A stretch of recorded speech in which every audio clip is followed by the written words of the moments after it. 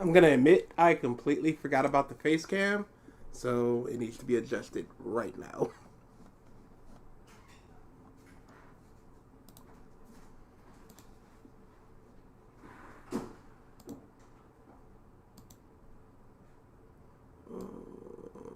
No, too bright, too bright.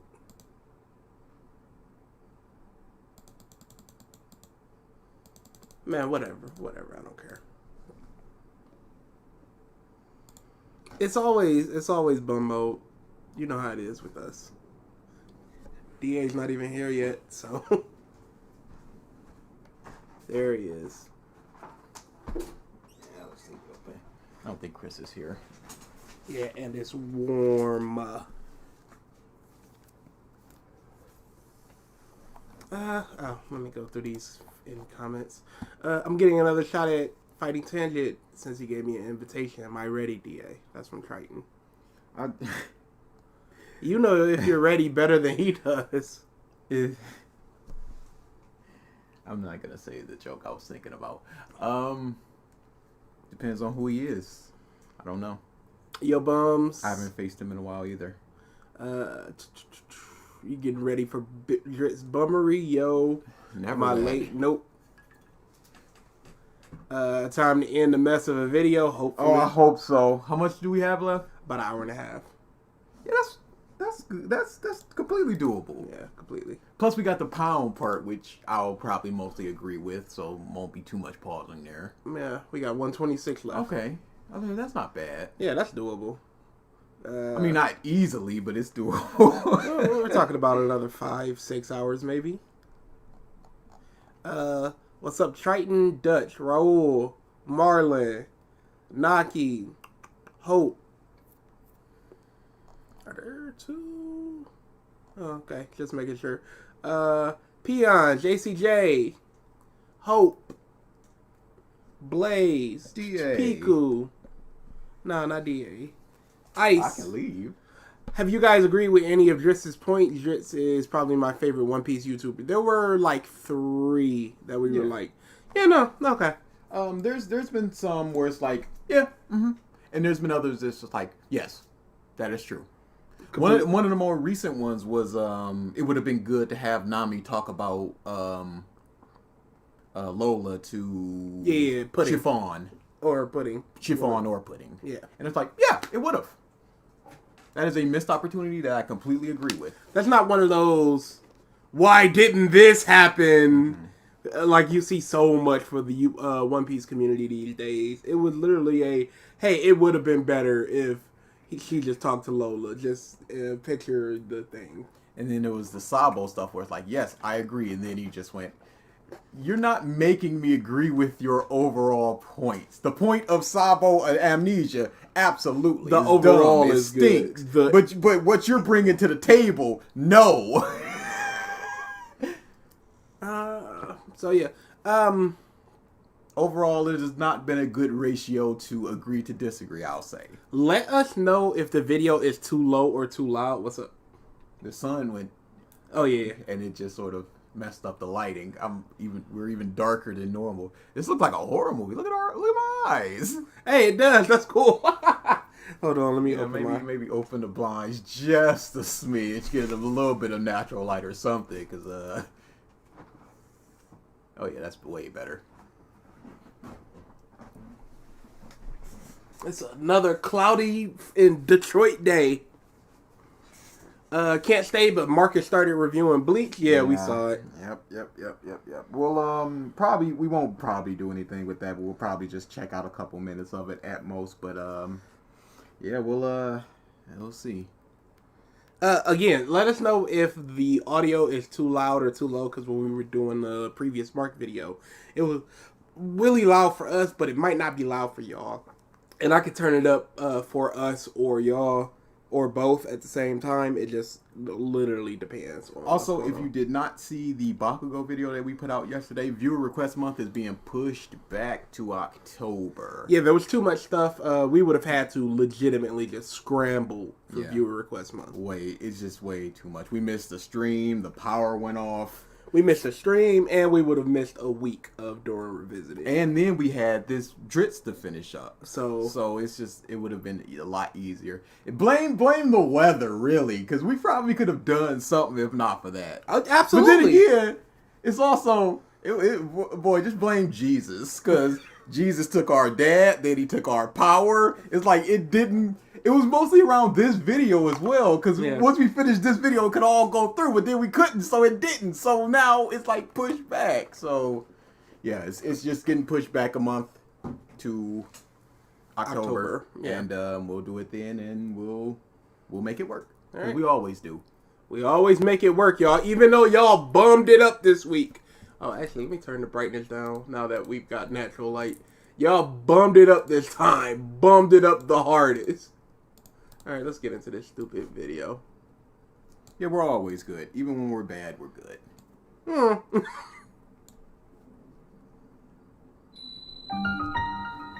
was about to say I didn't get a sound check, but it works, so we're good.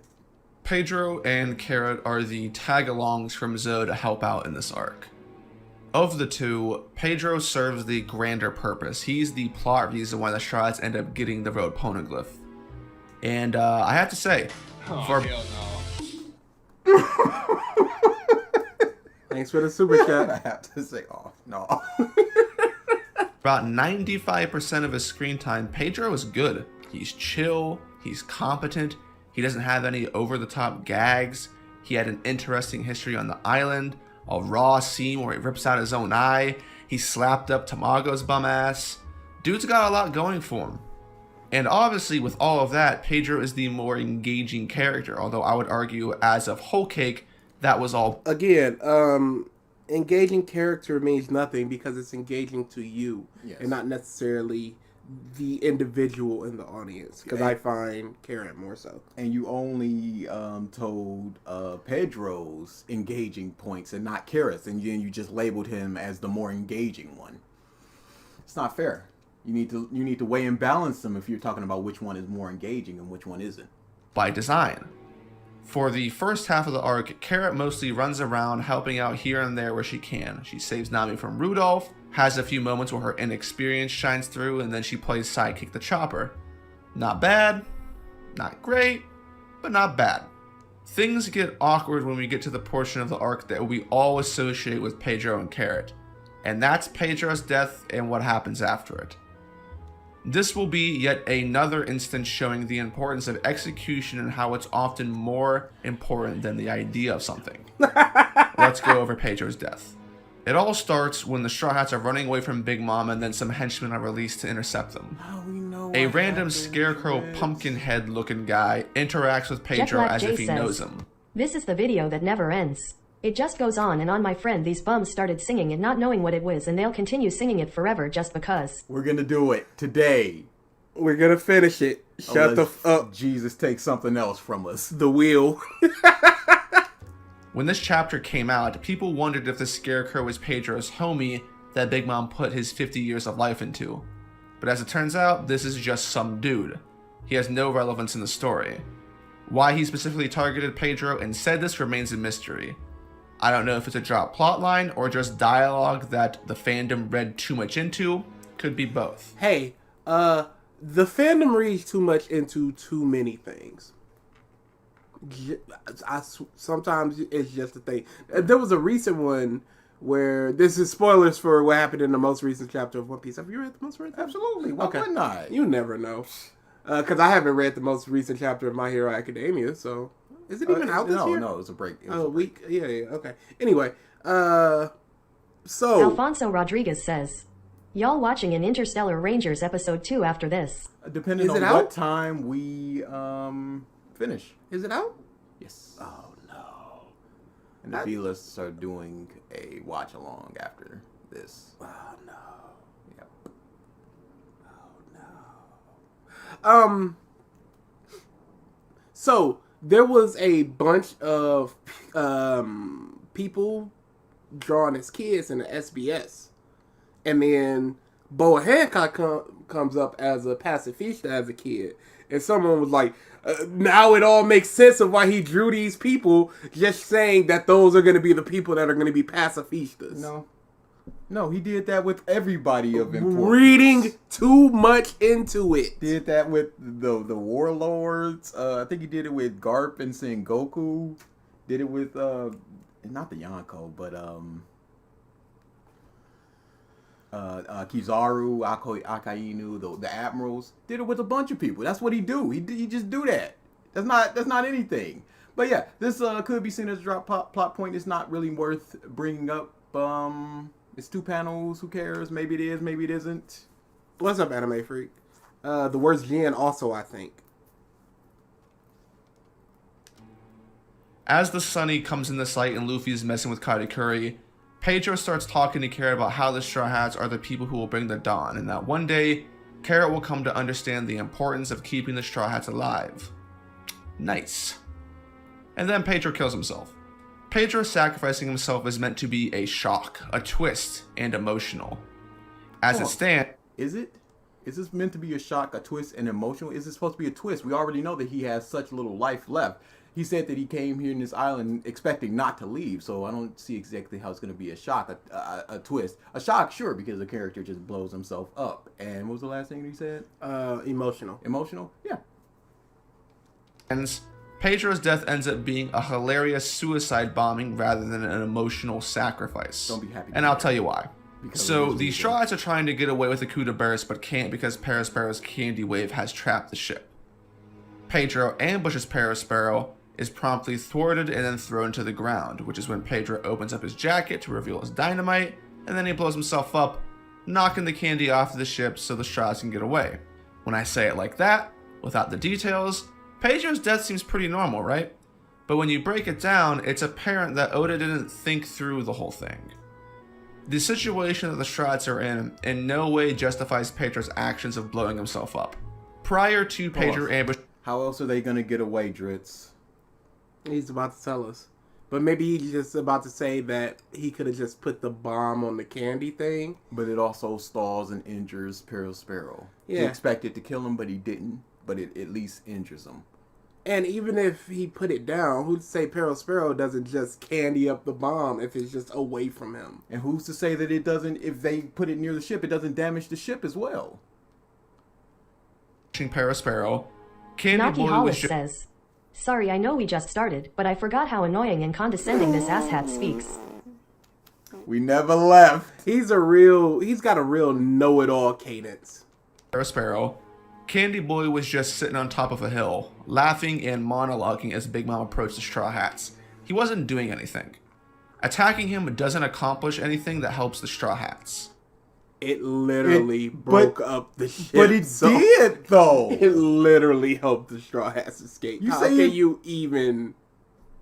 You can say in a hypothetical world where he blew himself up and the candy didn't dissipate. Big Hat you can say Hope, the then. hopeless mademoiselle says, "You get it, it's a joke because I, Drizzt, think only Middle Eastern people do that, so why would non-followers of Ali do this? Ha ha ha ha, Hitler." Hitler's the joke. But he did read. That's the problem, because he does mention everything that happens and why it happened because of Pedro. And if I say it like that, it sounds good, right? But now he's just saying it accomplishes nothing, Which it just factually doesn't. This just isn't true. The ship's already coded. Even if Pedro had succeeded, the situation doesn't change unless Parasparrow... even if he did. What parallel One Piece is this both reading? Dutch says, "Wanna make a bet? If Carrot joins, I will watch the Cats movie twice in one sitting in the Discord with Facecam, but if Carrot doesn't join, give me a free revisited, no triggered." Nope. I'm with it. We have to get through the other free revisitors first. How many more do we have? We got 3? Yeah, no, that's no problem. Yeah, One is Sailor Moon. We could probably watch that over a weekend. We gotta get through the other ones first. That's my only issue. I'm with it, Dutch. TTS used to be longer. What do you mean? There used to be people trying to do TTS and it's like it's on a cooldown. I think they were doing it too quick back to back. Or No, maybe... it was other people. No. Because maybe I had it for 1 minute and 2 minutes as opposed to 30 seconds and 60 seconds. I'm pretty sure you did. Here, let's put it to 120. There is no joining that. That's not happening. Triton already got his free revisit. It's not fair if somebody doubles up before other people get their own free revisited. All right, we're increasing TTS time. Configuration so we can get through updated this stupid successfully. in video. Yeah, that's just my biggest issue. I just want to go. Has one of the fruits where its effects disappear after he dies. And not all fruits are like that. Remember, Morio's fruit was permanent unless he willingly released it. So Pedro would have been rolling the dice if he was attacking Paraspero with the intent to kill, assuming his powers would disappear. Yes, he would have been rolling the dice, but what is the best option there outside of doing that? He's already going to die. He's putting his life on the line. He's rolling the dice, and it worked. Oh, anime freak, you have not been reading One Piece. You have not been reading One Piece. I'll just say there's a lot of salt. We can do Cat's Months. Cat's Months is very easy to do. Is it? I made angry videos and the community frowned and said, we hereby dub you Drizzt the Drag Down. Because we either have to find bad, this sucks, or this is great.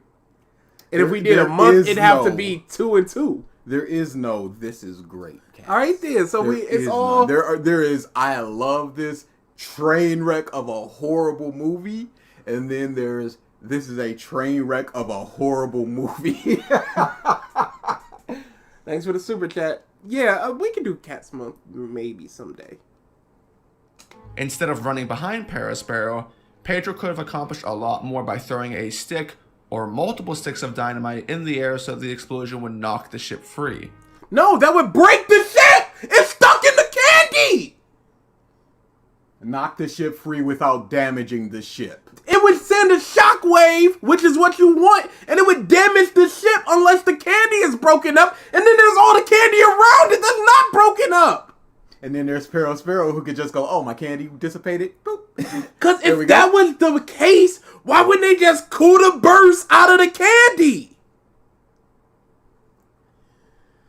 How does dynamite work when you throw it up in the air and it breaks on the ground? On the ground and nothing else. Oh, Drizzt, no! Plus, you have to have such... If he's going, he throws it up in the air and it sinks down, and then right as before it hits the water, it booms and then dissipates the candy. He's got to have such timing for that. He's got to be some sort of dynamite expert or work on luck, which again, it goes back to this. You don't want it to work on rolling the dice. Cat Month. How about a Cat's Minute? But the only issue with Cat's Month is that's where it gets really, really repetitive. And it's just like, there's only so many times I can say this horrible human cat-faced people and it's ugly and it's great and I love it and it's my favorite thing. Oh, hell no. Well, I disagree, Triggered. Time for Drizzt to say something wrong and give a worse alternative. You know what I'm saying? I mean, but how many times has he done that? Infinity! Here, let me pull down this a little bit. Yeah, I truly don't understand. Because how does he think the dynamite would work in that instance? Yeah, I just need to pull the alert box down to about right there. Alright, save it.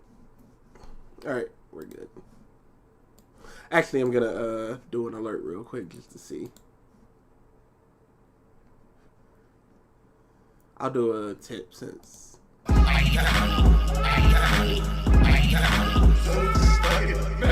It'll work. We don't get tips, so I just need to be able to see who did it and knock the ship free. And to be honest with you, the force generated by a Kuda burst should probably knock the ship free from candy anyway. Hey, the ship is stuck. Yes. If you use the force to break the around the ship, what happens if there's areas of the ship that is still a problem? What happens if the candy holding it is stronger than the ship itself and the ship just breaks apart at the bottom instead of breaking free of the Kuda burst? What if the Kuda burst doesn't take away enough of the candy and the front of the ship is ripped apart? But the point here is that Pedro's actions weren't needed. All Oda had to do to... Oh, that was the tip alert. It's It's Phil. It's a Liquid Richard, actually. Correct the situation was make it so that Perospero was in the middle of some ability or move that was going to completely screw over the Straw Hats. They're screwed now. Drizzt. How did you read and not absorb? They're stuck. They're done so right now. This is unbelievable. So if Pedro jumps in and fails, the only way to stop the ability would be blowing himself up. And then everything is Gucci. This is No, it worked. What is he talking? He's just saying that it's a bad situation because of something. And these situations would have worked out better, except they wouldn't. Drizzt or Mark, I think. Mark Blaze did Writer not read. says, so his alternative to a character's risk is another risk? Yes. A bigger risk than no matter, actually. It's just, he should have thrown dynamite and that should have worked. Or He the should have Kuda thrown- probably should have just done it. He should have thrown dynamite into the air, and that would have broke apart all this. Or the force of the Kuda burst should have broke it.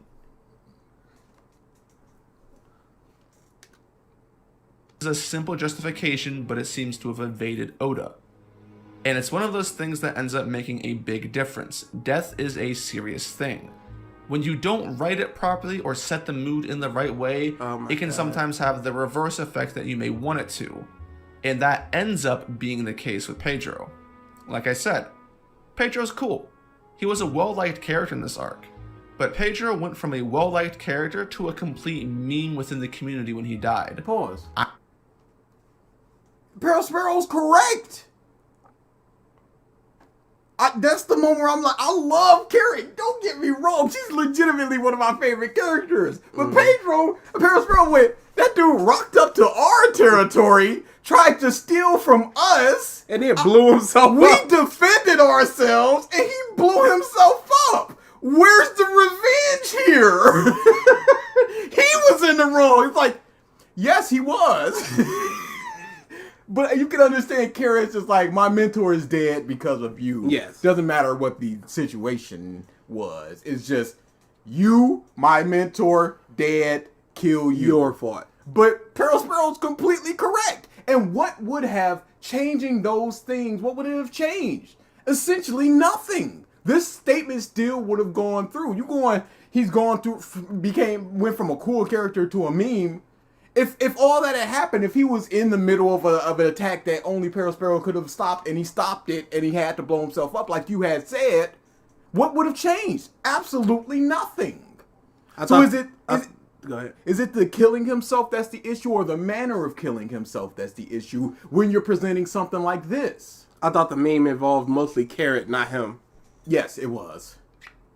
I can't tell you how many people fell off hard from Pedro after this and how many jokes were made at his expense. Pause. Who? Showcase him. You showed one thing, and that was Carrot. And that was a meme. And you could have made that meme. I don't know. But showcase anything. You can't just... What are you doing? I'm writing it down. Oh, I forgot my God. my comments. Ooh, I'm glad. Ooh, I'm glad. There's so Ooh, many- I'm glad. there's so Where are many they? comments. Uh-oh, it's buried. Help. Help. How many notes do you take? How many notes do I take? For what this one just written in like Trey crayon? says, Is it? glad to Yeah, it see is. y'all Look back. at that. No, nobody should be No, glad you to see can, us you can back. just go ahead and leave. Hey, football tomorrow, though. It was weeks ago. So, yeah. But no, it shouldn't. Where is it? Where did I put it? I didn't give it its own thing. Why not? Why didn't I? He has been reading comments and responding every now and then, Triton. Yeah. So So that's good. Is it here? Why is it in food? Okay, whatever. It's fine. We're not gonna worry about this. That's two. how many things concerning you can you go, why is it in? I have issues that I don't really want to work through. Oh, that's fair. So screw you. Luffy randomly says his name in Wano while fighting Kaido, we all laughed. So no. Who is all? I didn't laugh. Yeah. This is Pedro? Wasn't he talking about all the people that he had hurt? yeah. I don't exactly remember the context of that clip. Of that And clip, and you're Drizzt. clearly taking it out of It's context. just one single thing. I don't remember that. I don't remember if you was just like Pedro, and then the next thing is just said that blah blah blah, or risked his life for blah blah blah, or did anything. I don't know. And this I don't like this, Drizzt. Come on now. This isn't fair. And you're saying that we all laughed. I don't even remember this to laugh. Oh. Pedro's death doesn't land well within the story. How would it have landed better if that would have happened? If your thing would have happened? And while the logic behind the scene is flawed, that's not the biggest issue. Yeah, sure. Pedro's death Naki isn't Hollis says, so his students became a meme because they have a black and white view of the world. Like you have with writing Drizzt, so are you a meme now? Oops, I forgot memes are fun. Yeah, Drizzt is anything but... Hey, the people that find him fun, find him fun. What's up, Hanson? But it's not. I don't particularly find him fun. It's infuriating. It's yes. written well, but not everything needs to be written to exact perfection for it to deliver a strong point. The most important part of Pedro's death is what its payoff is supposed to be. The significance of his death is that it's supposed to serve as a motivation and plotline for Carrot, which is why I said earlier that I think Carrot was more subdued in this arc by design. Carrot getting revenge and seeing the same thing Pedro saw in the Straw Hats is what will determine how good of a death Pedro actually had. So, what happens after Pedro dies? After he dies, the main thing with Carrot and Whole Cake is her Sulong transformation. We knew it's that's also comforting Sanji over the death of Pedro. I love it so much. She's trying to comfort somebody else. She's accepting of the death, but she's not really, but she's also sad. It's a lot of stuff going on in that moment. Sulong was a thing, so it was only a matter of time before Oda showed us what it looked like. And Carrot also mentioned a moon during the chase sequence, so it was obvious that it was coming. And give Oda some props. Carrot's Sulong form is cool as shit, but that's only in aesthetics. How about the substance? Well, in substance, Carrot's Sulong form is pretty underwhelming. She helped them escape when they were barreled down on, and she took out like 3 ships. 3-4 ships by herself. You talked about how Sanji was getting beat up by the genie, but she was able to dodge the genie very easily. Hey, Chris, bum, get in there. Do you get an alert? It's supposed to, unless it's a re-up. If it's a re-up, it doesn't alert. It doesn't It doesn't say like a month or 2 or whatever. But yeah, she it was a very dangerous situation. There were a lot of long range people. They were barreling down on her on all the ship. Nobody could do anything but her. Brook took advantage of the commotion and went, I could take care of a ship, and he put them all to sleep. But she did plenty. Sulong form is pretty underwhelming. All she does in it is steal a bunch of steering wheels from Daifuku's fleet so they can't give chase.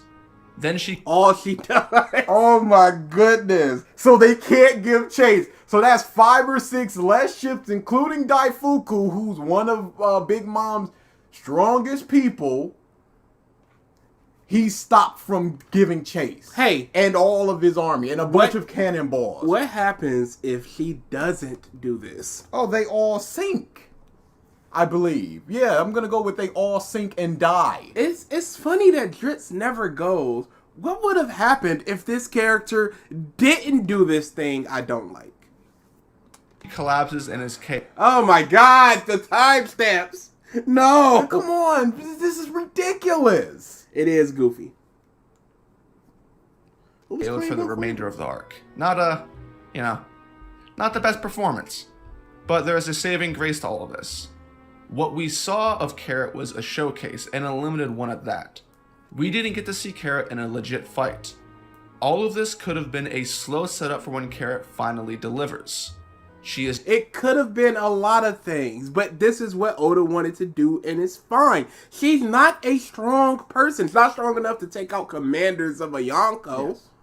This is the first son of the Big Mom Pirates.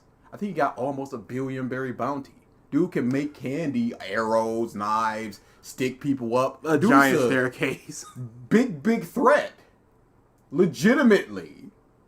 Why does Drizzt love downplaying characters? It's ridiculous, especially like this. It's like, come on now, this isn't what you think you're doing here. Carrot should have been sinking ships, or else what did she really contribute, Drizzt? Essentially the same thing. I'm reading the current chapters, but I don't hit up One Piece Reddit or Twitter. Do people hate them, or do you hate them? I like Yamato. Yeah. Yeah, just not one of my favorites or anything. If Yamato had joined, they probably would have been in the like mid-level, In the 5 area. Yeah. Either the top of the mid-level or the bottom of the strong. And I like Odin more. So if they're just like, yo, I'm Odin, I'm like, no, you ain't. You ain't nowhere near Odin. Young after all. She's inexperienced with Sulong, so no harm, no foul. It makes sense to me. You know, it's more fulfilling for Carrot to go ham when there's some build up to it, like with her getting revenge on Sparrow. And this is where everything takes a sharp left turn right into Big Mom's ass cheeks. This is Wano's fault, but we have to bring it up here in Whole Cake as we're talking about Carrot and Pedro. Now. The narrative and payoff for Pedro's death goes nowhere. Wano takes a massive shit on Carrot and makes... She's about to join the crew! 100% she is. Yes, she is. Hell no. Well, shut up, Trigger. You don't know. Why is it always that one? That's perfectly timed. That's a little low. Why do people think Sparrow is weak? Yeah, I don't know. I legitimately don't know. But yeah, David is super chatted though. if Carrot joins and goes, Pedro saw y'all as this, and I want to fulfill his will, is it not the build-up and the payoff to the Pedro death? Yes. But your only instance of a possible payoff is to beat Pedro in the fight. Sparrow. I always get that confused. It is. It's hard to do that. But yeah, it's still oncoming. the entire choice for Oda to write all of this here moot. Carrot... No, it doesn't. No, it doesn't. Because she didn't get the big fight against Pedro, Sparrow, And because he's too scrunk. And she also did, and he went, dang, y'all would have beat me if the moon didn't just cover up, it wasn't covered up by the clouds. Well, rip y'all. Carrot is barely in Wano, and I mean that. Yes. During Wano, it was a fun game to play to show how few panels of screen time Carrot had. People used to count the dozens of chapters that would go by without an appearance from Carrot.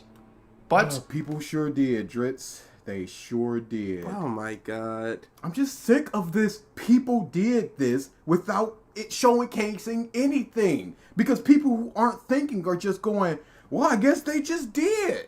Without any sort of evidence. And you need evidence for claims. But the thing is, I'm sure a lot, if not most of his claims are accurate, because even just the Reddit One Piece community has like 1 million, 2 million people. Yeah. So there's gonna be, even if there's 15 people doing this thing, that's people doing it. And that's a lot better than just saying that people are doing it.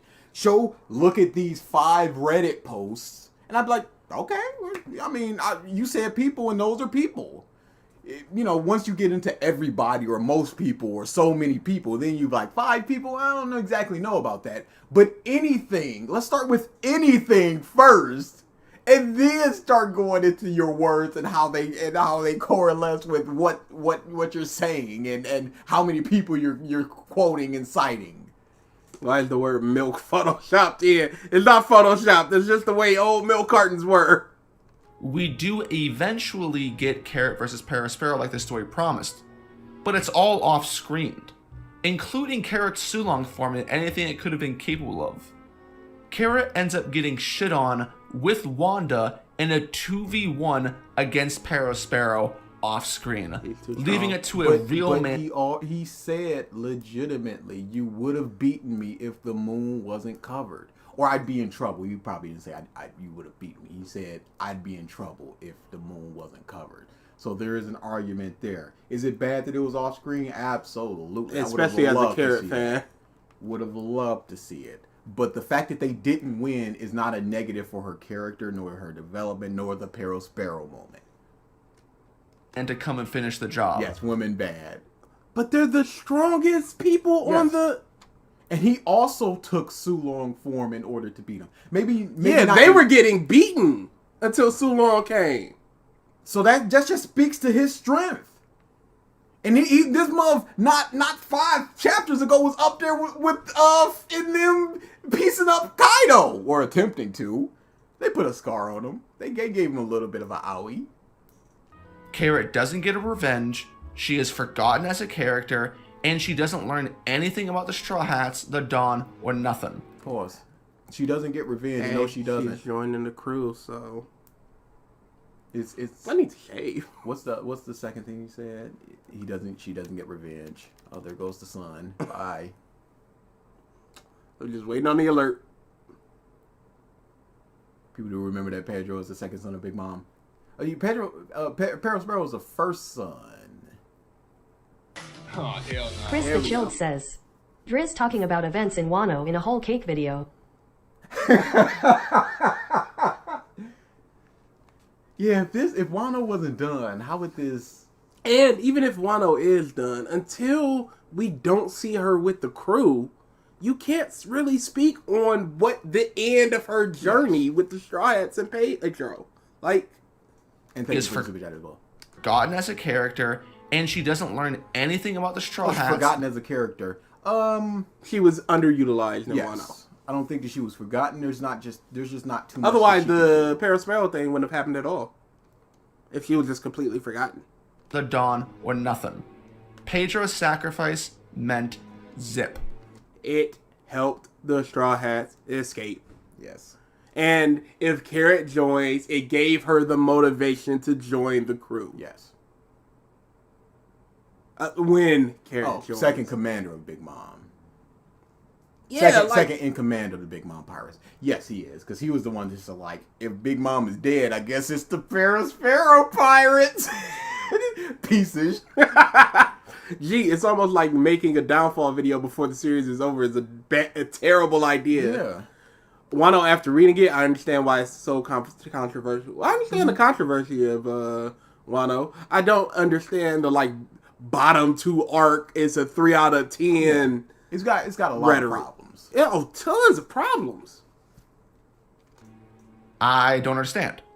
I am 100% Marlon Porter certain. Kalpa says, I thought Wano is already done since we saw the manga panel of the final curtain. The Wano is complete, but Carrot joining and the story itself is not complete. All the stories have not wrapped up. If you watch we read this very latest chapter, we got the conversation between Yamato and Luffy about Yamato staying behind. So there's still things that can be flashed back to during that time.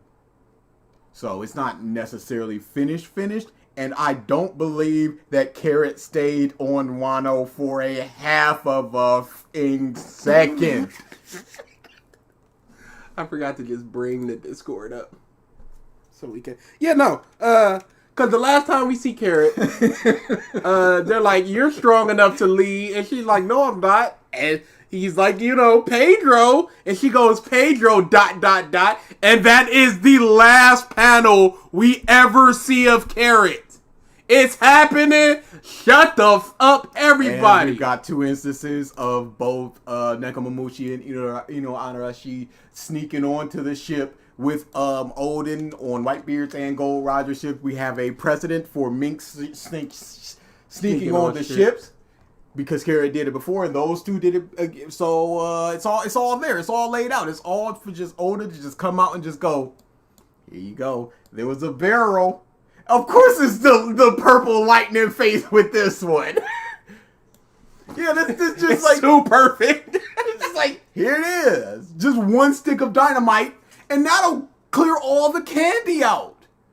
Just boom, the dynamite blows up all the candy front, back, and sides. Or does he go back, sides, and Peril Sparrow's just like, let's see this play out real quick. Let's just see what's he doing. Oh no, he's getting rid of all of my candy? What? Yamato is an unofficial member, though. They're a representation of Straw Hats on Wano. Carrot can be the same for Zoe. No. Zoe is a moving thing, and barely a territory. Wano is something the government wants. Pirates want.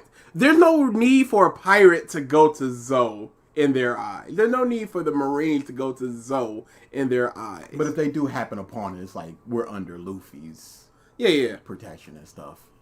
But whoever's leading them, they'll lead it over there with the under the flag of the Straw Hats, because it sure ain't Carrot. It sure ain't Carrot. Boy, it sucks that they're left without somebody strong to take over, because if a show ain't Carrot, because she on that ship. Carrot. Can't wait. Now, this is not what Oda had planned leaving Whole Cake. What? And zip. I don't understand. I am 100% certain that this is not what Oda had planned leaving Whole Cake. Then what happened? Based on what, Drizzt?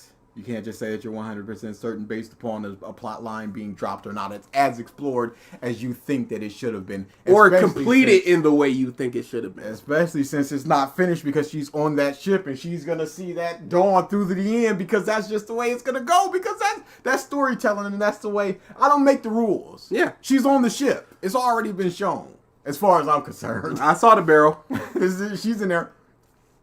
It makes zero sense if that was the case. You don't write what you did in this arc if you didn't plan on following it through.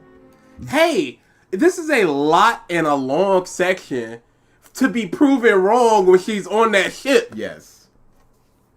This Wano issue completely destroys what was a memorable moment in Whole Cake Island. So, It still is. You remember it. I remember it. Fans remember it. Even if they meme on it, they remember it. So it's a memorable moment, but it's also bad. Don't try to use it as a positive thing here. It's ruining a memorable moment. You said it was bad. It doesn't matter if it's memorable if it's bad. There's a lot of things that I remember that's bad. Boy, I'm never gonna forget that Susanoo Goku garbage. Ever. Why not? It was so good. No. Oh, it wasn't? No. Oh, my bad. It's almost like it was the stinky poo-poo. when we talk about Pedro's death, the only thing you can bring up about it is how it meant nothing and how the writing was kind of funny. Pause. It did mean something and the writing wasn't kind of funny. You just think that there's a better way to do it and there's a better way to do a lot of things. It doesn't mean that this was a bad thing to do. You didn't prove that. You didn't establish that. You simply said, what if it didn't work? But it did work. He knew he was rolling the dice and he took that chance. Just like he's taking a chance on the Straw Hats being the ones to lead the world to dawn. The emotion is all gone. I don't know how Alfonso Rodriguez says, y'all remember the Bats Kamehameha in Morbius. It's so good. That's not a bad thing that's memorable. That's a great thing that's memorable. Boy, I wanted to jump out of my seats and turn to everybody just like, y'all seeing this? A bat command? What? But then I'd be that guy in the Dragon Ball Super thing. No, just like, see, everybody give me your energy for the I Kamehameha, disagree. Which is not how it works. I disagree. That guy is trying to make it about himself. You are incredulous at the filth that's happening on screen. He wants to rally everyone together. We're great people. We love Dragon Ball together. You're going, this is abject trash. I went to a Story of the Year concert Tuesday. Great concert. Fantastic performers they are. There was a dude right next to me trying to make it all about him. And I hated it. What did he do? He had a picture of Story of the Year and him like 10 years ago. And he kept showing it and bringing it up, trying to get their attention and so that they can notice him. And I'm like... So, he wanted to be brought up on stage? I don't know what he wanted. But as they're slapping hands, you know how they lean down, he's like... I'm like, dude, stop this. Did he want them to take his phone and do a Snapchat? I don't know, but I'm like, there was a $50 VIP thing where you got to hang out and talk to them, and they performed and everything. Why didn't you go to that, you broke boy? You definitely did. I definitely did. Was it worth it? Oh, yes, it was great. Except for your picture. What is with you in pictures? Because you had the grip fist picture, the small leg picture. It's always just one thing. Picture. It's always just one thing that makes it unlookable. I'm not a good picture taker, and I've realized that in my short years of life. And don't forget Black Frieza. Here he is. I remember that throne room fight in The Last Jedi. I wish I could forget that. Yeah, I'll always remember that trash. Man. Mother just standing around And it's the worst, like, stage performing wrestling bullcrap of wait your turn or do unreasonable, completely useless spinning. Oh, dude, did you see the voice clip from Lies of P that's been going around? All right, I'm going to play it right after this. Imagine Chi-Chi died instead of 16. I know Gohan loves his mom, but what level does he live? Yeah, if Chi-Chi was there and died, that would make a lot more sense for Super Saiyan 2 instead of just let it go, boy. But then we got in Do You Like Eggs? And she got smushed. And Goten was just like, nothing. So I'm like, I guess it doesn't really mean anything. But then it just, death doesn't mean anything. So why care that she got smushed? Listen to this, boy. You cunning rascal. You won't get through here. Die.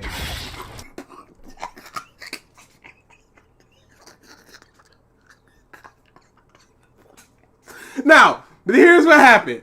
When you play test games, a lot of times, voice acting is one of the last things they implement. That's so they'll do a just- lot of text-to-speech for NPCs, yes. Just to have something in that spot for when they replace And I feel like this was supposed to be taken out before the big showcase, and it just was not. You cunning rascal.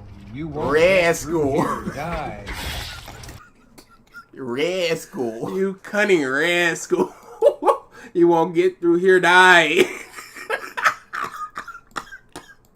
You cunning rascal. You won't get through here. Die. You won't get through here, die. Oh, too good. Too good. Oh, I'll link it in the chat if anybody wants to go see what we're talking about. It did help with everyone telling Goten that was no big deal. Yeah, it's just like, it should be brought back. Whatever. But then, it always goes back to that Goku moment of where Babidi was just like, I'm just going to blow up East, West, whatever town. And Bulma was just like, my mom and dad are here. And Goku's like, they could just be wished back. But then in Goku Black, where Goku Black goes, yeah, I mercilessly killed your son and your wife, who you don't know. They're just sort of figments. They're a representation of your son Of and your the wife. ones you know. And he's like, rah! It's like, why? You don't. Number one, you don't know him. Number two, what happened if they could just be wished back? They still got the Namekian Dragon Balls. I don't think that Muff went over there and did the dirty to them. Oh, this video. Or anyone can look back on Pedro and Carrot in Can you make that die and alert? Absolutely. general and think that they haven't been ruined by Oda's decision making. Cool. All right. Since we've talked about Pedro, it's only right that we talk about the other member of the Will of P. Pound. Yeah, Pound. The apple juice connoisseur himself.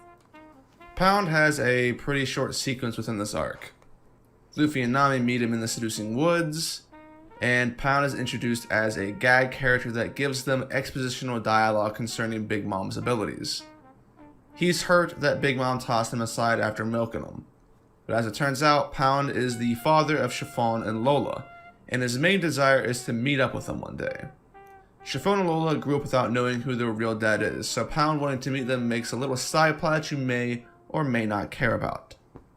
As the events of the arc start to unfold, we get occasional updates on what Pound is doing. When Pudding, Chiffon, and Sanji head off to bake the cake, we can see Pound in a crappy boat trying to get their attention, and that's what causes Pound to chase after them. When Oven shows up after the cake is made and tries to apprehend Chiffon, Pound shows up momentarily to save her, which is really Sanji. But Pound stepping out for his daughter is a nice gesture. As Sanji and the gang escape on Capone's ship, Oven is trying to stop them by heating the seas. And this is where Pound actually steps up. He stops Oven, allowing Chiffon and company to get away. No. Then, some drama occurs.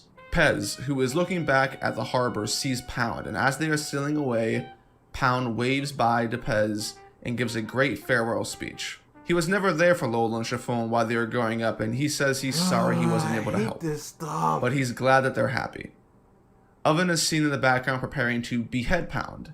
And Pound's aware of his situation and is completely accepting of his death. He's just He's wasting not time. fighting back. Yes, it is. You can We see know him even what you're fixing his leading tie in to. order to pretty himself up for death. This writing, by itself, was a shocking aspect that lots of people were pleasantly surprised with when the chapter dropped. 99% of people assumed that Pound was dead. Yep. As Chiffon is sailing away, there is a panel of a bloody blade, and people thought that Oda wasn't going to show the beheading and then that fans could easily imagine what had happened. Alongside Pedro's death at the time, this gave people a sense of stakes and consequences of the arc that wasn't like most. Stakes are not just characters dying. Yeah. Anything is stakes. The countdowns are stakes that y'all hate so much. Well, that you hate so much in One Piece. An island potentially getting leveled is a stake. Even if it never happens, the stakes are there. Death is not the only thing that pushes stakes. Yeah, Other like One Pound too. Piece arcs. Pound has a genuinely great moment, and it seemed like an appropriate sad send-off. Yep. Ironically, I was adamant that Pound was alive. I used to argue with people about it in Brago streams day and night. I didn't argue this position based on what I wanted to happen, I simply argued by what Oda wrote. In this scene, there are a couple of misleading panels that give more than enough reason to suspect that something happened between Pound and Oven. 1. After Pound gives his farewell speech, Chiffon, who is sailing away on the ship, looks back at the harbor and she says, "Huh?" If Pound had died, Chiffon's reaction to seeing someone's head fly off wouldn't be a nonchalant and confused, "Huh?" We don't know that because she's been with the beige pirates and we don't know the things they've done. Yes. It would have been one. Also, he used to argue with people on Brago stream day and night. There's no way to test that. There's no way to prove that. I looked for Drizzt and the word Pound. There's nothing on his Twitter. So I guess we just have to believe that he was the one flying the flag of Bernardo. Of shock. And second, it's not clear if the blade shown is the glaive that Oven used. It looks like it could be an ordinary sword. For the rest of the arc, this scene is never double back on either. No character mentions the result of what happened, not even Oven. Why would they mention the results of Oven beheading just some dude? When Big Mom pirates are used to killing people. This is not an extraordinary thing that happened. Some dude got in the way, he got murked, and he got kicked in the ocean. If he Grand was opening, indeed grand dead. closing. Grand opening, grand closing. What is it? Oh, do you guys remember? Stop him! Stop Sanji! Just like I stopped that one guy who was trying to stop me, but I sure did get him, maybe off screen, but maybe not. Who cares? Dude, gives a So once again, we receive our answer to this in a goddamn cover story. Capone's cover story. A 36 some odd edition cover story, I might add. It was a good. It cover shows story. Pound having Except survived Pound. and escaped Whole Cake Island, meeting up with Chiffon and Lola, and having a happy reunion. So Drizzt, This cover. what happened there? You say that wasn't the sword that Oven had. What happened that made you so sure that wasn't a Because he beheading? knows Oda. Whose sword was that, and why would it be shown? Nah, he just knows Oda. You don't. Don't know just- Oda. don't just say, you "Nah, don't I know knew it Oda was like this." how I know Oda. He's not. Oh, I hate this. I'm better than y'all. Look here. Look at all these pieces. But you say that Oda's not thinking about stuff. You're not thinking about stuff. What was Lola looking at? If not for a beheading, whose sword was that? If not for Oven's. It was great how I decapitated that Pound guy, wasn't it? Drizzt of it. That sure was cool. You guys see that? He punched me, but he didn't really punch me. But then I cut his head off. Oven. I like to just think of Oven just this lame-o. My uncle works for Oda Drizzt. Oh, hell no. There it is. Someone thinking about watching or reading Rent a Girlfriend is stakes. Absolutely. It's Couldn't be such me. a bad series. Couldn't be me. Good luck, y'all. Bro, Thank you for the super chat. it's a dog series. Well, I'll y'all. never know. You should know. Oh. How's Check It Out coming? That's gonna be next. Well, you'll see. I'm so mad I was hyping up. Oh, it's fantastic, I'm isn't it? so mad I was Oh, hyping up. drink it up. in Haikyuu. I think I just watched the anime and I needed a new sports anime. And it was a sports anime. And it was a sports anime. Got it. Oh. Yeah. The Luffy cover story in pre-time skip. Yeah. All that Story is very similar to what I talked about with Bon Clay and Punkazid when we found out he was alive in a cover story. It's just to a significantly lesser degree because Bon Clay matters and Pound doesn't. If anyone watching this is anime only or missed the Capone cover story, you wouldn't know that Pound's alive because that's not covered in the story itself. And I don't think many people disagree with the statement that it's worse for the story that Pound survived. One, because it doesn't really make any sense. Oven was mid-swing about to kill someone who wasn't fighting back, and there wasn't a single person on the island who could have stopped him that we saw. Yep, sure. Plus, we saw blood, and we didn't see Oven severely injured the next time he shows up in Chocolate Town. So this is unbelievable by nature. Yep. Pound was a character that nobody cared about prior to this point in time. He was a clown. Pause. But by giving... I cared about him. I thought it was funny. I thought it was endearing that he wanted to see his children. I thought it was sad that Big Mom just threw him out. I thought it was also sad that Cracker was just like, we're done with you. We don't need you anymore, so I'm going to kill you now. He's like, but I'm your stepdaddy. He goes, I don't care. He wants that familiar relationship, but he's not being afforded that same love. And I find that to be sad. I find it to be sad that Chiffon several times was just like, who's that big ugly man? DX squaring up our photo. No! No! No! Oh no, that's and then the little camera. Put the picture with story of the year as well for reference. I don't like that. I mean, it's you. What's the I not? was so close. Oops. Close only counts at horseshoes. Hand grenades and horseshoes. Oh, you got the little photo lines on the edges as well. Ugh. Ugh.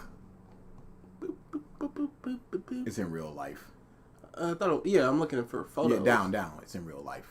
Oh, real life. Yeah. Okay, that's my. Yeah, fault. Mike changed it. Now show it all with story of the year, just so I can be like, there's something there. Oh my god. I'm happy for once in my miserable life. And it meant nothing. And it meant nothing! Because of the fist.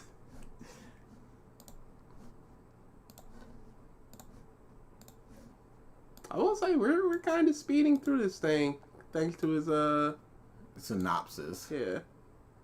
See? Good picture. Good photo. Yeah, look at our happy smiling faces. I'm all good. Got a good stance going. Do I have my fist balled up like that for? It's so mad. You can see the veins of that. Why? What was I doing? There's a lot of times in my life where I don't know what to do with my hands. And I guess that was just one of them. Where I just went, well, ball it up. For some reason. Look at that. Why? Why did I do that? Yeah, Dad thought that was a little bag, and he threw a little line.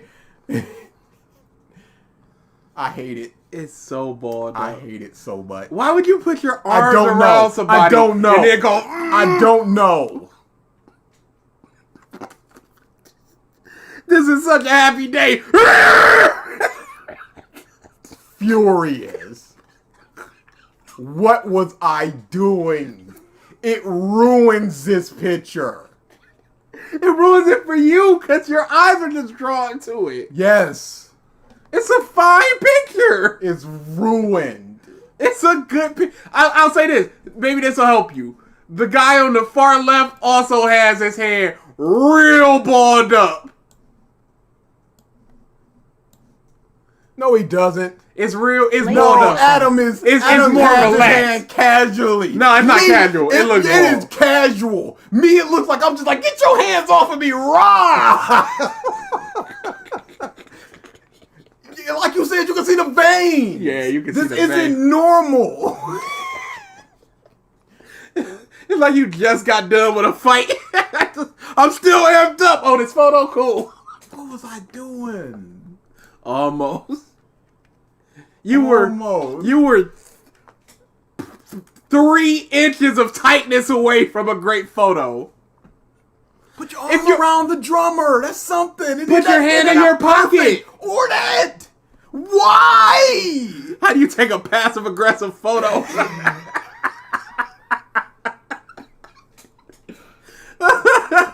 I'm so mad.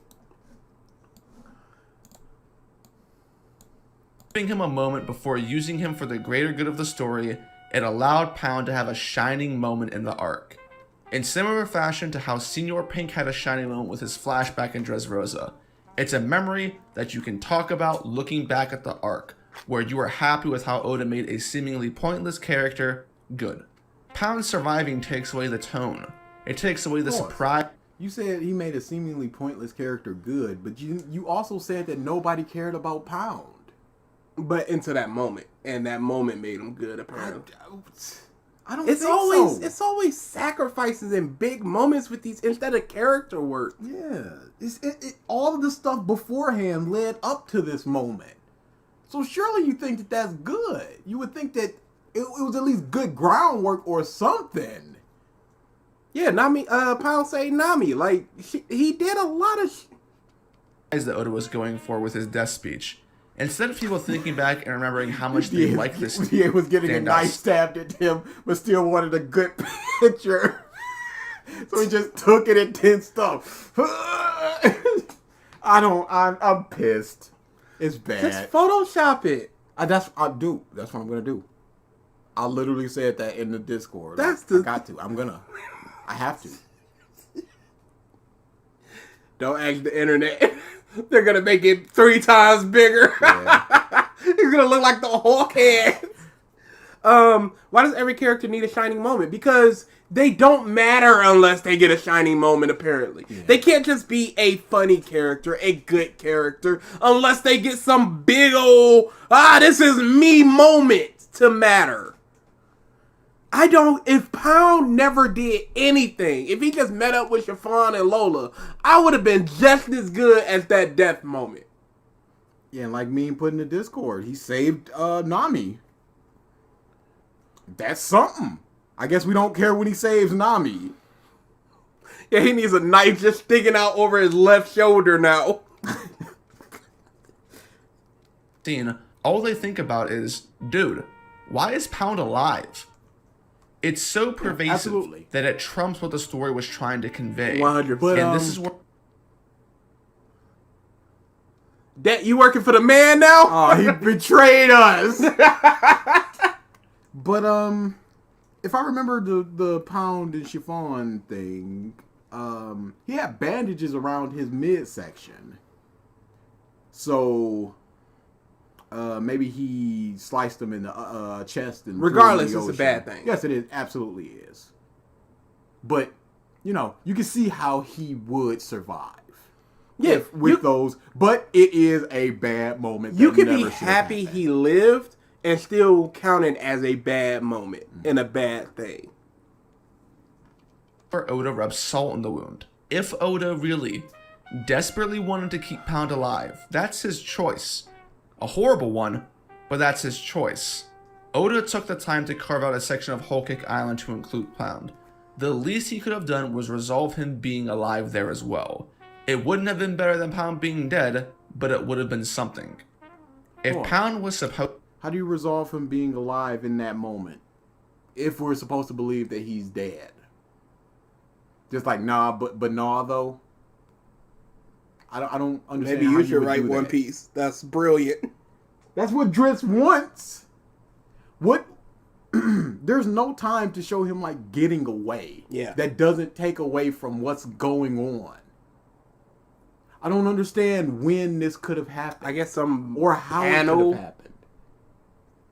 But that's like saying, why didn't they show Robin getting on the ship? Like, yeah, again, I agree that this is a bad moment. I don't agree with how Drizzt is presenting it. Framing I hate this. the bad moment. Yes. Supposed to be alive, especially under these hard to believe circumstances, then the audience needs an explanation and they deserve to see it. This could have been incorporated with a small Capone section after they delivered the cake to Big Mom and started sailing away. Pound could have met back up with Chiffon then and revealed his identity. This all ends up being incredibly lazy writing that has more negative connotations than what you would think. In an arc full of fake-outs where Oda continually plays the gotcha game, the eventual ruination of both Pedro and Pound's death only serves to reveal how bad the writing and structure of this arc really is. Pedro's death is not ruined. He accomplished what he wanted to. And even Pound did too. But Pound was not dead. It was a fake out death. That's the issue. And he says, in an arc full of gotcha moments, and we got this, we got the Pound. What else do we have? Maybe the Straw Hat ship going down? No, but this is what that was, where he goes, Oh, okay. I switched out Fisher Tiger's ship. 244.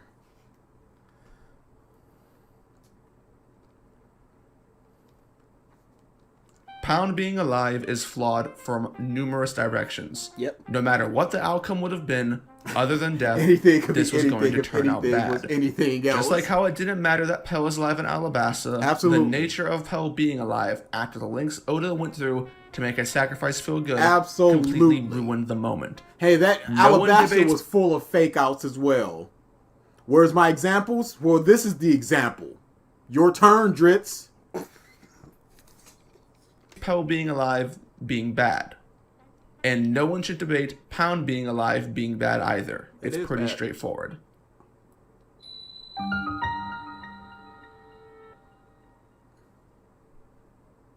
The readers knew heading into this arc that Big Mom wasn't someone Luffy could defeat. This made the structure of Whole Cake a lot different from many other arcs. And for a long time, the Yonko were a far-off goal. So being placed into a position where Idonia we can Smith finally... says, who's more entertaining, Drizzt or Mark? Drizzt Yeah. is bad entertainment. Yeah, there's very little either meme level entertainment that we get from Mark. It's mostly just dry the stuff sea- and anger. One for an But entire... you say that people didn't think that Luffy would beat Big Mom. The point of this arc wasn't to beat Big Mom, so of course we wouldn't think that. Go over to the next arc with Kaido. The point was to beat Kaido, so we have to have an assumption that Luffy will beat Kaido.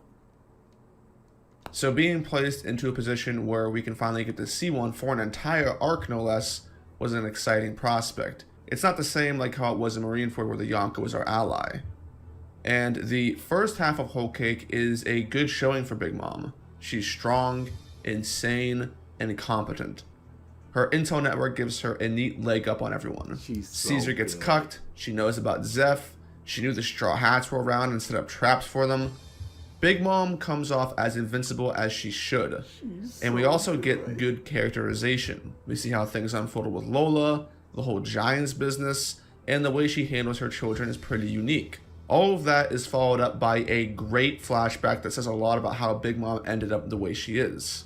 And it was a very refreshing thing to see. Oda's got something cooking here, we all thought, right?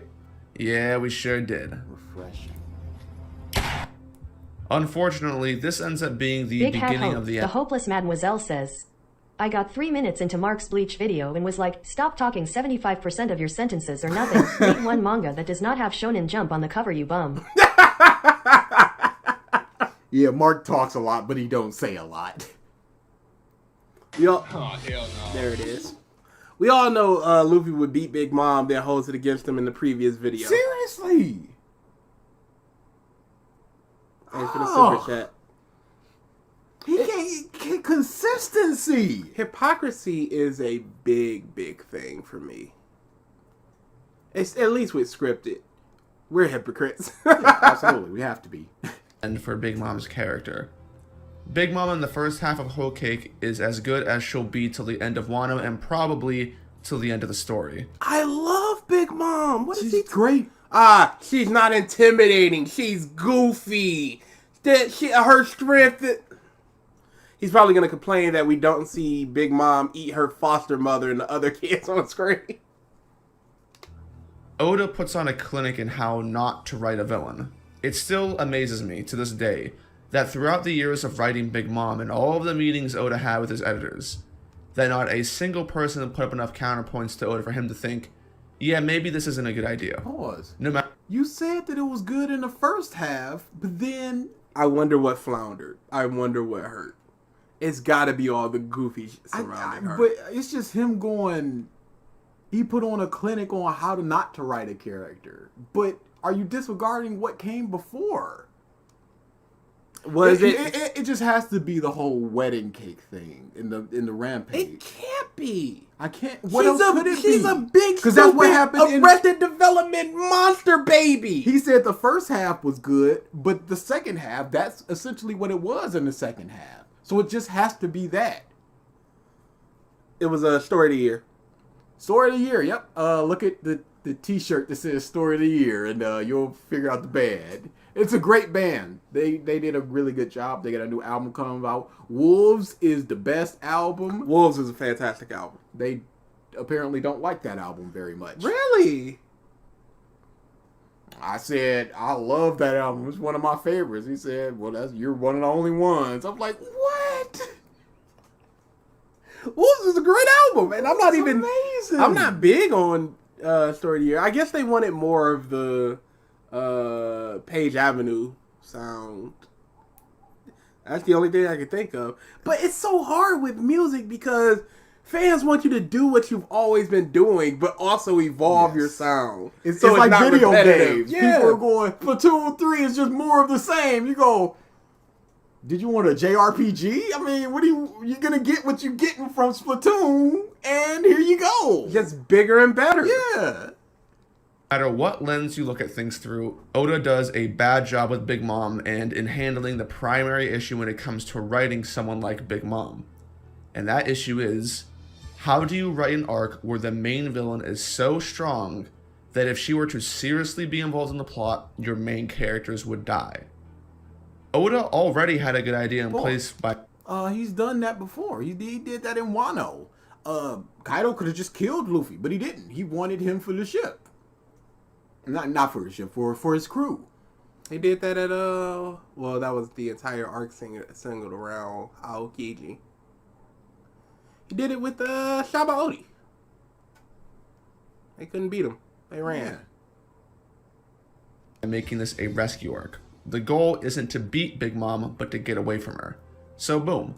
There's no need to worry about the justification for the main character being the bad guy like how there is in Wano. All that leaves is the execution of the getaway. It's paramount in this getaway that when writing it, you don't destroy the respect and allure behind the main villain so as to make them look ridiculous. Goofy equaled sign bad. Big Mom has already been shown to be a person who's obsessed with certain things. Be it her dream of having everybody be giants, food, Mother Caramel. She's already shown she'll go on a rampage for food earlier in the arc. This has been established. This is something that She you claimed protects- was good. She protects Fishman Island because they give her a bunch of candy. Yes. We've seen her obsessive nature. So this is not far-fetched for her to go on a rampage because you broke my picture and it's up her mind, and therefore she can't concentrate on her Conqueror's hockey coding and can be harmed. Only It's dark, not- no goof. It's not stated to this whole Conqueror's hockey, but once we learned about the coding thing around them, I'm just like, oh, so that's what that was. She can't concentrate on it, and therefore they hurt her. But yeah, so she can't do that. This has all been shown. This is established in the first half and pays off in the second half. But what about no? I didn't think about no. ridiculous. Ugh. You could totally get away with this if it were like a comedic scene against a relative no-name person. But for a villain like Big Mom, who is the first Yonko the Straw Hats come across and have to overcome, it's critical for the story. They don't have to overcome. They have to escape. Yes. It's a whole different thing. And they used her obsessive nature against her. The obsessive nature that we have seen established in this arc. And arc that she doesn't look like an idiot so the audience can stay invested in the drama. Not to mention that the tone of this entire chase sequence and most of the arc is intended to be serious. The chase sequence of the Straw Hats isn't like Smiley and Punk Hazard. Oda had plans to do more with Big Mom, which is what makes this so important to nail.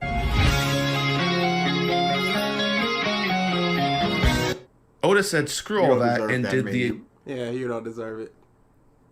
exact opposite. He reduces Big Mom to a mindless idiot who screams wedding cake every single time. Yeah!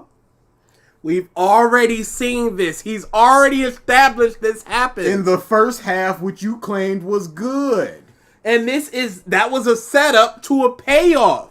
She had been talking about wanting that cake this whole time. Her first introduction in this arc is them gathering the very important rare ingredients to get that cake, and her talking about, I can't wait for this cake. And then she is deprived of this cake, so she goes on a rampage.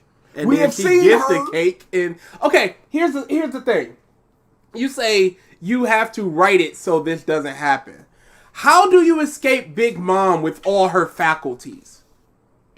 We've already seen a rampage, and her mind just goes and becomes so in laser focused. Fixated on something.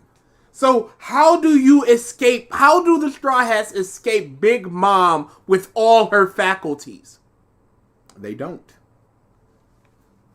So we'll use this established thing to allow them to escape. No, Which but is she's very not logical. she's no longer scary. But she when absolutely she hopped on that ship, on the Straw Hat ship, I was afraid for them And mugs. you see how massive she is. She casually pulls up the ship like, is it in here? There's no cake.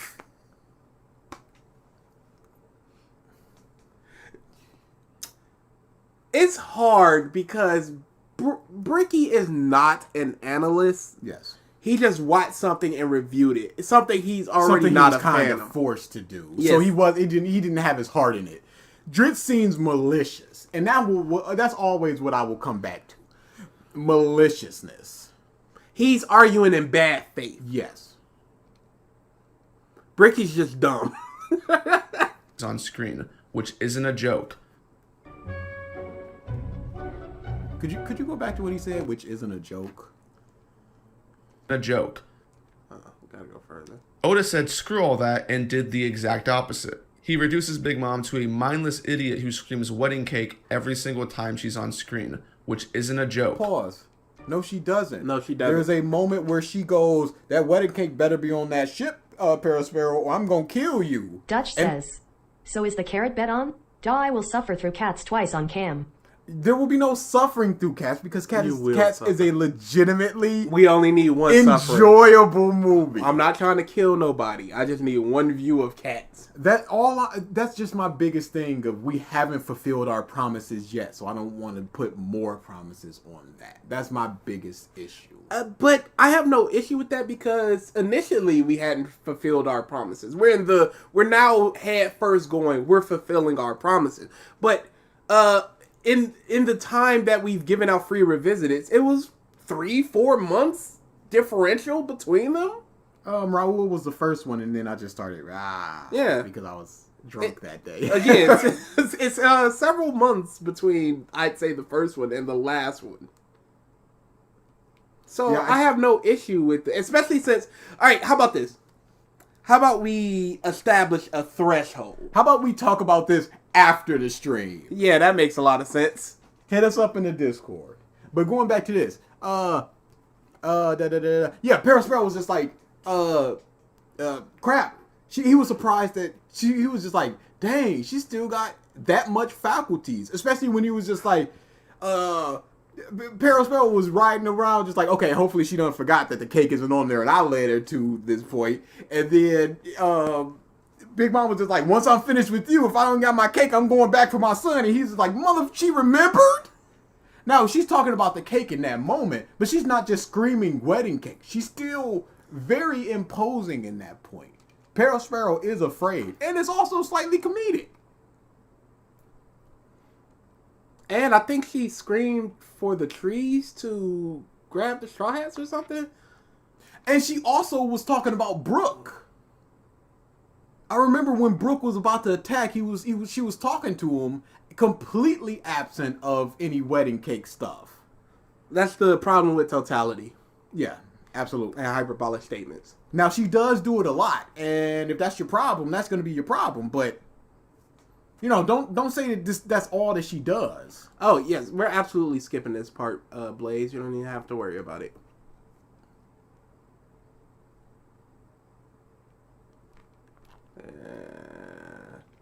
Plus chapters. There we go. A worthless story. Oda writes a 20-plus chapter Scooby-Doo chase sequence where one of the strongest pirates on the planet is constantly foiled by the weakest people in the Straw Hats. One without all her faculties and is only looking at a single point, not the stuff surrounding her. Yes, and she was exploited by those weakest member of the Straw Hats. She was shocked by her own ship. She tried to shock Nami, but shocked Brooke instead, and that didn't affect him. And then he was able to use that. And then he was able to cut Zeus because of his soul abilities. Something that was established earlier. These are not just weak members hitting her with the hands. They're using their abilities in the best possible way that they can. And not even to stop her, to slow her down. Because at the end, again, Chopper just goes, I'll just take Big Mom into the sea with me, because she ain't stopping. Jinbei does his big water punch vibrations into the stomach. She gets knocked back and then hops back up just like, okay, where's my cake though? So even that strong attack didn't hurt her, but using her abilities against her is what hurt her. You're framing it as they just got the hands when they use their smarts in order to do something. I don't see what the problem with that is, Drizzt. And even then, it was a scramble that they barely survived. Plus Jinbei. There are several instances where Oda has chapters end off on cliffhangers where it Marlon seems like Fordham Kalpa says, how to escape Big Mom. Step 1, poison her with the cake. Step 2, run away and hide once the death of Big Mom happens. Step 3, sail away when her funeral happens and everyone is sad grieving. Done. Correct. That's the way to do it. 3-week plan. Also, what is the issue with weak people taking out strong people through tactics? Isn't that generally clever and interesting? Yes. Right? Yeah, but it makes the strong character look weak, and we can't have that. We can't be having that. This is horrible. No timestamp it. I absolutely have to. Him just going, she was thwarted by the weakest members of the Straw Hats and just putting that out in a blanket. He talked about just putting Pedro Sparrow the moment that he go boom in a blanket and going, that's good. You're putting this in a blanket and going, that's bad. I gotta remember that. That's a good point. I got Pedro Sparrow moment in a blanket. Yeah, I got you, Drizzt. Hey, in 2 weeks, he's gonna come back to this and he's go, Pedro Sparrow in a blanket. What the did that mean? Lincoln $ elf Duff. Did you ever figure out what that? No, I did not. I hope it wasn't important. No racist moments, but you know it's always right around the corner with Drizzt. Rats are screwed, and Big Mom's gonna get him this time. But then she ends up tripping on a metaphorical banana peel in the Straw Hats. Oh, she didn't trip on any metaphorical banana peels with what you're showing. This was them about to be crushed by a big wave, and then Jinbei riding that big wave. What did she do more than what she did do? This is a horrible example, Drizzt. How was this allowed to go Jet through? Blaze Thunder says, breaking news, the band story of the year has all been murdered. The suspect is still unknown, but we know that the killer had a clenched fist.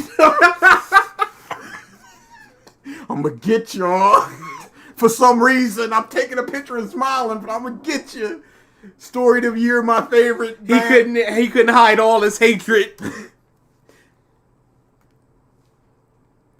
I can't believe DA forgot to give Lincoln's pet elf $10 for his birthday.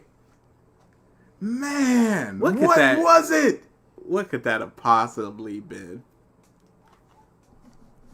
Oh, we got a Discord.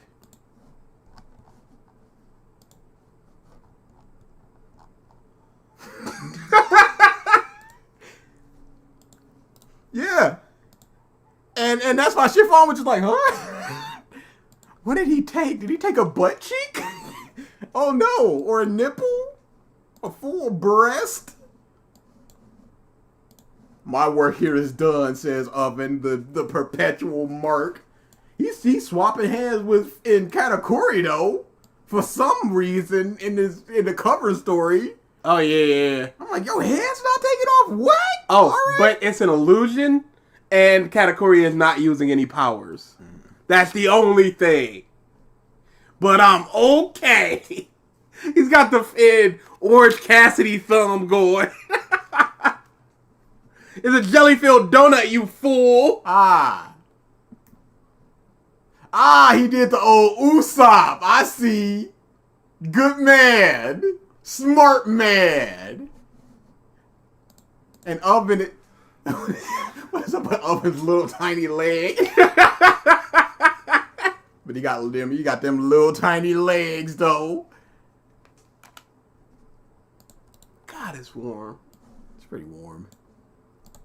Okay, here are some examples. Big Mom misses the Straw Hats riding on a giant tree running in a straight line. She does the big swing, and they all move over to the side. And it is a straight blast that can be dodged by going feet to the left. Lifting lazily to the left. She's Horrible about example. to hit them again, but then Zeus dips out to go suck on some balls, and Big Mom face plants into the ground. What does that have to do with Big Mom? That's Nami using her ingenuity. Yes. What's the problem? King Bomb somehow is able to ignore the orders of an enraged Big Mom because of his love for Lady Tree.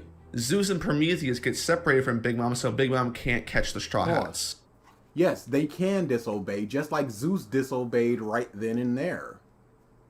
She does not have complete autonomy over these things, even though they're parts of her soul. It's not like Sugar, where she can control what they do, absent of their own will. They still have their own will. That's why Zeus went against them in Wano.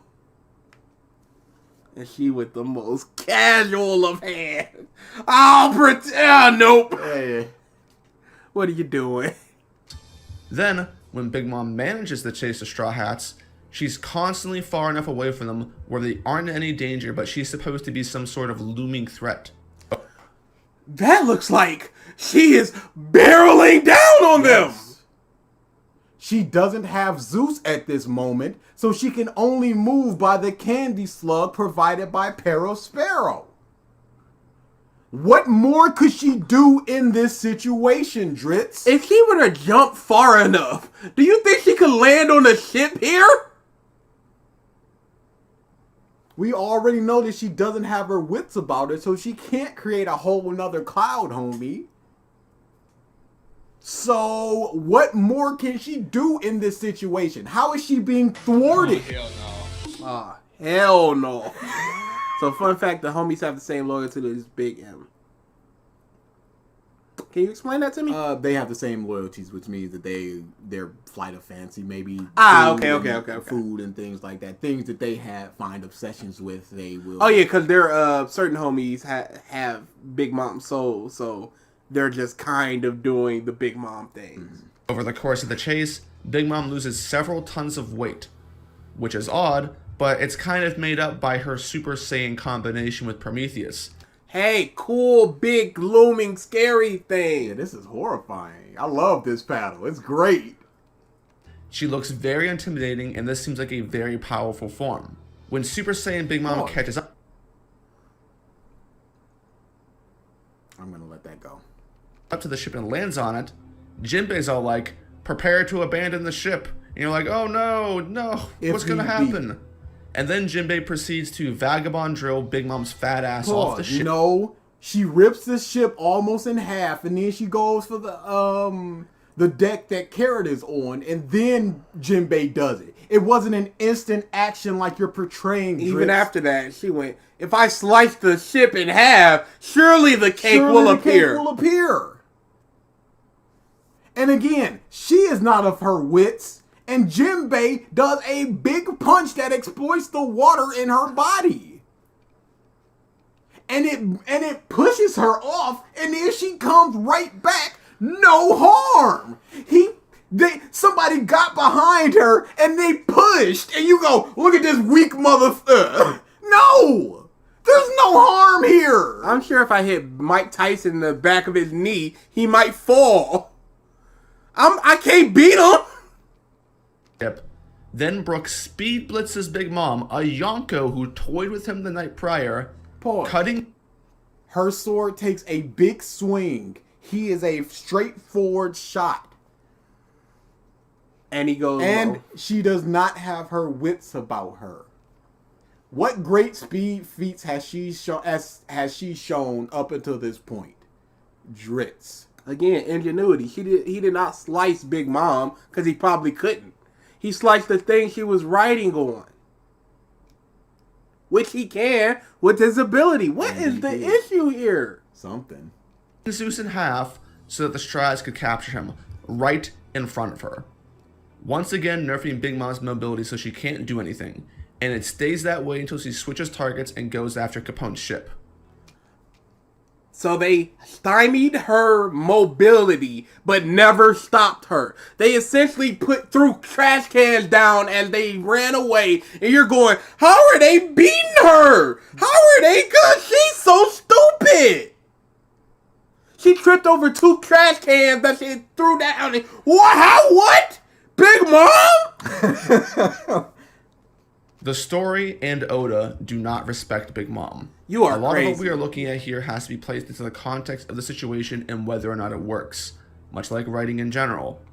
Oda spent the first half of this arc hyping Big Mom up as an unstoppable crazy bitch. Who stopped her? They slowed her down. You just said they slowed her momentum down. They never stopped her. While she is not of her right mind. You complained that the cake didn't knock her out, so even that didn't quote-unquote stop her. What or who stopped her?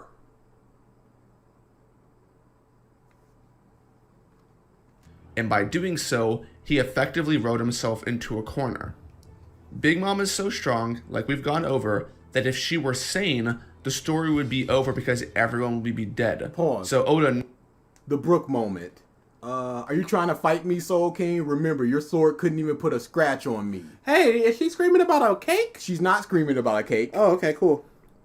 But she's just like, you can't hurt me, so what's the point of me even looking at you? And then he cuts and he goes, from the start we were aiming for Zeus. This guy is crazy. Legitimately. Nerfed her and made it seem like that was even worse than her being sane, even though it's not. But even as an idiot, we the audience know that Big Mom should still be a force to be reckoned with. She is. Oda's continual usage of cliffhangers to then fake out airball the... It's not cliffhangers, it's people using ingenuity to get around this legitimate monster. How is this a cliffhanger, Drizzt? It happens in the middle of a chapter. This wouldn't be the cliffhanger if it was a cliffhanger. If Big Mom was just like, now it's time for me to kill you, and then this happened, this would not be the cliffhanger, Drizzt. The panel before would be the cliffhanger. But you're not showing that. They didn't stop her. Audience. Stop Infinite Big Mom. Absolutely destroys any tension he wanted to create with the chase sequence. How does it destroy it when Chopper at the very end goes, I just gotta drag her to the sea with me? Ashy's that big She son. never stopped. It's like Spider-Man PS1 where you're running away from Carnage Ock. And you never stop the guy. It's just sometimes a door will close and it'll slow him down. Why do you remember that? Why is that the thing that you chose to reference? Chapter 874. Big Mom goes to swing, and then Nami goes, something's coming. Dodge it, King Bomb, and the tree dodges it. Oh!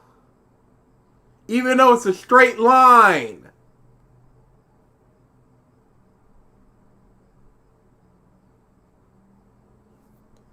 This is what we mean when we say arguing in bad faith and or malicious argument. Yes. Because he is removing complete context. And it's just like, but how could Big Mom not hit them in a straight shot? Because it wasn't. Because they dodged it. The tree moved. How do you look at this moment and go, this is a super big L for Big Mom? Brooke took her out. Brooke didn't do anything but what he did before, which is harming souls. Big Mom did not expect anything because she was just like, you didn't do anything before, so what are you going to do now? How things happen is very important. It doesn't matter that Big Mom was nerfed. It's not good what happens to her and with her. And I disagree. Only her mind was nerfed. None of her abilities were nerfed.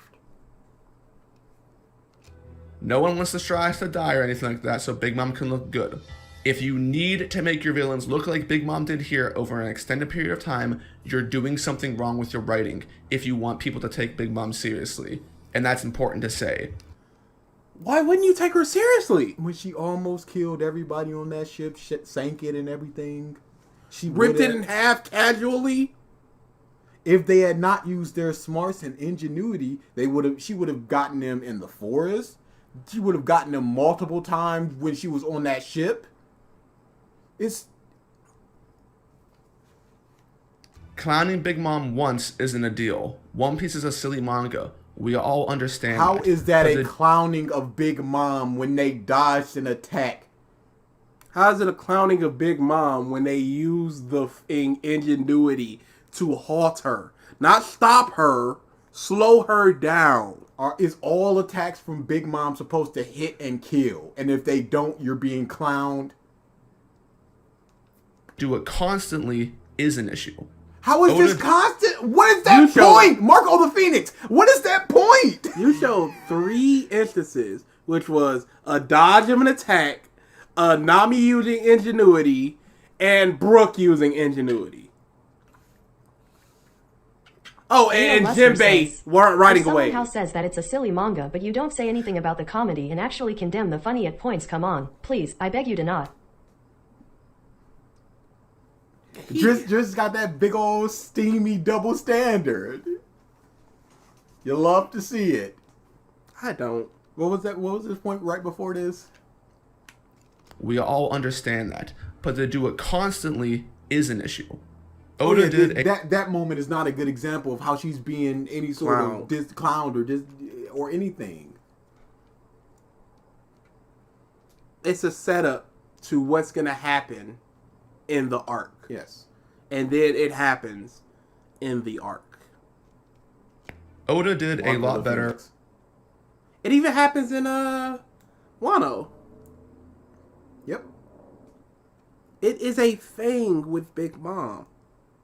And most times they can stymie it because they got all these commanders for these islands. Oh, she wants something sweet, something specifically sweet, we could do it. They just happen to be away at the time. In a similar scenario with Marineford. Remember how Luffy's mind broke after Ace's death? Akainu spends the entire time that Luffy was being taken to Law's boat chasing him down. And Akainu was just trucking over everyone that came in his way. Even the writing behind that is a little iffy, but the sequence still works 100 times better than Big Mom because Akainu is still a threat that ends up rewarding the audience when he punches a literal hole through Jinbei's chest and gives Luffy his new iconic scar. Pause. Those are... I don't want to hear it. You don't want to hear it? I don't want to hear it. But he said the thing. I don't want to hear it. So you say it's a little iffy. What's a little iffy about it, Drizzt? What do you think that he should have just one-shot everybody in it immediately?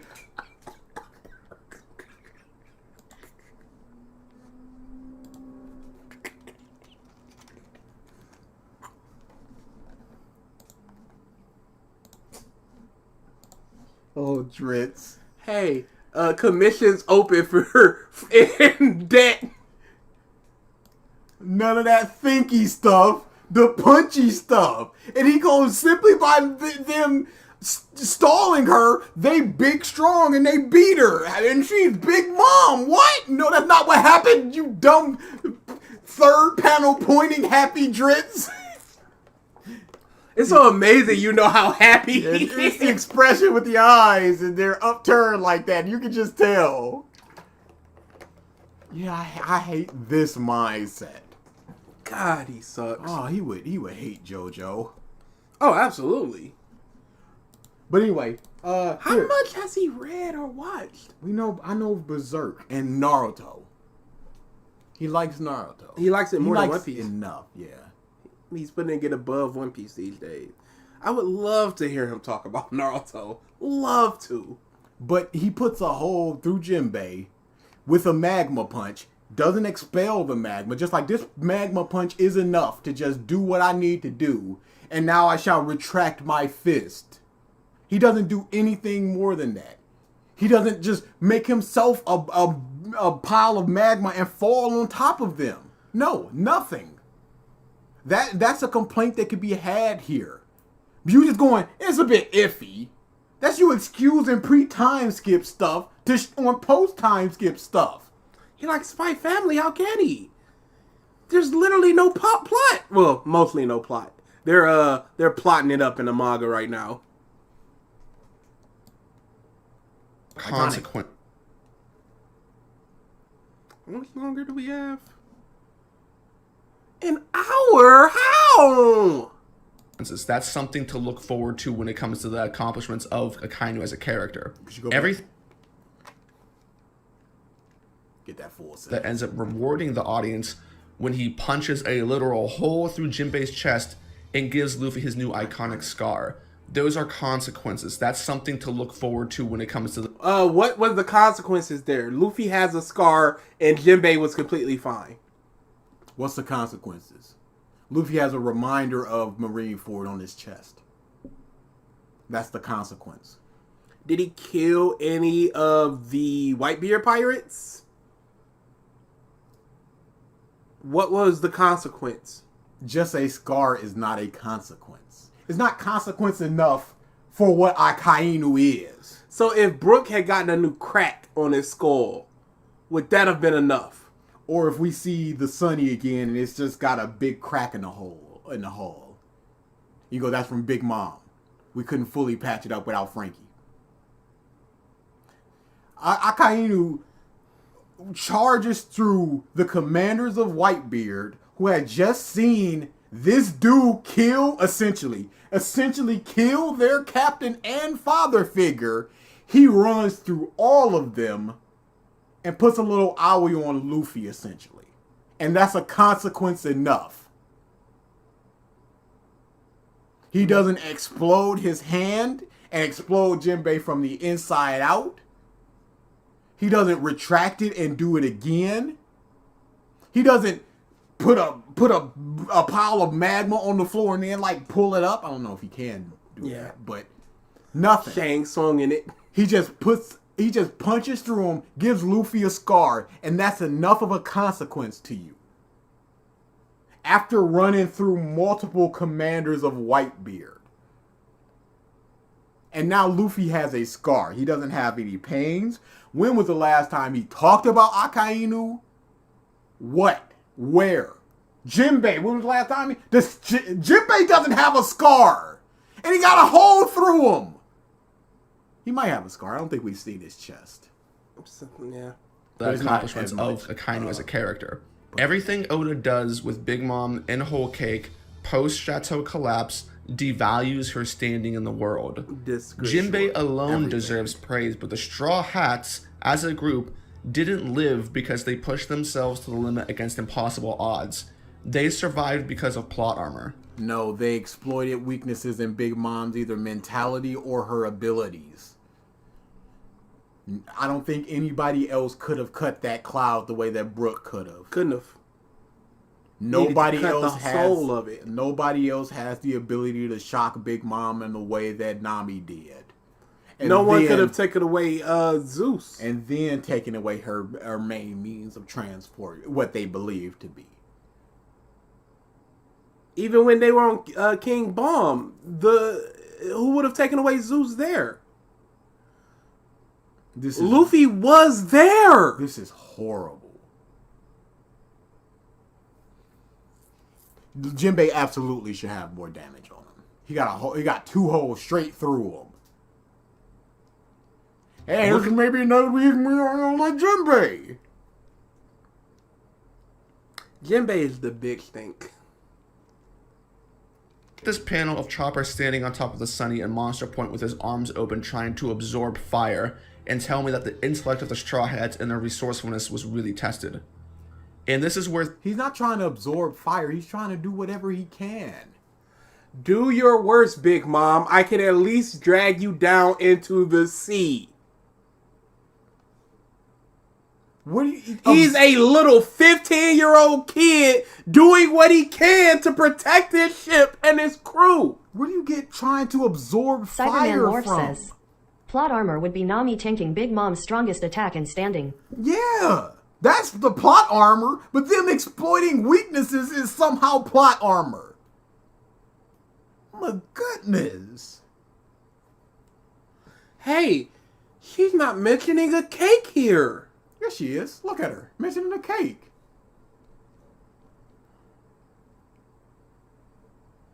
Chopper is no, I would assume, use. Let me move that away from him.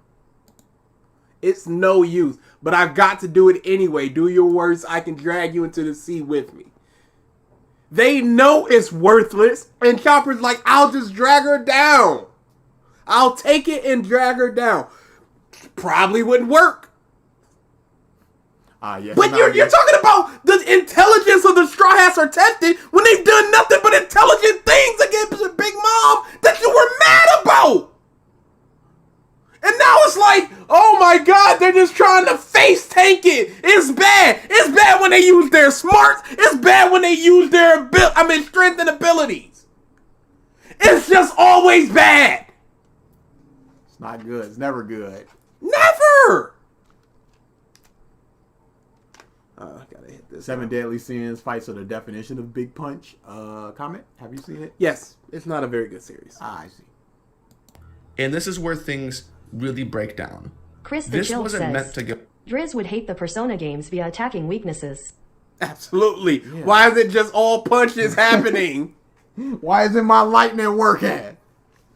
It's my strongest attack. It's bad when it's the way I want, and it's bad when it's the way I don't want. Welcome back. Glad you got your power back. Keep up the good work. No, I wish it was still going. We don't need this. We got to start the good work first. go this way. It's obvious that Oda wanted to try and throw a few bones the Straw Hats away, but the reality is, the Straw Hats aren't overcoming anything in a fulfilling way. This horrible chase sequence makes other, weaker aspects to Big Mom's writing stand as more concrete flaws, and the audience, and this shouldn't happen, get frustrated with how the Straw Hats are able to finagle their way. I was not frustrated how the Straw Hats were able to make sure Big Mom didn't catch them. Yes. Through taking away her main means of transportation in Zeus by exploiting a food item, which we've seen that Big Mom loves food, and Zeus is a direct part of her soul.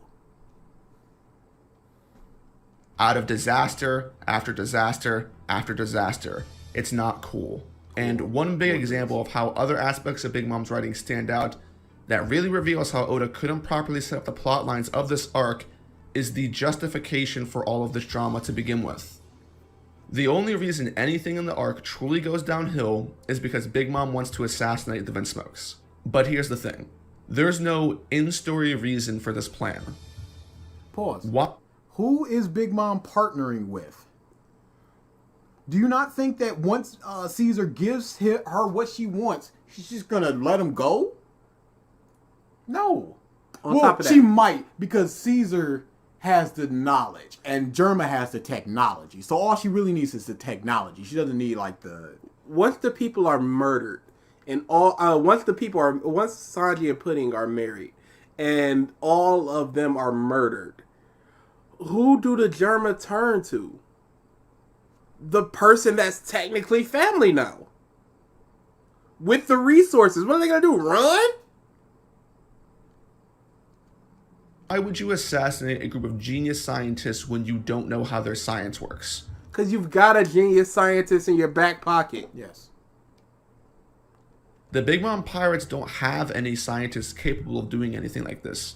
Which is why she also... They've got Caesar, who is there on the island, currently working in a lab that Big Mom built. That he made... That, hey, go do it.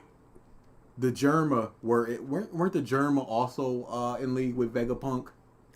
I believe so, but I can't Judge. be. Yeah, Judge was, because that's what Queen was saying. Yeah, okay. So Vegapunk was as well as not Vegapunk. Caesar was as well as Vegapunk technology.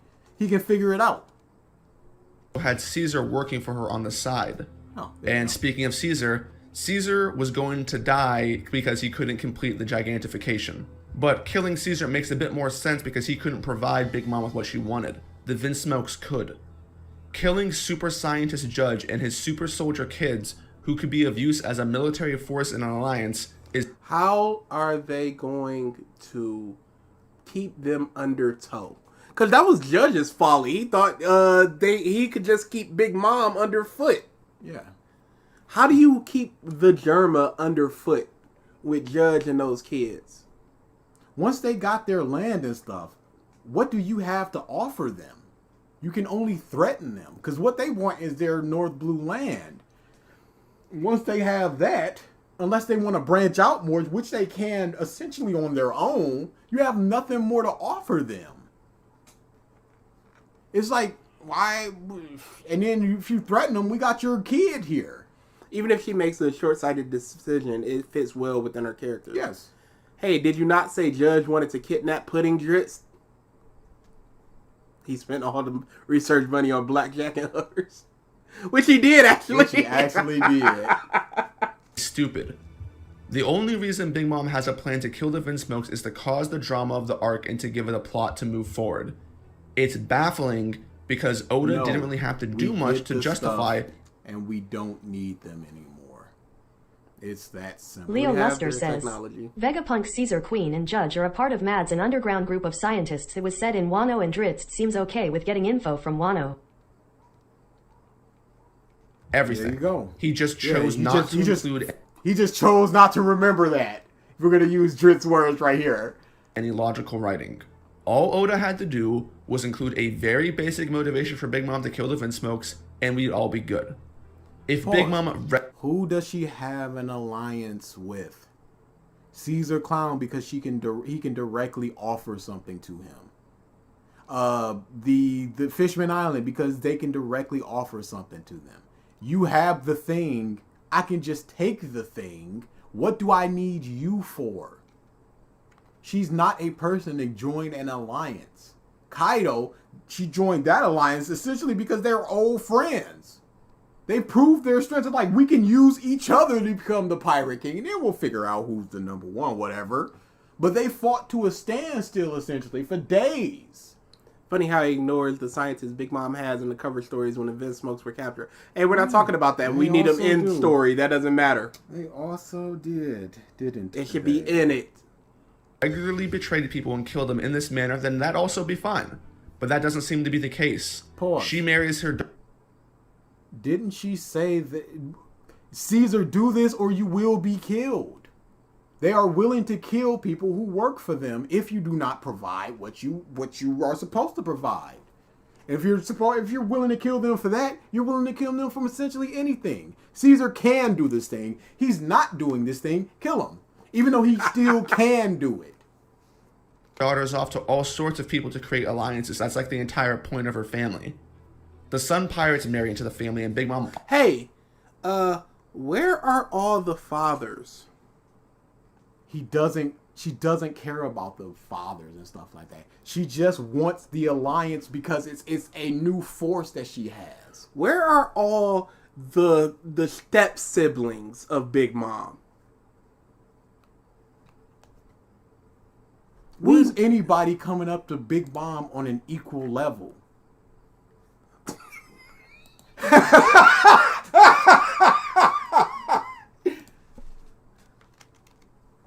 Not intimidating at all. What the is wrong with Drizzt? Look at this. He's just like, ugh. Big Mom. What a joke. Look at this clown. Man. Yeah, the little number 1 on the side of the ship. But it's just so wrong. Now she's not intimidating. She is. Look, What's up? look at where his hand is.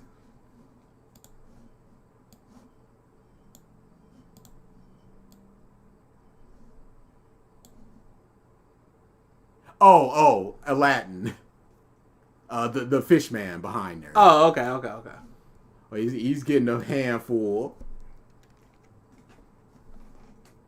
But yeah, the fishman can not only offer Big Mom more fishman children, but it's also a whole branch of the sea that she cannot control. So she enters an alliance with them. Not even an alliance. You're under my power. Try to go against me and you die. Like looking in mirror. Honors her alliance with them. She brings in Capone and marries her daughter off to a mobster known for dirty work. Even in the lore of the Tea Party stuff with people attending it, it's never brought up as a murder every time. You only get murdered if you choose to ignore the invitation. It just doesn't make any sense to betray the Vinsmokes here out of all people, even if you wanted Meme to betray Spice people. says, Big Mom legit did the she took the kids meme. She took the kids. Why the Vinsmokes specifically? Like, out of all of the groups in the world, they're probably one of the worst that you would want to betray if you want something from them, because their skills aren't easily replicated. It's not like basic. And again, Drizzt mentions the Fishman, which she has Fishman Island under her power. And who else? That's the thing, Drizzt. Strength. Oda, if his back was really against the wall, could have even thrown in an extremely petty reason for Big Mom wanting to kill them. And it would have worked because Big Mom is a psychopath. But he doesn't even do that. There is only so much praise you can give Big Mom in the arc before you have to take a peek at the results. And the results show that Big Mom is a full-time clown. Unbelievable. There's a reason why Big Mom goes by the name of Big Meme in the community. Because they wanted her to be the big strong. I don't care what the community thinks. I do not care. I care about what I think. It means nothing what other people think. Is People the like Yonko fairy saga. tale. What are we supposed to do? These are the characters Oda originally intended to be the main obstacles of the story. And Oda does a very bad job of starting things off on the right foot. And it's only going to get worse from here. Why? Because they had no choice but to run the entire arc?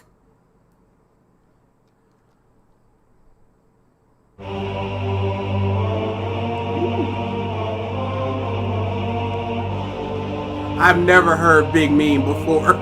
People say. Okay, we get it. Luffy versus Katakuri is the last major topic of this video. There are only two things in the last 6 years of One Piece that I can point to and see a noticeable rift created from it within the community. One is the conclusion of Wano, and the other is Luffy versus Katakuri. And there are various reasons why that's the case. I'd like to hear them. To illustrate, Let me look for YouTube. Luffy versus Katakuri. Analysis. No, not analysis. I'll look for sucks. Here's an anime rant from some dude. They call it Mr. Anime Rants. Here's somebody going, should Luffy have won the fight? There's a 2-minute video called The Power of Plot Armor in One Piece. I'm sure that goes right in depth.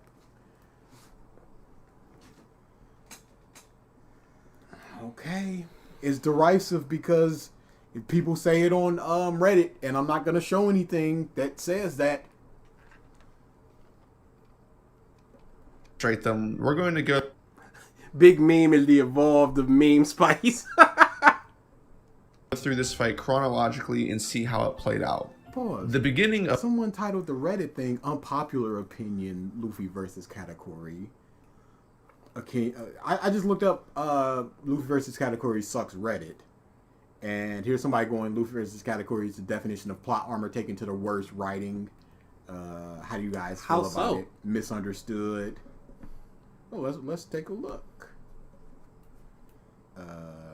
In before massive downvote, so that means that you're going against the grains, which means people I like hate that. that Fight. shield. I hate it too as well. Just say you.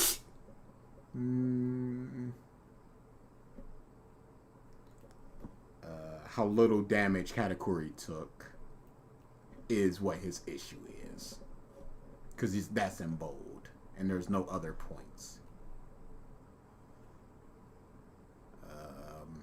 People are not.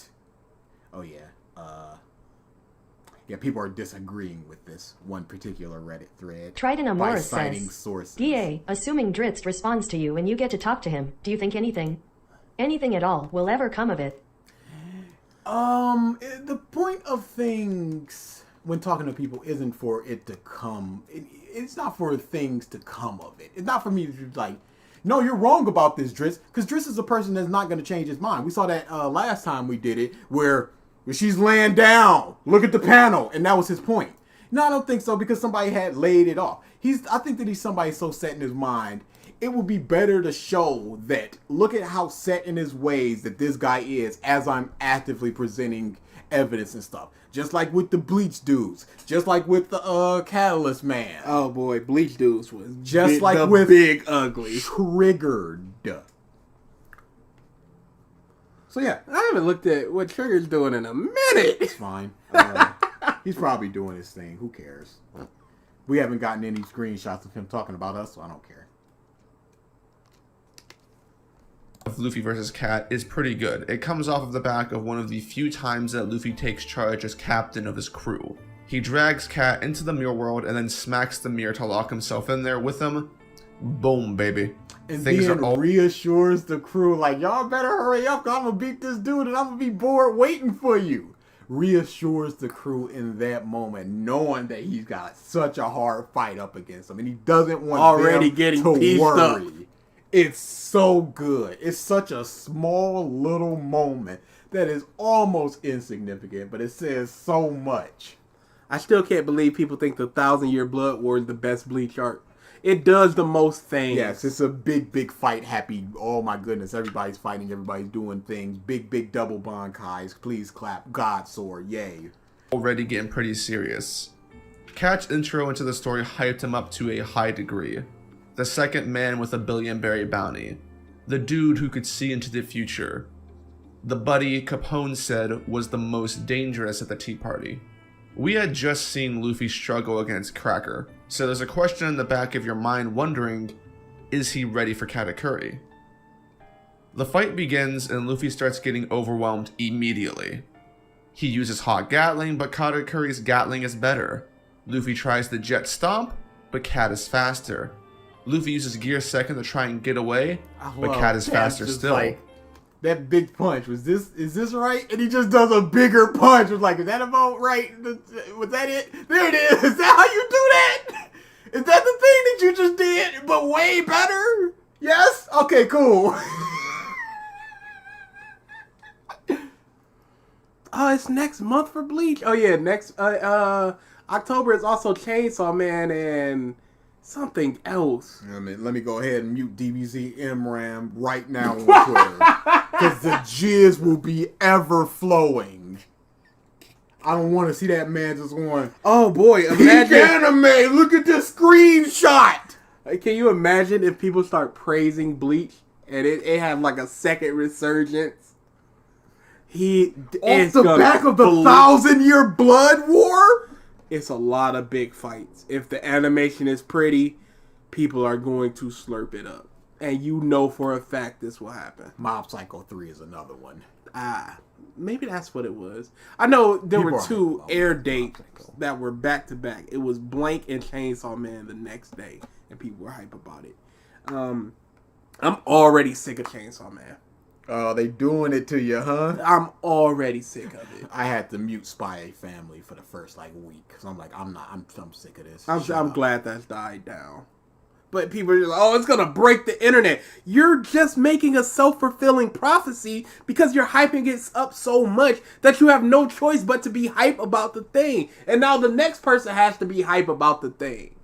Otherwise, if they, oh man, there was somebody on my Twitter. I'm glad I'm taking a break from replying to people on Twitter and Facebook. There was someone on my Twitter that just got done with the Chimera Ant arc. If you don't like it, you're just hating. Oh, great. What a well-reasoned argument that is. He said Hunter x Hunter is a top 3 anime. Cool. And in my mind, I went, all my issues, stopped it. I gave up in the middle of those fights. I was close to the end, and all those Quincy's whom I did not know the names of. Was the most unengaged I've ever been in a manga, and I read almost 700. Yeah, that was I was just like, oh, here comes B. I'm like, oh great. B. Oh no, how do we defeat Q? I don't know. I like the Starman. The Starman was good. I couldn't tell you Starman. 2 people on the Quincy's. Starman. But I will always remember Dirty Boots. Dirty Boots is something else. Yeah, Hunter x Hunter fanboys. The Hunter x Hunter comments are the ones that I hate the most. That's the ones that I hate getting the most. Because they're just like, no, you don't understand. Because Gon was like that because he had to trade something. It's like, cool. Yeah, nose is itching. I don't understand. Do you think people who were rightfully complaining about the 1,000-year blood war of Bleach because it will have beautiful animation? I think people will definitely excuse the bad things. Yes. Because look at Demon Slayer. It's always, look at this animation. The plot is what it is, though. If they clap hard for that swordsman arc, it's basically over. Demon Slayer will always be a god tier anime to them. How many people talk about the character of the Hashira over that one super hype GIF moment? How many people like, yo, Sound Hashira, that character is great, or is it just big fight, pretty boom explosions? How many people talk about the dude's wives over just, the GIF? Demon Slayer is a series of GIFs. It is, and if they could get 3 to 4 GIFs a season, they're more than happy. Luffy uses elephant gun, but nope, try again. Nothing Luffy does works. And by having Katakuri run a train on Luffy, it does a good job of hyping him up even more and making him more likable. Oda then does something he's never done before. He makes Luffy lie to his crew. Luffy covers his own mouth to stop his cries from pain from being heard by Nami and the others through the mirror shard so they wouldn't worry, and he tells them that he's doing great. I was a really big fan of this idea. It adds tension to the fight that hasn't been present in all of the time skip. You'd have to harken back to Crocodile and Lucci to get that type of feeling that's being conveyed here. Yeah, sure. And Dofi? Are we skipping Dofi? Shabaodi?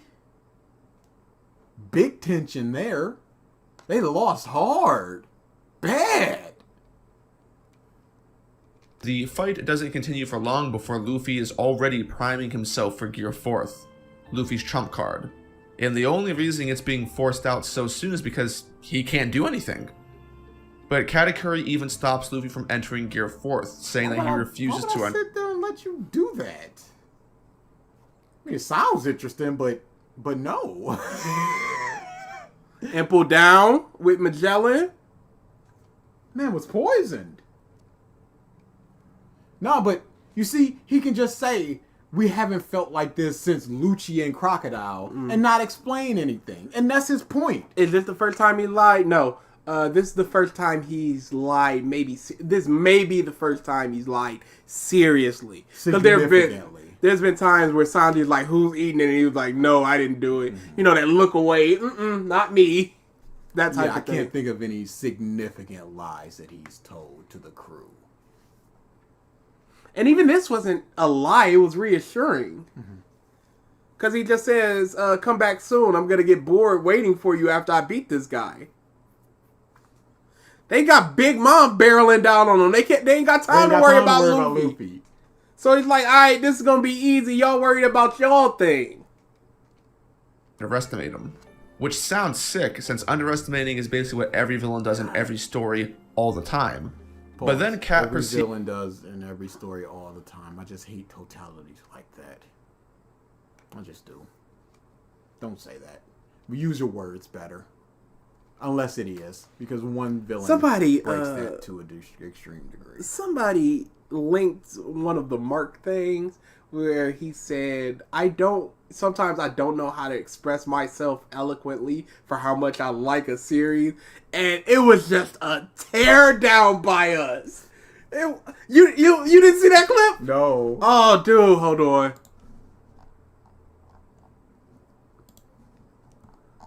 Because I listened to it like 5-6 times. Like, we just ran through that dude. Why is nobody talking about this? Oh, it was during one of the,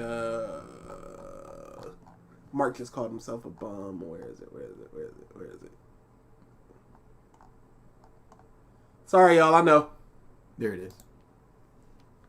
In a story, I need to express my enjoyment of a particular choice. I tend to use hyperbolic statements when I can't conceive of an effective way to convey just how wonderfully a particular scene or character... That means you're limited as an analyst and you need to figure out how to grow in that if your vocabulary is so stunted that the only thing you can think of to convey your excitement is, this is the best ever! One of the best ever! And it's, again, not in the moment. You have time to think about what you want to say, and you still can't conceive of a way to properly explain yourself? Two different, completely valid points. Oh my lord. What a disgusting teardown. He shouldn't have said that. Needs to underestimate Luffy directly after saying this. He drops some mochi on Luffy and walks away without confirming his victory because of his crack-like addiction to donuts. So, well, so much for that, I guess. Can't expect that much. He dropped it on him and went, this is Big the time I the always hopeless do Mademoiselle says. So every time he says honesty in my option, he's actually lying. this. Some of it is lies. Yes. It shows It's the whole Phil method of. Did you see that clip of Phil where he just goes, "When I say I'm being honest," oh yeah, it was in the Howard and Rambo thing where he goes, "When I'm being honest," when I say when I'm being honest, it's a tick of mine. I don't mean I'm being honest. I mean I'm being serious. This is a serious moment. Like, okay, so I guess words don't mean what words mean. Words mean what I want them to mean. Phil, you. It shows that anime fans only care about the animation when series like One Punch Man starts losing viewers because the animation isn't as good as it used to be. That was the nail in the coffin where people were just like, oh, what is this animation? Boo. And it has never gotten back up to that. But One Punch Man season 3, that's what it was. Okay. And it's a new studio. But he drops all this mochi on them. A reasonable assumption would be he will suffocate in seconds. Even if he doesn't suffocate, he's crushed under there. So if he's not done by the time I get back, I just come back. What more is he supposed to do here? Pick the mochi back up and stab him? He needs his... Hey, this is my time every day. I will have it. I don't see this as an underestimation. Underestimating. He thought he won. Yes. I don't know how that's an underestimation. He isn't underestimating him. He thought he was. Plus, big full-time, big important for Kata. Yeah. I don't see this. And the fact that he's flipping about, well, I guess, you know what, that means that it's not that big of a point. So it's not even worth bringing up. But to the people that will believe this, they will believe that Katakuri has contradicted himself. And that little bit of a, I'm just saying, that's enough for some people to just go, well, he contradicted himself, and that's another notch down for Katakuri. I wonder if there's anybody out there, besides us and our audience, that has watched every second of the downfall of One Piece. I'm sure some of our audience has skipped some of it. I would. Luffy ends up eating his way out of the mochi and crashes the merienda, where we see Cat lying on his back. What a sinful... I love Cat! His precious donuts, and his mouth is revealed to be of sharp teeth. This pisses Cat off. With his concentration unbalanced, Luffy is able to land the first blow, and this makes him arrogant. Luffy goes into Gear 4 and starts going ham while talking shit, and Oda gives us some great choreography. It's very similar to when Gear 4 was displayed against Dofi, but the way that Katakuri is being flung around is a lot more entertaining. What is bad about this fight? No, he said it's better than Dofi. But the choreography is better than Dofi. No.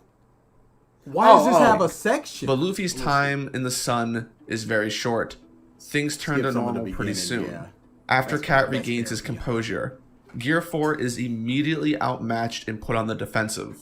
Even though Gear 4 lasts around 30 minutes, its usage in the fight is over pretty quickly. Oda off-screens most.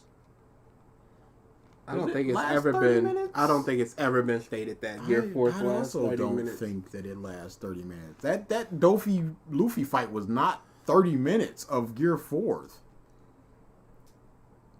Marlon Portum Kalpa says, Oh, perfect. Did you have an experience where people began to like donuts because of Katakuri while others like pizza because of Ninja Turtles, others like chili dogs because of Sonic? There have been things where there's been an uptick in food production after a thing. Because dumb marks want to try it. And I'm a dumb mark because in Canon 2006, there's a girl who's obsessed with takoyomi. The little fish-shaped bread shaped that's filled with red bean paste. And I went, first chance I went, I was like, oh, Japan is selling them. This Japan store is selling them. I want to try it. And I ordered it because I'm a big smelly mark. There are people that they had, the showrunners and the people that run the house had to say, can y'all please stop throwing a pizza on our roof? Because in Breaking Bad, the house got a pizza thrown on it, and people drive by the house and throw a pizza on it and take a picture. People are big smelly marks. And it's fine to be a big smelly mark because I'm a big smelly mark. I'm going to try Fresca because of the deep. It's a pretty good drink if it's okay. Yeah, I see nothing about 30 minutes. I went on the Wikipedia and I searched for minutes, and it only went, he needs minutes to recover. I would assume it's however much hockey he has at the time. But yeah, it says nothing about using it for 30 minutes. So are you saying that Drizzt is lying? I'm not necessarily saying that he's lying. I'm saying that he may be misinformed or may misremember something, and he's lazy and didn't check it again. Or for some reason he thought that Dofi Luffy fight where he does a big punch, a big kick, a couple of big punches in the air, and then runs out was 30 minutes. How could you not? Either or. We in there. I'm going to go ahead and write that down because he a big dummy. Which is unfortunate. Personally, I would have liked to have seen some new stuff from Luffy in Gear 4, kind of like what we saw against Cracker with like Snake Man? Kong Organ, whatever the hell that move was supposed to be. Pause. It is a rapid fire series of punches. But what's the difference between Gatling? Is what he's saying. He doesn't do a Gatling in Gear 4. So that's probably just the version of Gatling. I mean, you say whatever that is, And we see what that is. But, oh well. Conveniently, Brule was just around the corner and not inside the mirrors like she had been before, so that Luffy can kidnap her and run away. Brule is really good at getting caught so that she can help the protagonists. It's happened numerous times already. After finding a resting spot, Luffy starts talking to himself. She wasn't inside the mirror? What mirror? They're in the mirror world. Big And Hat remember, Hope, the hopeless mademoiselle says, "Personally, I would have liked the thing I made up in my head more than the thing Oda made up in his head." Yeah, because Drizzt is better. But he's not going to tell you how he's better. And when he does tell you how he's better, it's chuck a dynamite at it and then it'll work. Huh? Throw it up in the air, see what happens. Huh? Why weren't you thinking of this, Oda? Just do it. He got the dynamite. Why he blow himself up? Huh? What if it didn't work? But it did work. No, but what if? I don't know. It wouldn't have worked. You know what? Probably wouldn't have worked. What if the dynamite thing didn't work? No, it definitely would have worked. Oh, that definitely would have worked, huh? is really saying that hockey blooms in extreme situations, and then he resolves to finish the fight against Cat.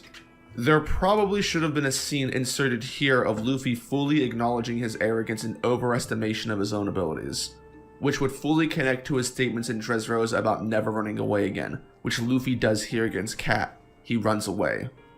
No, it's a tactical retreat. He came right back. It wasn't running away. It was, I'm not in a position to fight right now, so I'm gonna go away until I'm in a position to fight again. You can call that running away, but it's not running away in the way that Luffy was referring to, or the way that you think that you're referring to. That's just another disingenuous statement. Let's say you're fighting someone. You say you don't run away from a fight. Let's say you're fighting someone, and they pull out a gun on you, and you run and hide behind a tree. And then once the bullets are gone, you come back. Did you run away from that fight? According to Drizzt, you did. Destroyed by Katakuri, being humbled a little bit and feeling like maybe you were ahead of yourself seems like a pretty realistic thing to insert here. But it's not. It's also realistic to go, it doesn't matter who it is because I'm gonna need to beat them if I want to be a pirate king. How is that not realistic? After taking his break, Luffy then walks back into the mirror world and the fight breaks away for a few chapters. And I'm bringing that up because it's actually relevant. Sanji finishes making the cake around 6 p.m, which is roughly around the same time that Luffy is running away from Big Mom after he hides from Katakuri. By the time that we get back to the fight, it's 9:30 p.m. Depending on how long Luffy was resting, at least 2.5 hours have passed of him just getting his ass kicked in the mirror world, which is a very long time. But wait, there's more. There are some new annoying characters around that are watching the fight. Flampe is introduced. It probably would have been better if Flampe was introduced at the tea party running around Leo trying Lester to chase says, Katakuri. He said Luffy was being overconfident for going Gear 4 when he landed that one hit on Katakuri.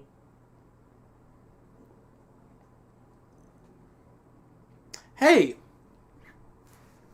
shut up. We can't. Yeah, I like their manga looks better. We can't spend all day just For attention, so that when she shows up here in the mirror. Yes, I do believe that Flampe should have been introduced earlier. It would have been better. Yes. Yes, absolutely. Katakuri for attention. But I love her. She's annoying and she's great. Don't just say that she's annoying. I love her. She's such a little piece of so that when she shows up here in the mirror, it doesn't feel like she comes out of nowhere. Yes. But I wouldn't be surprised if Flampe as a character didn't exist until the week that Oda wrote this chapter. She was probably something Oda thought up of on the spot when he was brainstorming on how he was going to spin this fight in a different direction. So he came up with, designed, and drew a character and their motivation in the week that the chapter happened. He has no evidence for this. This is just his assumption. I don't care about your assumptions, Drizzt. Which is alright. It alright. could have just been that he meant to introduce her earlier, but he forgot. How about that? That's my assumption. Now we both just have assumptions, and who's right, who's wrong? Nobody. Does it make the story worse because of you have an assumption that she should have been introduced earlier, that she was created this week? Absolutely not, because that's just your assumption. I have an assumption that this is exactly how Oda wanted to do it, and he implemented it exactly the way he wanted to. Whose assumption is correct? Yes. I hate Flampe, which is exactly what you're supposed to do. She does her job, and she does it good. She's such a brat. Oh, I'm gonna be king of the little sisters. I've been voted time and time again, and that's not gonna stop. And Katakuri's gonna praise me, and I'm like, oh, you don't love her. She's so dumb and good, and as soon as she sees Kata, she's like, yeah, so superficial. Oh, you're so gross. Phew. I don't want to be your little sister. Yeah. But there's a big issue here. Not necessarily with Flampe, but with her dumbass goons. Alright, so let's imagine that me and you are scrapping, bruv. We're pretty into it. But then at some point in time while we're fighting, some dudes show up and start throwing rocks at you while you're fighting me. You'd probably assume that I'd notice, right?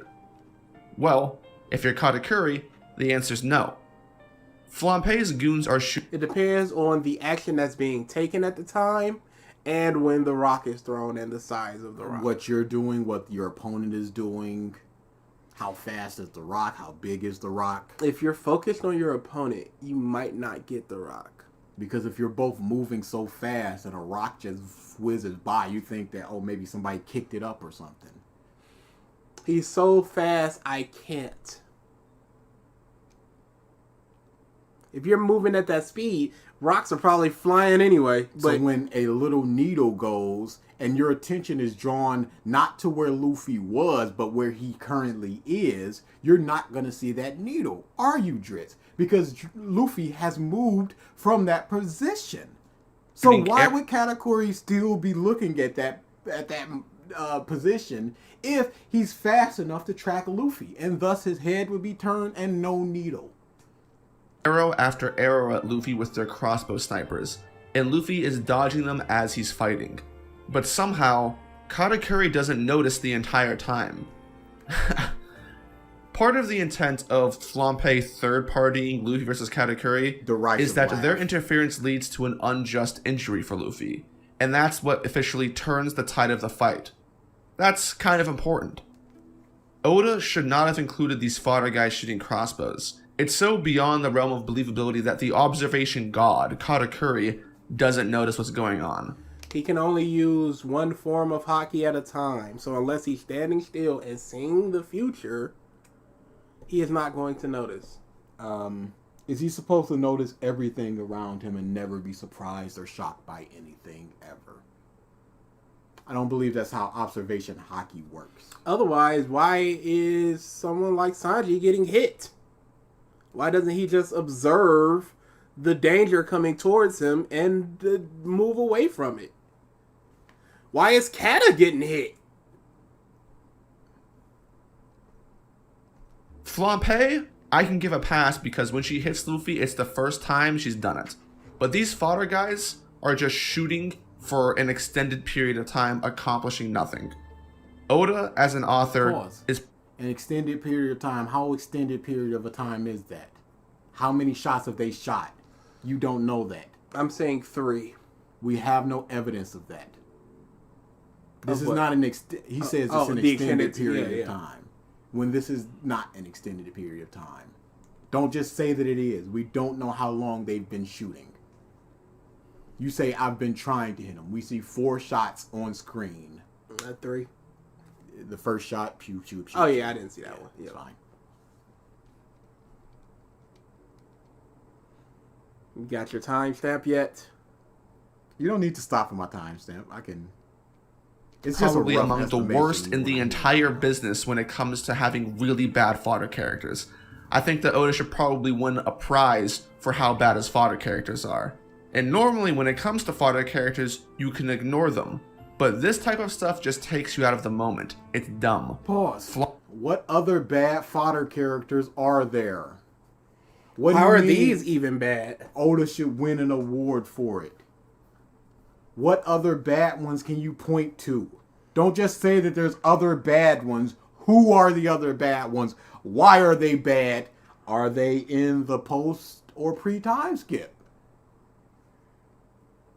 Observation hockey doesn't even allow you to sense inanimate object, so you wouldn't even see the needle. I doubt rocks would be that much of a bother to him anyway. It's just little things whizzing through the air. If they accomplish nothing, that means they never would have noticed their attempts. If nothing is happening, what do you know? You're noticing the nothing? Pompey should have been alone. Back to the fight though. Katakuri notices that Luffy is slowly unlocking Future Sight, and he starts talking about how he needs to end the fight or else something bad could happen, which is him losing.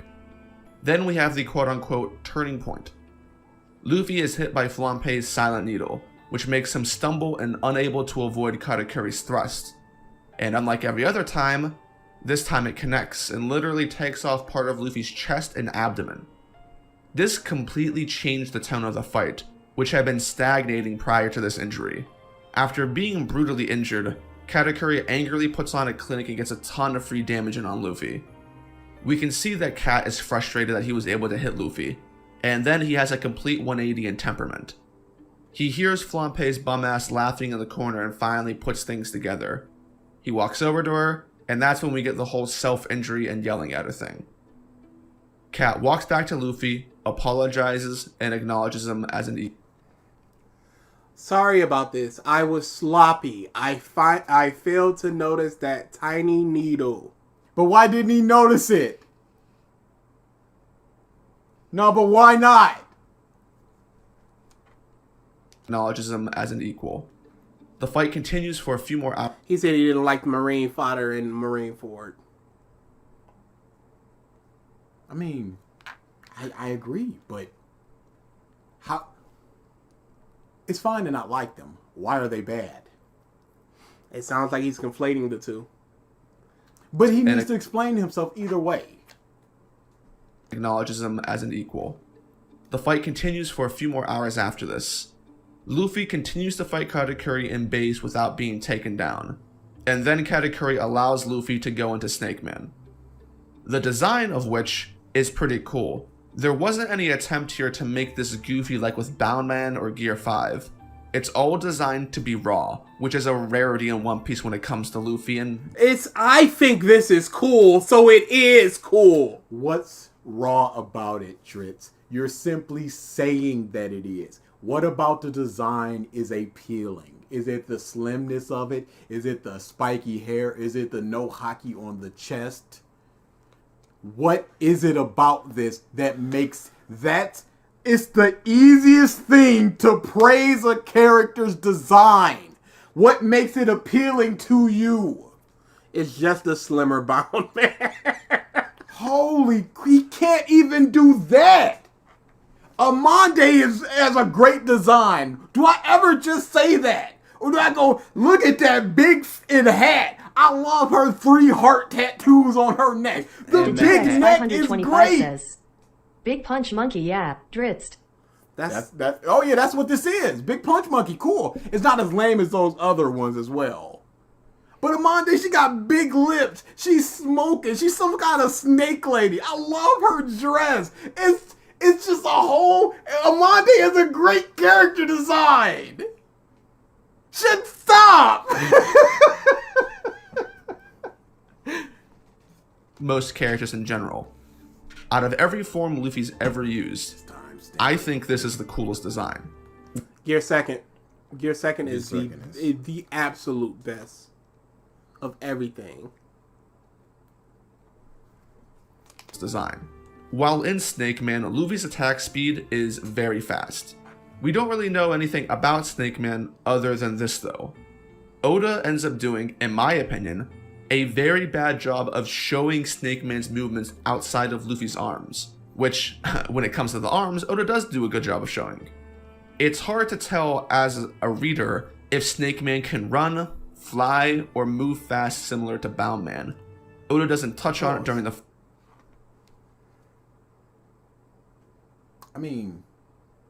It's of a slimmer build. Less hockey is formed around the chest area. Mm-hmm. And it's more, it like stops right here on the arm, so that you can say that more hockey is focused on the arms, and by extension could be the legs as well. We don't really see up to his junk. So sad. Oda, you coward! Show Luffy's penis. Hockey penis. But Dutch says, I've always Yoda, when are you getting new shoes? BG, destroy his old shoes. This man needs to learn. Can't anymore. Can't anymore. Okay, so there's two things that we can go through that. Number one, the shoes that I got in my old shoes, those are my dad. My dad had bought them, and he gave them to me. So they can't destroy them anymore, because that mother is dead. And they don't want to do that, because, you don't want to kill a dead man's shoes. So all those shoes are going to be buried with me. You know what I'm saying? The second part is... should have did it when I had the chance. Yo, you big shoulda. And I'd have been furious.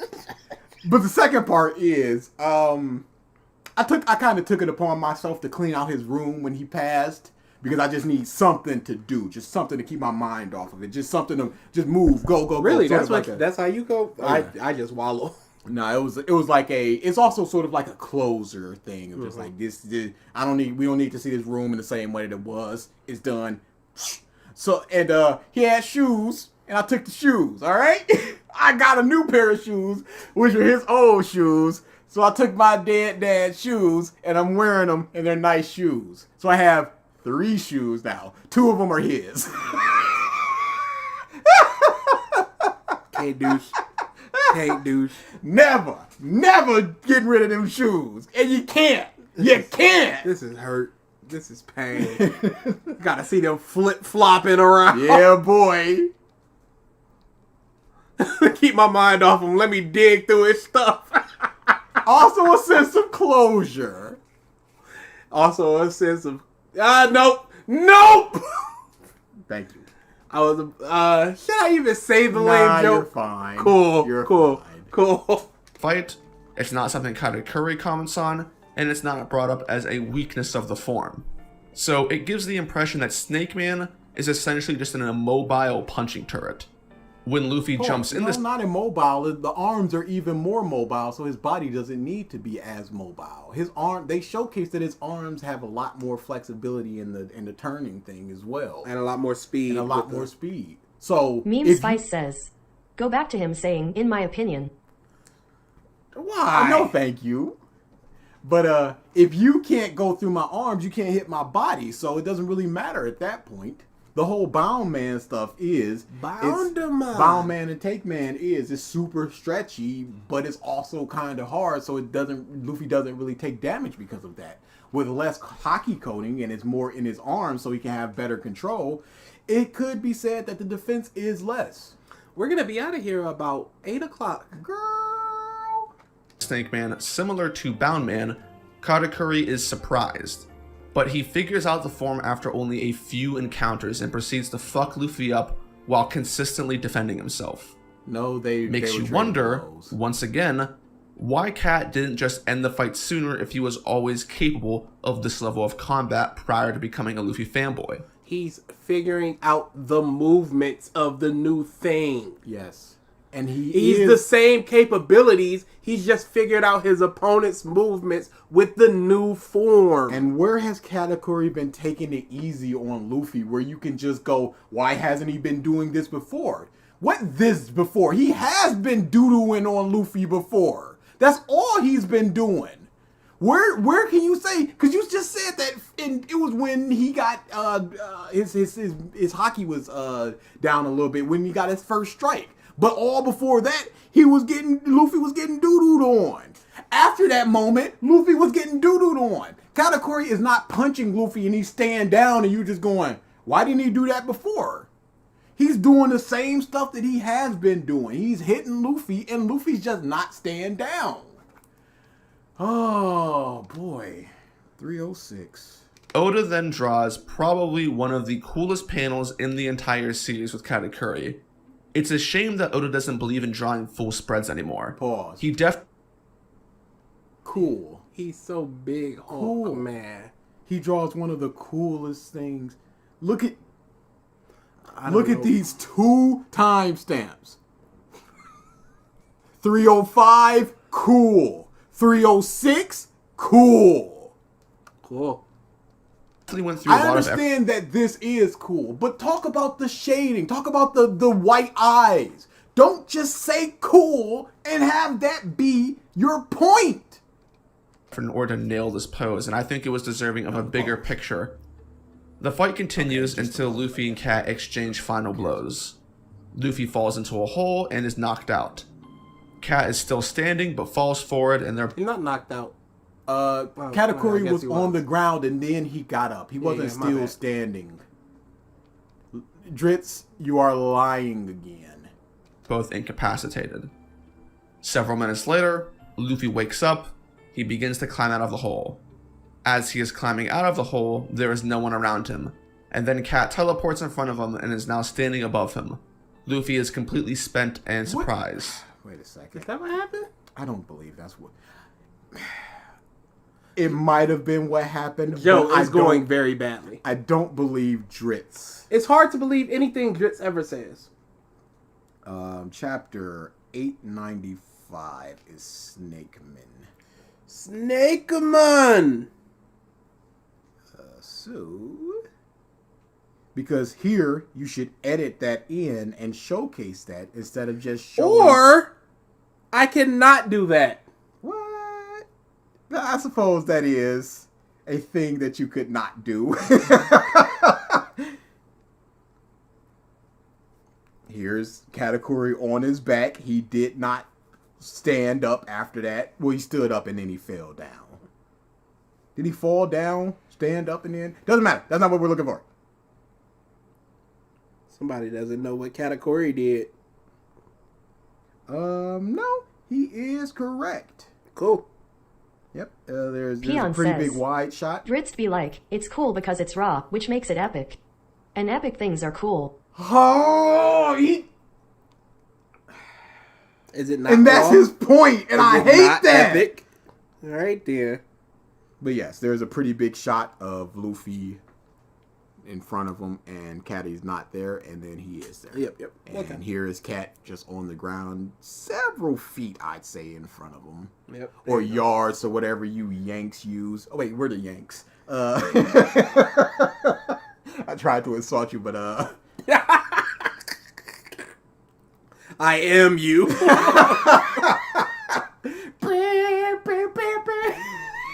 I'm just pointing in the mirror at British DA. Use the metric system. Bruh, America is so arrogant. It is horrible. We don't use the metric system, meters, kilometers. Literally, just change the one generation. Just change them. We're dead. I'm not learning yards or milli whatever. Yeah, that's over. But start with a generation and then just like no more feet and stuff from here on out. But they're just like, no. And there's no reason why not, other than just American arrogance. America knows what's right. God, this country. We stink, y'all. Cat asks Luffy if he'll come back one day to beat his mommy up. Luffy says yeah. That answer satisfies Cat. He gives in to his exhaustion, and then he falls on his back. Thus ends the Luffy vs. Katakuri Everyone fight. says feet. This fight started out as a one-sided beatdown where Luffy was getting damaged more than he had been in a long time, maybe ever, to then being a 10-hour training session which Oda tries to change into an honorable 1v1. There are several things that are good about Luffy vs. Katakuri. There are some serious tone changes within the fight. It's dramatic, it's brutal, it has good choreography in multiple chapters, It's funny. and as far as art goes, it's pretty solid all the way around. He never said anything about the comedic aspect of it. Why would he? What is he here for with One Piece? If part of it is not the comedy of, that's not good enough. One Piece has always been comedic. I care more about the comedy than the Dukes. Stop slowly punching. Is this not why you're here, Drizzt? No! And he goes, yes. Cyberman Worf says, he skipped the best line at the end. Yeah, he don't care. Yeah, he's a piece of Oda puts basically every single positive characteristic that you could put into a character into Luffy's opponent, Katakuri. Cat has a good design. Katakuri seems to have an overpowered ability. He's really strong. He has a really high bounty for this stage in the story. He's a versatile fighter that can adapt to seemingly any situation. He even has Conqueror's Haki just because. He's got all of the notable features that good villains have. You hear all of those fight stuff that he said and design stuff. Not about the personality, really. It's fight stuff.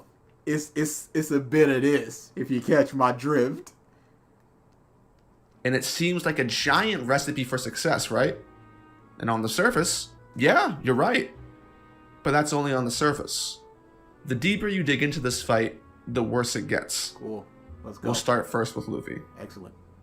The issues with Luffy really start to rear their head with all of the Rayleigh flashbacks, particularly the second one.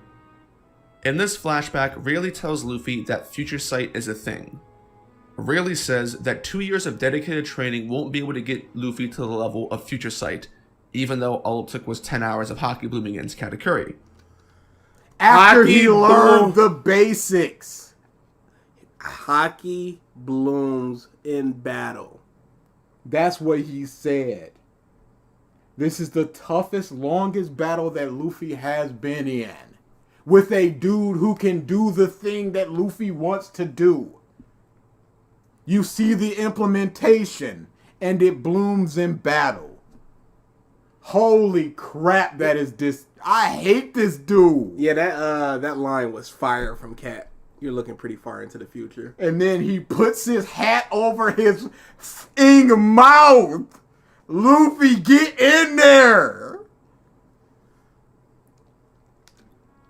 Rayleigh asks Luffy what he'll do if he comes across someone who has future sight. A bit on the head here, right? Luffy answers Rayleigh by saying, I guess it depends on what they're like. You mean your opponent's personality? I've never even thought about that. You really care? Well, sure I do. So obviously, this was bullshit. At no point during the fight does Katakuri's personality matter. Could you go back? Why? Let's go back.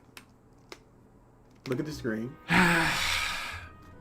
So obviously, this was bullshit. At no point during the fight does Katakuri's Why did he switch the emperors? Because he's now the more evil one. personality matter, or is taken into account by Luffy in terms of what his actions will be when handling him. Could you go Those back? Now that we have to actually hear the point. So obvious. His dismissive sighs, laughing, and smacking of his The teeth T-Rex is 525 so says, irritating. Luffy, get in there. Why do you want Luffy to be eaten by Katakuri Well, dog? not that. I'm not into vor. All right, don't put that on me. That ain't me. You know, I have learned what Devore is like 5 times, and every time I expel it from my mind. That's I fine. don't want to. I wish I could, but the world of My Little Pony and fetishes is a deep world. Why are you in the part of the fetish world? I'm not in part of the fetish world. The fetish You should- world comes to me because I'm part of the My Little Pony fandom, and it is intrinsic. It is tied together. Whatever fetish it is, it's in the Is My it Little Pony worth connection. it? It's a good show. That was not the This answer to. forbidden knowledge. The jar. I never knew about the jar. I never knew about the shoebox. Blessings. Shoebox upon was me. worse. Shoebox is worse. Obviously, this was bullshit. At no point Luffy's during the shown fight to does pick up on Katakuri. stuff from people he fights, like picking up the flash stuff from CPI. Yes, he has, and this is just another example of that. But Drizzt has a problem with it because dismissive side. Do not look up Vor. Dude, try it. No, please don't. Just don't. Chill out. Yeah, I try to forget about the jar as much as I possibly can. Luckily, I don't like Rainbow Dash, so I don't have any figures or anything of it, so I can't look over and be like, Rainbow Dash the jar. So, yeah, just try not to think about that because that is some dank stuff. This was bullshit. At no point during the fight does Katakuri's personality matter, or is taken into account by Luffy in terms of what his actions will be when handling him. Pause. It is. Because he goes, he notes that Katakuri stabs himself and he goes, why the f did you do this? This is pirate stuff. There is no dirty fighting in pirates. So he does take note of Katakuri's personality. He does see that Katakuri is ashamed of his mouth, and that's why he puts the hat over his mouth at the end of it. He sees that he is no longer being underestimated, and then he fights to the fullest extent of his power. Don't you? This happens. Those 10 hours when Luffy was getting his ass beat and taunted, there's nothing in there for this entire personality pretense. Yes, it is. Did Luffy care so much about Katakuri that he stopped taking advantage of Brûlé, or took advantage of Brûlé more because of relationship with Kat? Pause. Did Luffy... No, but that's not the type of fighter he is. No. He said that I want to beat the 1 billion berry bounty man. So he goes back with that mindset of wanting to beat him, wanting to show that he's better, even though he's being talked down to all this time. Did he get mad at Flampe for spitting on Katakuri's face or laughing at him? Pause. He didn't. What does that have to do with Katakuri's personality? That's a hardship Katakuri has to do, and he overcomes it by knocking them out. And I want to see... Or was it Luffy or Katakuri that knocked them out? But I Yeah. want to Like see Hugh who Hansen said... says. Context, what is this? No context here. No context allowed. But one of them said, let's just get rid of these small fries real quick. I don't remember if that was Luffy or... Cat. By the way, Cat agrees with me. Was it before this? I think it was before this. God, I love Phil, y'all. Yep, there it is. He is such a horrible The person. 36th daughter, Flampe. Get the in there. Are we getting there? Our spectators sure are noisy. In any case, they won't be able to handle what's about to happen. Who said it? Our spectators are noisy, was Katakuri, and Luffy said. Oh, okay, so they already knew that they were about to do that. Yes.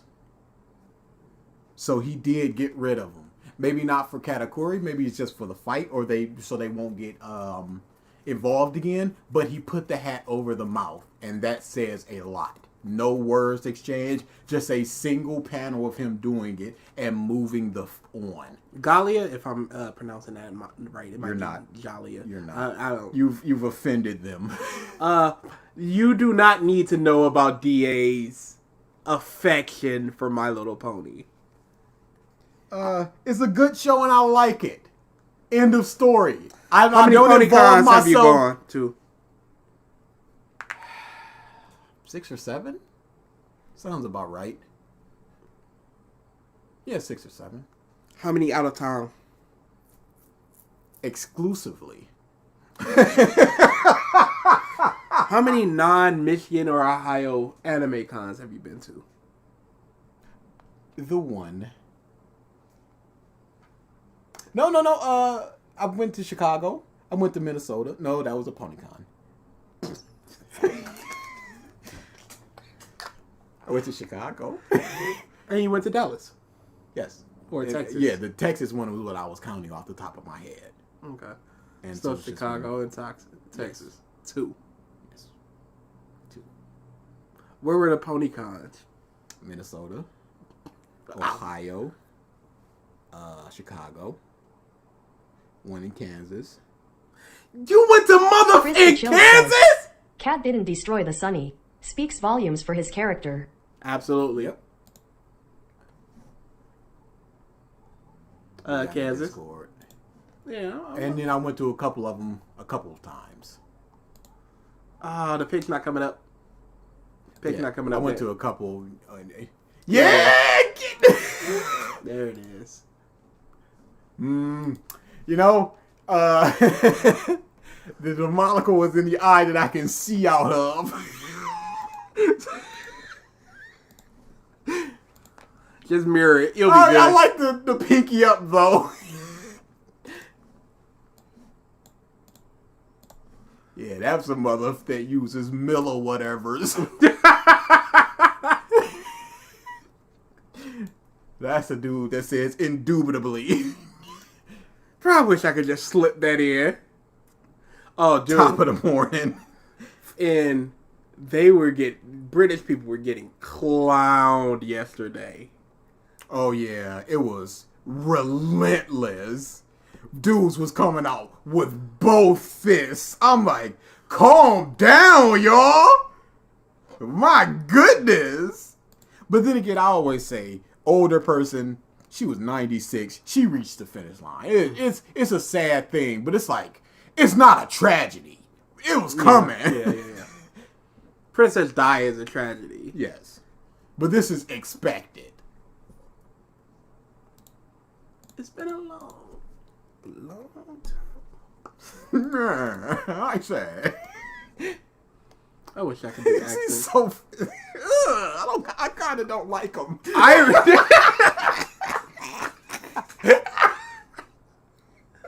Irish went nuts. Oh yeah, Ireland was. They were tap dancing Notera on that says, bum's grave. It's not sad at all, LMAO. Fuck that old bitch. Alrighty. Yeah, she there was some not good things about her. There was somebody who died in Scotland, and they interviewed an old lady, and the old lady was like, "I'd put garlic and a cross on her to make sure she doesn't come back." And then the interview was like, "Isn't that little insensitive?" She's like, "I don't care." I'm like, "Ooh, that old lady, she got a lot of hate in her heart." I hope to be that old and spiteful. Just one month, just like, no, still. No, it's like, this is live. We can't. Oh, edit you know they're gonna get interviews like that when Trump dies. Oh yeah. Oh, it's gonna. That go man better not ass. have a grave. Otherwise, it is getting defiled on a daily basis. It's gotta be like some presidential grave. But if he's impeached and stripped of all authority and all that, dude. They're gonna need a 24/7 watch. It's gonna get pitched on the hour. He can't even be cremated and scattered to the winds because a mother will be there with a net. Just like, I'm getting mine. Dust in the wind,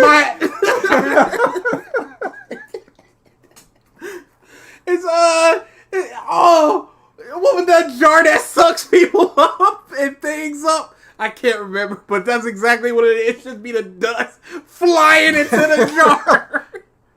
It's just that's just some real Moroku from Inuyasha. Just like, no, you don't, motherfucker. You ain't going nowhere. Mums will be surrounded with vacuum. I'm gonna get every particle of this Trump. DA is a ironic simp of Trump. I find Trump to be one of the most hilarious people on this planet. And one of the most horrific. He's a monster. Luigi's ghost vacuum. Oh, absolutely. His spirit's flying up like, Who you gonna call?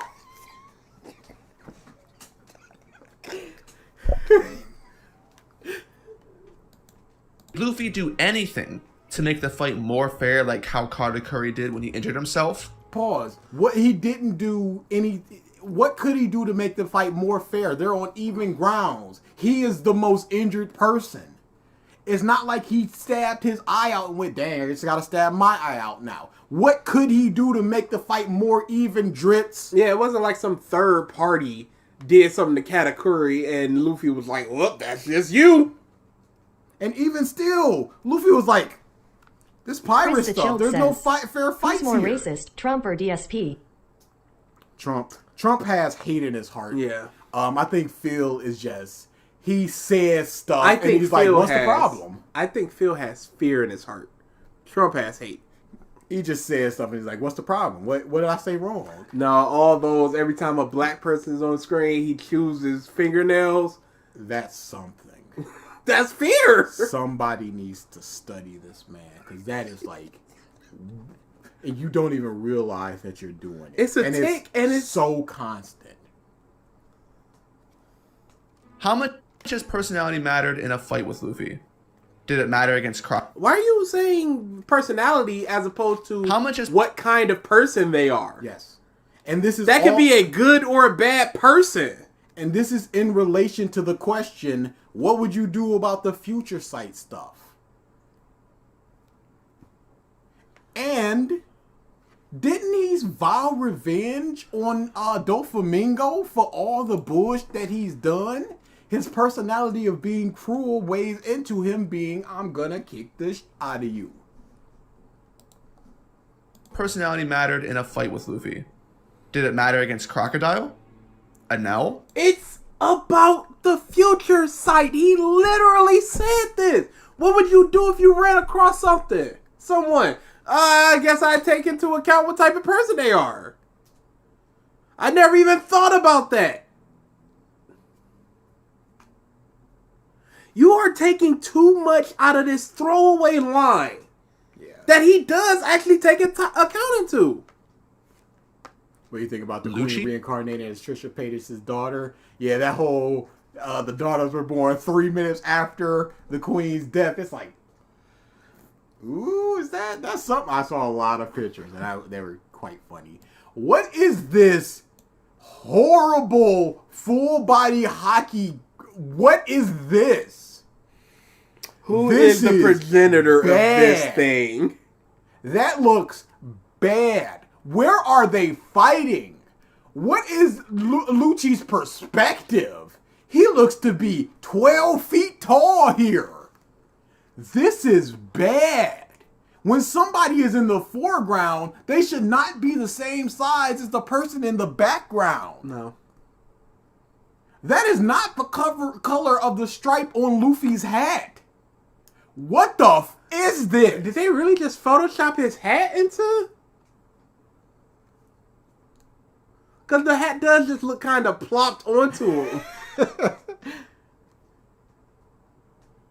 This is horrible. And you can see they got lazy with the smoke, and there's just a straight line at the bottom near the top. They did not care. Don Krieg? Arlong? Moria? Kaido? Katakuri wasn't treated much differently than any other person in the story. Luffy was... It was in relation to Just Future Sight. I'm not going to keep Just Future Sight. I'm not going to keep Absolutely. repeating myself. But who else said that? I no longer see you as inferior to me. I'm not gonna underestimate you. Who said that? Naki Hollis says, him Drizzt, it's all like all of these people like or didn't care if they had to kill people, and Cat had honor. So Luffy as always took personality into account. This the muff with honor. Who's not just like, I'm gonna kill you and move on. It's like, I'm killing you to protect my family, cause you might come back, and I respect you. Such that I'm going to injure myself. If Doffy's glasses would have fell off and he has a huge wonky eye or whatever, Luffy wouldn't have been like, oh, let me just cover that up real quick. But he saw how it affected Katakuri and acted upon that. Why was Lucci the only one that had a horrible edit while everyone else just had fan art or screenshots? Yeah, it's weird. All the artifacting around Luffy is blit. Yeah, it was real bad. It's okay to use that for people he fought before. He even said that line. never reluctant or even more eager. I know Luffy says that there are no dirty moves in a fight between pirates, which is fine. That's more or less a statement acknowledging Katakuri's apology. But that doesn't undo what we're talking about here. Luffy putting his hat on Katakuri also doesn't change anything either. Oh, cool. If this was a well-written fight, it would serve as the cherry on top, but that's it.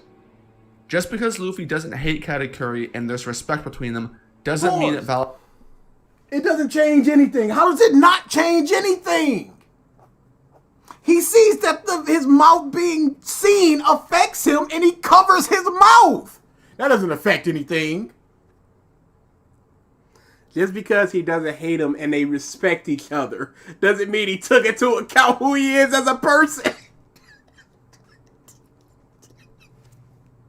Validates anything that was stated in the Rayleigh flashback. This still has nothing to do with Luffy's actions concerning personality. Cool. And the reason why this has nothing to do with personality is because Luffy's actions aren't dictated or affected by however he was supposed to think of Katakuri. The Rayleigh flashback puts it out there in clear terms that Luffy's strategy against someone who has future sight is dependent on the type of person they are. Luffy is supposed to believe that when you are backed into a corner, that this is what could give you an answer to your problems. Luffy gave a stupid Luffy answer. Okay, Drizzt, let's just say that you're taking Luffy completely at his word. How would that affect it if Katakuri was a bad person? What changes in the fight and what helps Luffy get that or overcome that? What does being a good person do? How can it not be what happens if you come across somebody and he's like, it depends on who they are, maybe they'll teach me? Oda obviously wanted to add a layer onto the fight. He wanted to, and he did. Obviously. But you're reading in too much into this layer of the personality of Katakuri is what's going to dictate how Luffy handled this fight. As opposed to just being a Luffy line. We just deep dive into Oda's mind real quick. He swears he knows Oda better than Oda knows himself. I know Oda didn't want to do this. Then why did he do it? Did Luffy's personality and Hancock's personality not affect him facing her? Absolutely did. Same thing with the Boa sisters. He saw that the back was affecting them, regardless of them being your opponents, covered it. And again, this is all in reference to the future sight stuff, so Drizzt doesn't have an argument here. Hey, we might be out by like 7:30. Whenever we're out. That's going to be the dream. Over time. But Oda refused to put in any work beforehand or during the fight to substantiate the writing and motivations. Cool. If this Rayleigh flashback never existed, it would help alleviate some of the problems with this fight. Not all, but some. That you read to... But Oda chose to try and make this fight more complex than what is usually normal in the series. Take a step back and really think to yourself. Does Rayleigh's flashback and Luffy's words about personality really mean anything at all? When it comes to people's interpretation of this fight, the end of it plays a big role. Luffy versus Cat has a conclusion unlike any other in the story. Luffy's entire goal when coming back into the mirror world is that he wanted to beat Cat at his best and overcome him, right? Okay, so let's go over the ending sequence. If you are climbing out of a hole, and Katakuri gets up knowing that you're awake after both of you just traded huge blows with each other, you turn your head and are staring up at his dick while he's looking down on you. And instead of continuing the fight or getting into a fighting stance, Katakuri instead asks you a character-oriented question, and after waiting for your answer, then willingly falls backwards. Should you come out of the fight thinking, yeah, I whooped this guy's ass? Is this a situation where Luffy should feel completely satisfied in accomplishing his goal? Pause. Katakuri got up to ask him that question. Luffy got up to answer the question.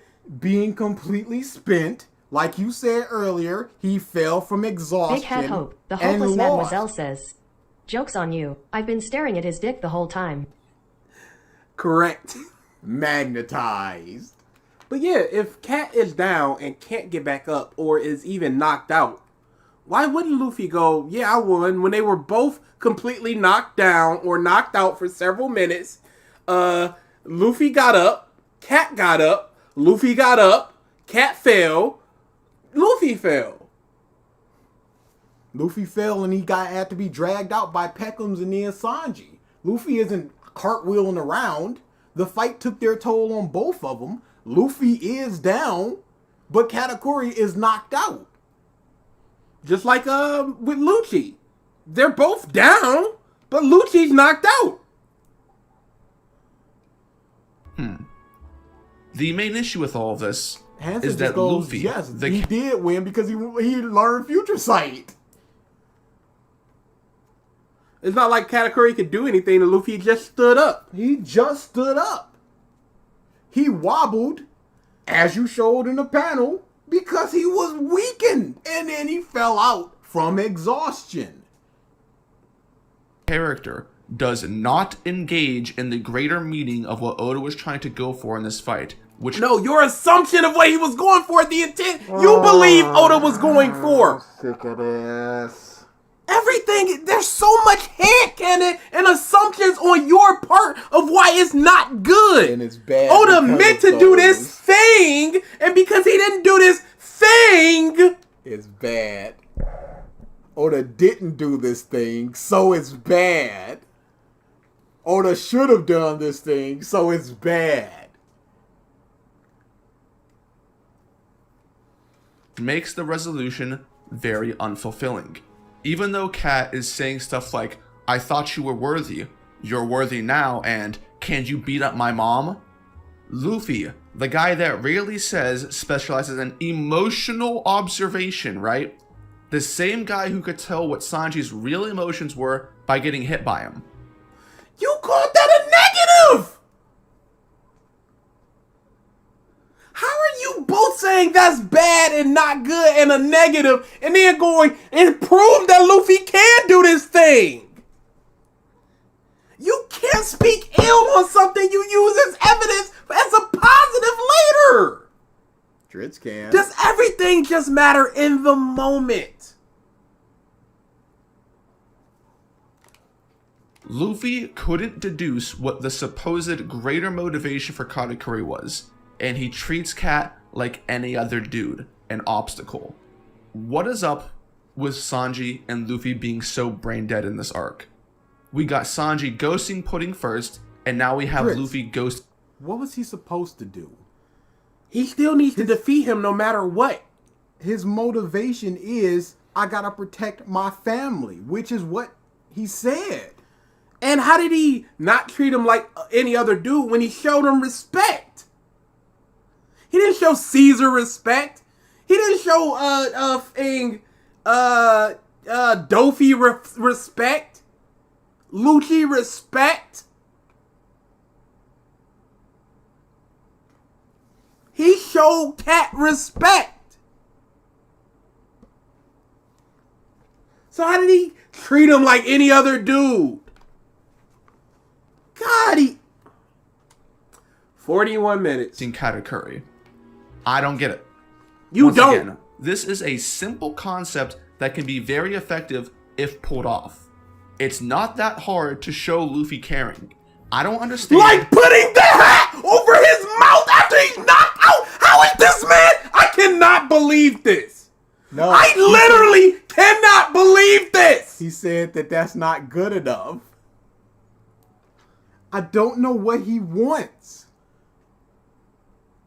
He keeps saying it's a simple concept. What would have been the simple answer to this? To show Luffy cares. No tapping. Why we tap when we're so close? I'm so mad now. How Oda fumbled this. Which brings me to the second aspect of Luffy versus Katakuri. This fight is a disaster Blaze at a Rider says, this man is reading with his eyes closed. Yeah, I got it. He got somebody to summarize the stuff for him. technical level. When Luffy first goes Gear 4th against Katakuri, Luffy tells Katakuri that he'll expose his weakness again later in the fight, and that's what makes him beatable. The entire premise of the Katakuri fight during the first half is that Luffy doesn't have a counter against Katakuri's future sight. Luffy only gained an upper hand momentarily because Katakuri lost control of his emotions. But when Katakuri lost control of his emotions, it introduced the fight gimmick. Future sight does have an inherent weakness outside of just running out of hockey. It's reliant on your mental state. This is what gives Luffy, the underdog, a puncher's chance at winning against a much stronger opponent. Pause. And that's not the only thing. It can be outsped. Because Luffy saw the Thunder Bagua coming from Kaido from the future, and he still was just not able to get out of the way of it. So it can just be outsped as well. On top of that, it can't be used in conjunction with his other hockey cats. So he can't defend himself and use Future Sight, for example. Does he seriously like Naruto? He very much likes Naruto. Very much so. This fight gimmick is of the same kind that was introduced with Cracker in the Seducing Woods. Cracker was the supreme defense dude that would lose if you beat a strategy. Cat is the exact same way, and Oda completely abandons Katakuri. Pause. That's not the only gimmick we got here. Future Sight has nothing to do with him doing a bigger or stronger elephant gun. Him doing a faster Gatling gun. That has nothing to do with Future Sight. He's stronger in him in that aspect. It's not just the Future Sight that you need to overcome like with Cracker. Just like he did with Cracker. Just like he did with Cracker. It's not like how you need to do with Cracker. Just like he did with Cracker. Focusing on beating and overcoming Future Sight, Oda says, fuck it, I don't feel like doing that anymore. How about Luffy just gets Future Sight equal to Katakuri so that the ability doesn't matter? The entire statement from Luffy saying, you'll definitely expose your weakness again, ends up being completely and utterly wrong. Katakuri doesn't lose focus for the rest of the fight, and Luffy never He learns the weakness of it that, plays around it or anything. The entire momentum of the fight changes the moment Luffy comes back from the mirror world with his new goal of learning Future Sight, because why the hell not? Everything here could have been done in tens of ways that would have made it better. Instead of having Luffy train for 10 hours to get Future Sight, an ability that Luffy doesn't need, more on that later, you could just focus on Luffy trying to exploit Katakuri's weakness and he could win that way. But let's say you didn't want that to happen. What weakness, Drizzt? Pause. Drizzt did not say what the weakness was. So this is what he outside wanted. of out being not he being focused. he knows Luffy is very in tune with people's feelings. So he could have exposed that by exploiting Katakuri's feelings about things and making him lose his mentality for Future Sight.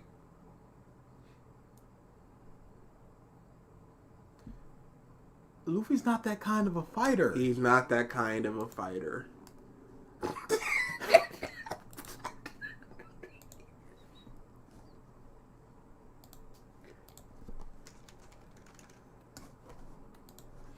Yeah, and the black hands look a lot better than the full body stopping at the chest hockey.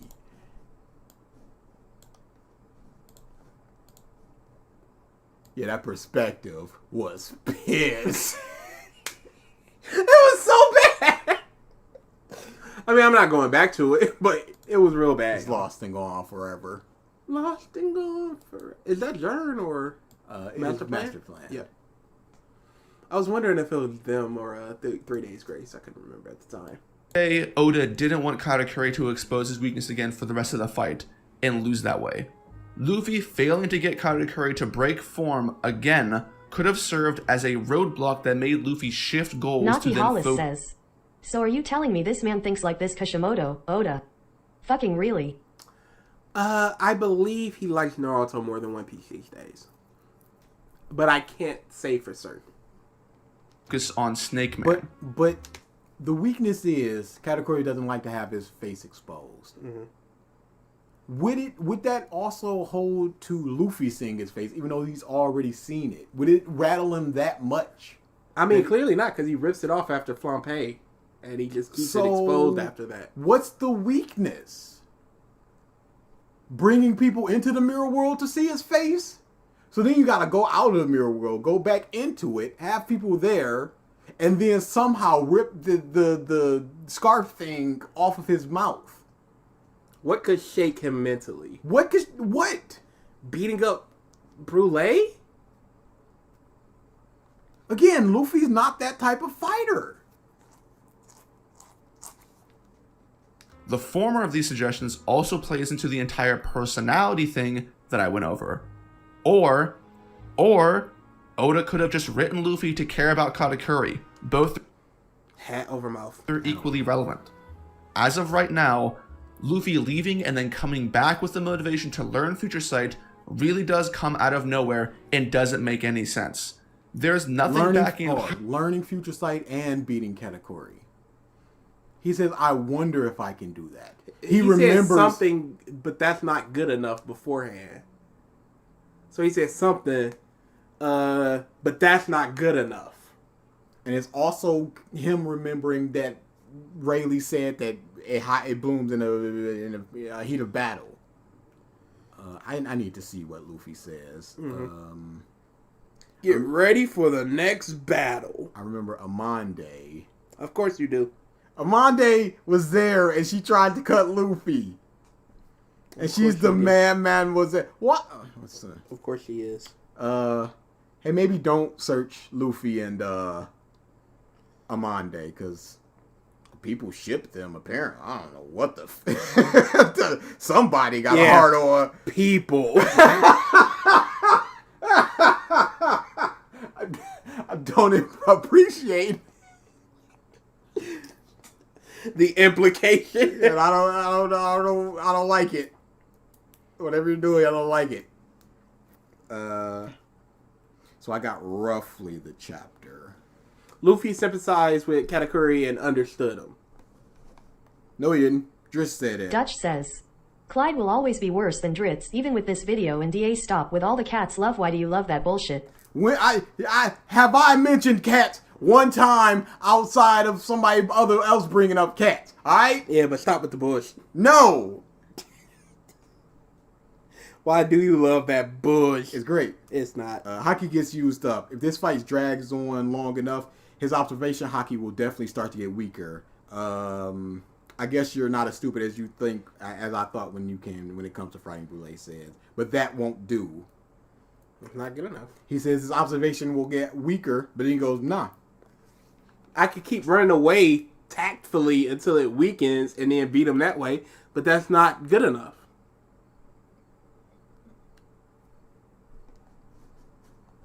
And then he says, I want to beat him at his full power, which means not his observation Haki getting weaker. It's at his full power. You can still see the future, but I'm still beating you up. Not that, oh man, I can only use my Haki for 15 minutes and then that's it. Now I can beat you up. 30 minutes, my goodness. How Luffy thinks he can learn it. Luffy doesn't even I wonder if I could also see a bit into the future. piece together basic logic like, me and Katakuri are alike, so if he can learn it, maybe I can too. Even a That's statement not what of he said. Maybe that's what he wanted and we weren't paying attention. Hold on. Luffy doesn't even piece together basic logic like, me and Katakuri are alike, so if he can learn it, maybe I can too. Pause. How are they alike? In what way are they alike?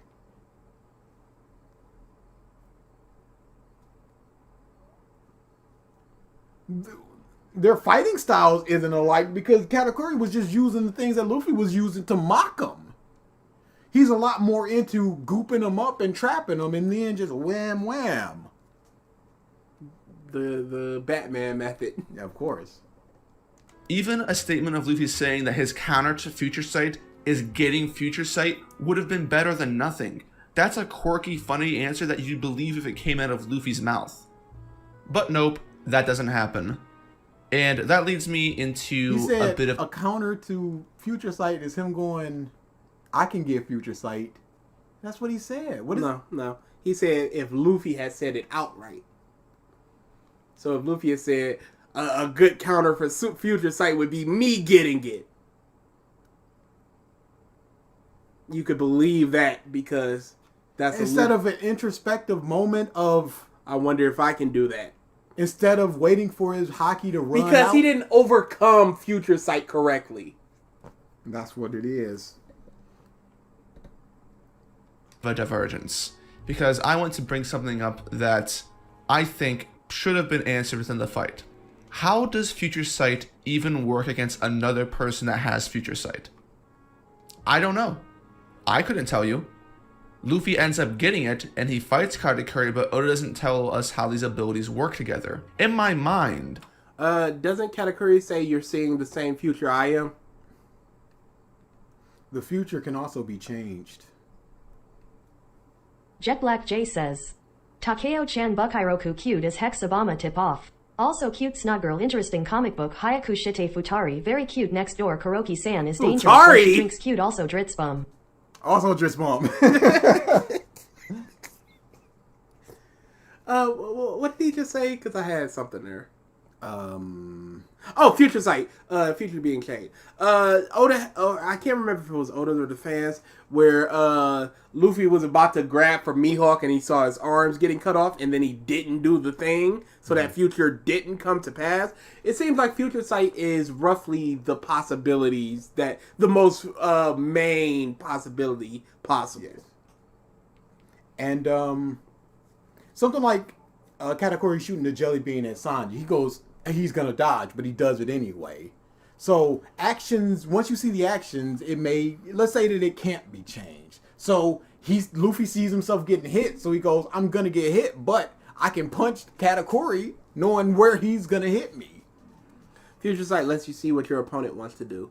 DA, what did you think of My Little Pony New Generation? It was fine. I didn't really like, I think I liked 2 characters, which is a pretty bad ratio when I loved 3 in My Little Pony, the 4th generation, and I liked 2 of them. So it's not a good ratio for me to like 2 in this one. Had good songs. Or it's a fantastic one, and you need to shut the up. I suppose so. I imagine 2 people that are using Future Sight of similar strength would equate to something like a Mexican standoff, except whoever makes the first move might be the loser, or whoever is faster might be the winner. But once again, I don't know.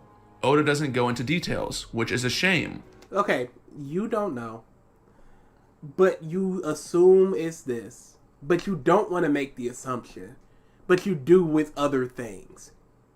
How about you just make the assumption?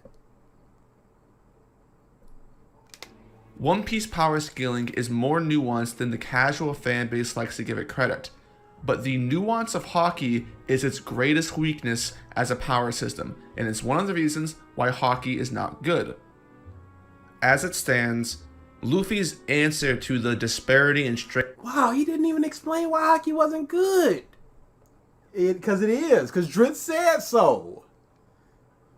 between him and Katakuri was to also get Future Sight. But at the same time, that's not the answer. Because what ultimately wins the fight is Snake Man. Here are... You seem to think that him getting Future Sight is the thing that's going to allow him to win. Just instantly win. No, now he is on par with Katakuri. Now he's taken away one of his major advantages. Now they're on equal footing. Now it's a punch-up. If I can punch harder than you, I will win. Nuance. Some questions for you. Did Snake Man exist before Whole Cake Island? No. Did Luffy have this form coming out of the time skip? No. Did Luffy invent it during the fight? Yes. Those are Did pretty Luffy much all three need to learn Future Sight in order to use Snake Man? No. Yes. I- Well, not in order to use Snake Man. I thought that was going to be a different question. No. No. Could make it's the not, argument. it's not connected to Future Sight. Silly. I could make the argument that Snake Man has existed since the time skip. No. After Based all, upon what? It's called Snake Man, a naming convention which seems to indicate that it's based off of the animals on Rusakaina. Oh, you mean like Tank Man? That was on the spot. What is Bound Man based off of? Shut up. He uses the animal attack names, but what is Bound Man based off of for the animals? Where is a snake here, Drizzt? Where's a Bound? And Luffy already has attacks modeled after snakes, like how he uses Culverine in Bound Man. Snake Man could have been a form invented that solely utilizes Culverine-style attacks, and he's had it in the tuck since the beginning. Nope. Same with Tank Man. But then again, Paul, how could he have that much food on that island in order to do Tank Man, Drizzt? The T-Rex He had to 525 eat all says, night. "Ah, the elusive bound animal." The elusive Bound animal. Steve Irwin just looking like, oh, here's the Bound.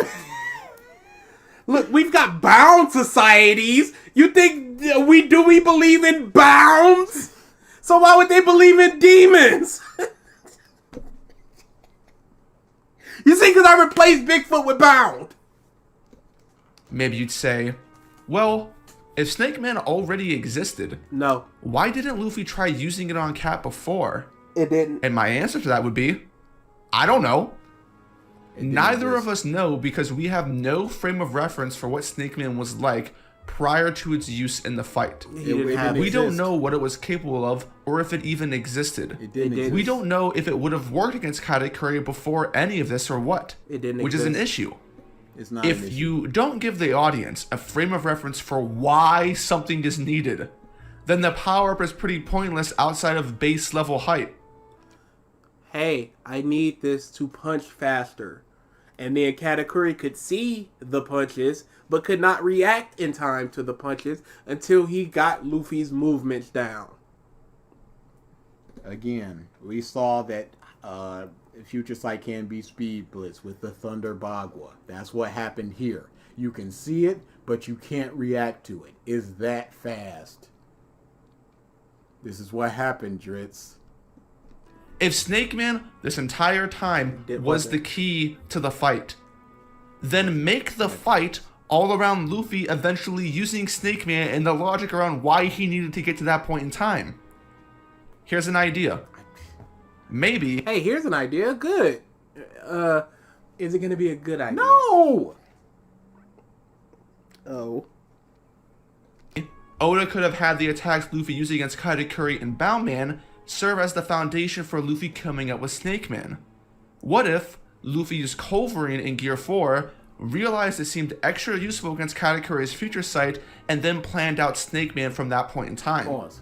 Why would it be more useful against his Future Sight, Drizzt? If it's not fast enough. You say it can just be more useful. Why is it more useful? If he can see the future and see, oh, there it is, and block it. Don't just say that it's more useful. Oh my god. Shut up! I've been doing this the whole time. Could You've have been seen similar it. to how Luffy eventually realized water would allow him to touch Crocodile by the end of his first encounter. Snake Man, as a concept, is a fundamentally flawed power-up when Oda makes this entire fight, the entire fight, 10 hours. All of it is dedicated to Luffy obtaining Future Sight, only for Future Sight to be outclassed and superseded by Snake Man. No, because Snake Man didn't defeat Katakuri. It wasn't just the instant W. Because Katakuri caught back up and hit him with the big bigs. You've shown this. Katakuri doesn't lose to Future Sight. Snake Man is a form that doesn't have obvious uses of Future Sight built into its mechanics and shown through its fighting style. No, it doesn't. Doesn't Why do that you think seem it odd? does? No. When you look I back don't. at this fight, don't you think the focus on Future Sight is pointless? That Dutch timing! Tried and stop being a sore loser. One more for you guys, but I gotta go. Mom's sick. Oh yeah, go take care of your mom. Take care of your mom. Please You know. do. You don't want to be without her, cause whew, sheesh, whew. Yes, it's Father's good Day and Mother's Day is just like, oh, that's just another day. I got nothing to give to nobody. Grand opening, grand closing. Just a vague Facebook. All right, happy Mother's Day, everyone. All right, just mute that on Twitter. I ain't trying to think about that today. We're not done though. Let's keep piling on the issues.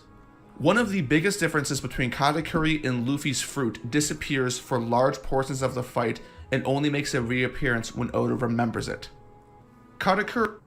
So Oda utilizes it when he feels like utilizing it.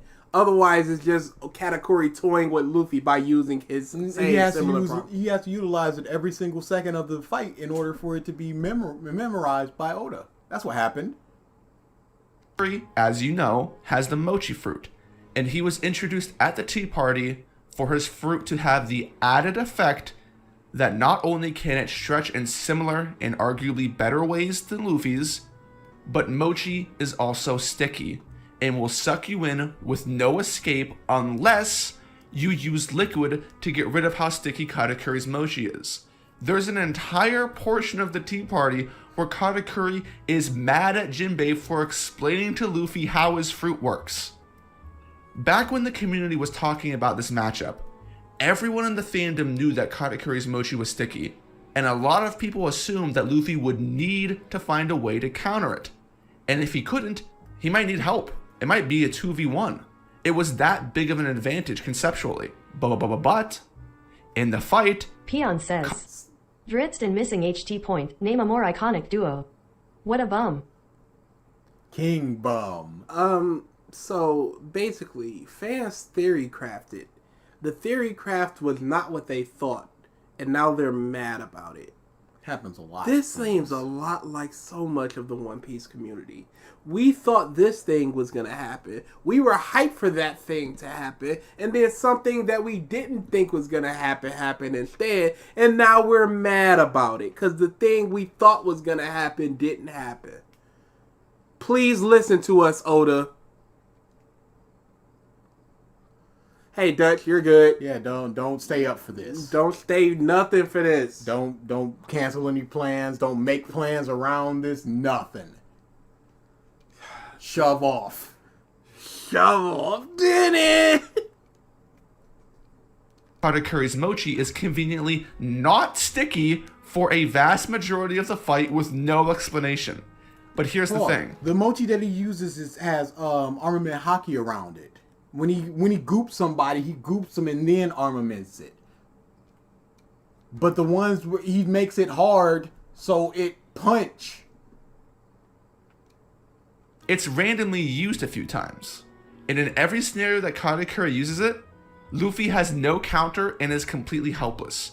Even when Luffy goes Snakeman at the end of the fight, Luffy's supreme ability, Katakuri's mochi is still better, and Luffy can't get out of it. So Luffy had no counter the entire fight, meaning that if Oda allowed Katakuri to... 91 says, Hey guys, I'm here. I was at someone's birthday party, but I was able to watch your live stream on my phone. I can't believe I was hearing this from Stop Drizzt. watching us when y'all got plans! You chilling. I hope it's somebody that you didn't like, at least. Hey, G, come over here. Can't Drizzt. ALX. What? What are you talking about? Weird porn site? But welcome. the inherent ability of his fruit. Oh, there's nothing to apologize for. We never understand why people would want to watch us over doing things. Doing anything else. Going to sleep. Going out to get something to eat. Watching literally anything else. Stop coming to these. Or more of his awakening, just used the sticky shit, he probably would have won the fight.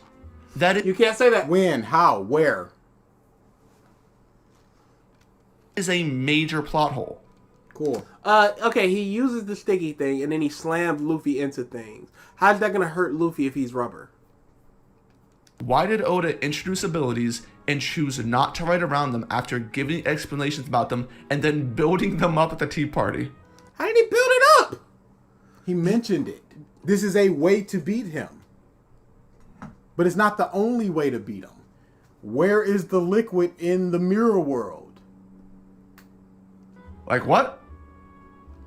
So He would have I to make understand. a flowing puddle in the mirror world to just like, oh, over there. And then Katakuri has to be like, oh, I see him getting handfuls of water and flinging them on me. But I'm just going to allow this? What's the situation where he can use that water, Drizzt? Don't just say he can. You so big on making horrible and what ifs. How does he do that without he himself being hurt? Because he's water. The only way he was going to be able to hurt Luffy was through his own abilities or through something sharp. So the most you could say is he could have captured Luffy and then stabbed him. Anything else? I don't. not Sticky caring if into we're the talking about a ground. random ability like burning mochi. A one-off attack that's there for style points. Like, I'm not going to sit here and complain that Katakuri isn't spamming burning mochi or something when he could. That's little stuff. We're talking about the passive abilities of fruits. Imagine, as a comparison, if Magellan stopped being made of poison conveniently when he was fighting Luffy, And that's how Luffy ended up overcoming him when he shouldn't have. Hey. Sticky, I'm not. He needs to be hard enough to hit him. Katakuri punches him with a bigger elephant gun, and then he sticks his fist, and then what, Drizzt? I can't remember if the Viz translation is Paramethea or Paramecia. It's fine. But we it's all know what contentious. they're talking about. Luffy beats Magellan because he's conveniently not made of poison. That'd be pretty dumb. We're talking about stuff like that, except for a full, serious fight. This Mochi point is a fair criticism. As opposed to your other ones? Yeah, it's kind of low-key admitted. I allude to this during the recap, but Luffy's plot armor against Katakuri is ridiculous. And much like how Big Mom kept tripping on banana peels before catching the Straw Hats, He didn't. Katakuri is tripping on similar banana peels and how he isn't able to put Luffy down because Luffy is the protagonist and Oda needs him to win. Pause. When Luffy... Right there, he stickies his face, and then what? Right here where he gets punched in the face, he stickies his face, and then what? What happens after that? What can he do once he stickies him? If he can just go, he stickies him at any point in time, forever and ever. What? That's the part that we're missing. Once you've got the sticky on you, it's not like it's there forever. It can be taken off. It can be eaten off. Which he does eat. Which he does eat. strongest in Snake Man, Katakuri is able to match him. And honestly, if you go back and look at the fight, Katakuri gets the better of Luffy. And it makes all the time he was pussyfooting around with Luffy make no sense. No. He's constantly been getting the better of Luffy. What are you He talking said he about? was looking down on him. Now I'm not. I can read your movements. The most pussyfooting that he did was just going, Gatlin, I can do that. Big Punch, I can do that. Year But fourth? That sounds interesting. But he was still hitting him with those things. The big punch came after. It wasn't a big punch clash go away. It was a big punch mush Luffy. Katakuri was trying to win the fight. It's not like he was intentionally training Luffy like some people may believe.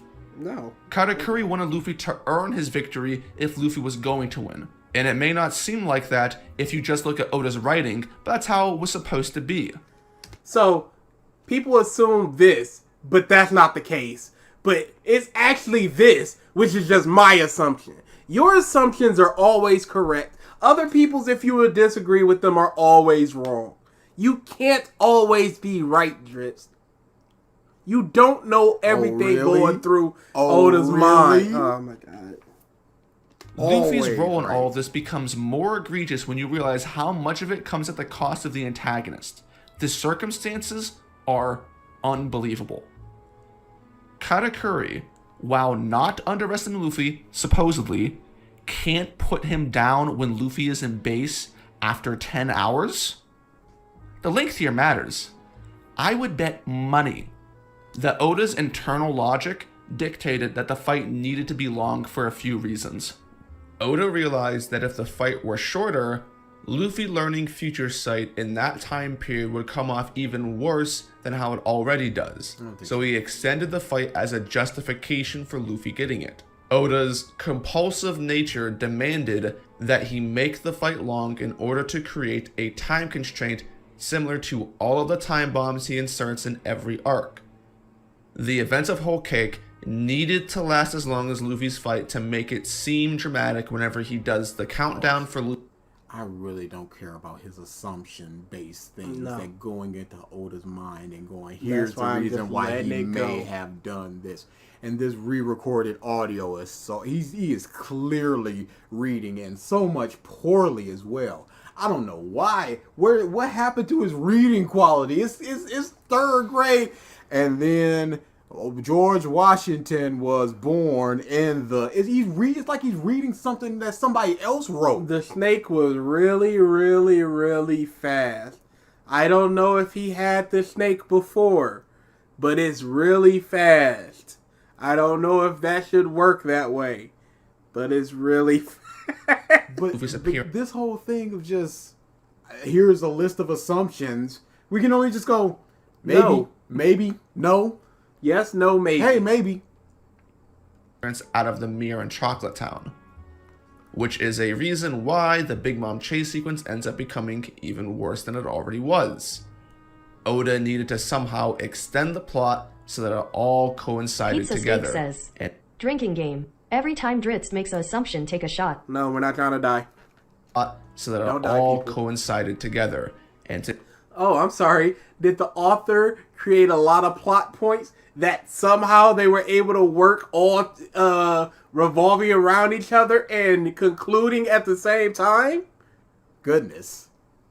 do that with the Straw Hats being chased, Oda needed to come up with fake out after fake out until time was up. Cool Drizzt. Fake out after fake out. And what this leaves you with, No, see, you think until the sea barrels down on them and the ship is gone in our eyes, and then next chapter is just not gone, that's not a fake out that Jinbei went into the wave. It's a tension-filled moment of what may happen.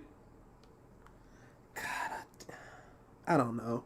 I just don't. is a main character who has insane levels of plot armor and inhuman durability using an antagonist as a hyperbolic time chamber Pause. when he We've seen Luffy have insane durability. We've seen this. This And is we've seen nothing the new. insane stamina because he did it with Cracker. This is nothing new. He's gotten beaten up quite a lot. Still stand up. He's fought for many hours. shouldn't be able to because the antagonist is so much stronger than him. And the ridiculous levels keep going up, boys. According to other characters, though. Luffy takes fatal damage from Katakuri multiple times yet is unaffected by it, which, whatever. That's just a statement from Oda saying that Luffy is getting stomped. It's an exaggeration of the truth. I don't have an issue with it. What I do have an issue with is when Luffy actually suffers fatal damage. And those issues are the following. 1. Luffy's wound becomes irrelevant after he gets it. This is used as a catalyst for Katakuri's 180, and that's it. There is no difference in the way that Luffy acts or fights. There's no We emphasis don't know on a how need much faster or better they could have been in this fight. If they They're didn't have all that one. they're hindered. But there is no punch wince or anything where I can't punch correctly with my left or something like that. Yeah, sure. to end the fight faster because he's bleeding out or something like that. Luffy was already close to the end of the road before this wound. There is no way he should be able to fight for hours on end and not have it matter. Both Luffy and Cat act like this injury is just like any other injury. I think there should have been at least some visual storytelling going on. Sure. Even after Dofi got gamma knifed, we see him constantly holding his stomach, patching himself up because the internal damage needed to be dealt with immediately. Number 2. This is the second and most important issue with Luffy's wound. The payoff from it is not good. Luffy being injured could have been the only reason Chopper was in this arc, and that would be groundbreaking for Chopper's non-existent, stupid character. But all Chopper does is place magical flesh regenerating bandages on Luffy, and he calls it a day. Is that a scar on Luffy's stomach from where he stitched him up after the fact? Is that a long-running scar right there on Luffy's stomach?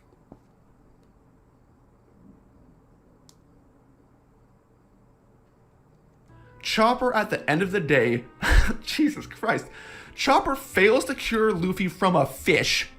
He loses a fight again. He fails from one of the most poisonous fish of all time. Yes. And Luffy ate so much of it. So much of it. He did what he could in that moment.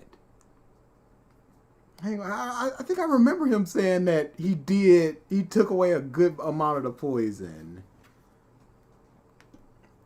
Read chat while I'm looking this up. It was the chapter that Reiju was introduced, so it's luckily easy to find. We constantly see him patching himself up. Only shows one shot of the strings. Yeah, anime only, and I think that was basically the only part. Because that didn't really affect him when he was getting punched around by Luffy anyway. 0 and 4, that's a good chapter title. Why is this colored?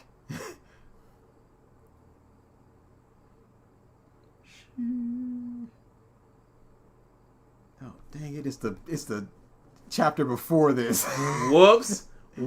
Somebody's goofy. How was I to know? Luffy's...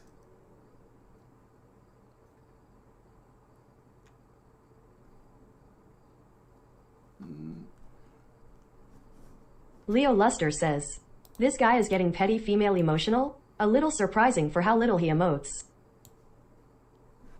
Oh, I remember what Yeah, it was. he emotes in his hatred. He hates Chopper. So he's gonna scream and cry about Chopper.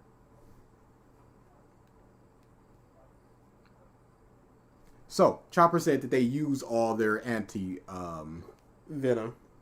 Or antidote. the antidotes. Mm-hmm. Yep, I do remember him saying that. So he did do something. Because he's not cool like Law. And you can't, it's not just poison automatically equal sign antidote. That's not how poisons work. It's specific poisons. Fish. So Chopper had to look for it, recognize it, give it to Luffy, and it still not work. But it saved him long enough because he said that it's spreading. So if he had not done that, just at least to staunch it a little bit, it may not have been... Rage, you might not have gotten there in time. Yes. He loses a fight against trees and then slaps some bandages on Luffy, and that's it. This is your man's, people? Like, oh, Jesus. He does multiple plans in the mirror world. He's the one that goes, we can navigate it, which helps Luffy later. And the plan completely revolves around the mirror stuff. Yeah, he was the one that captured Brule. In and out of Big Mom's room to get Brook, who has the poneglyphs. He's the one that relayed information to everybody. Chopper did a lot this arc. Drizzt is such a bum. He complains that stuff is not shown, and if it is shown, he complains that it's not enough if it is shown. He Drizzt, if you try and punch a tree, this isn't Minecraft. Yeah, the fish was extremely poisonous. There was nothing that he can do. He did everything that he could. But with Luffy's antibodies and the antidotes that he had, it wasn't enough. Was he supposed to magic something?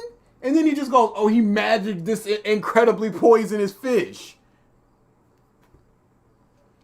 When Luffy originally lost part of his body from Cat's attack, the entire community was convinced it had to be a fake out or that the fight was going to end very soon. People thought think it is Luffy a little bit too much of the injury. Yeah, it's a very huge deep. chunk. was going to lose against Katakuri.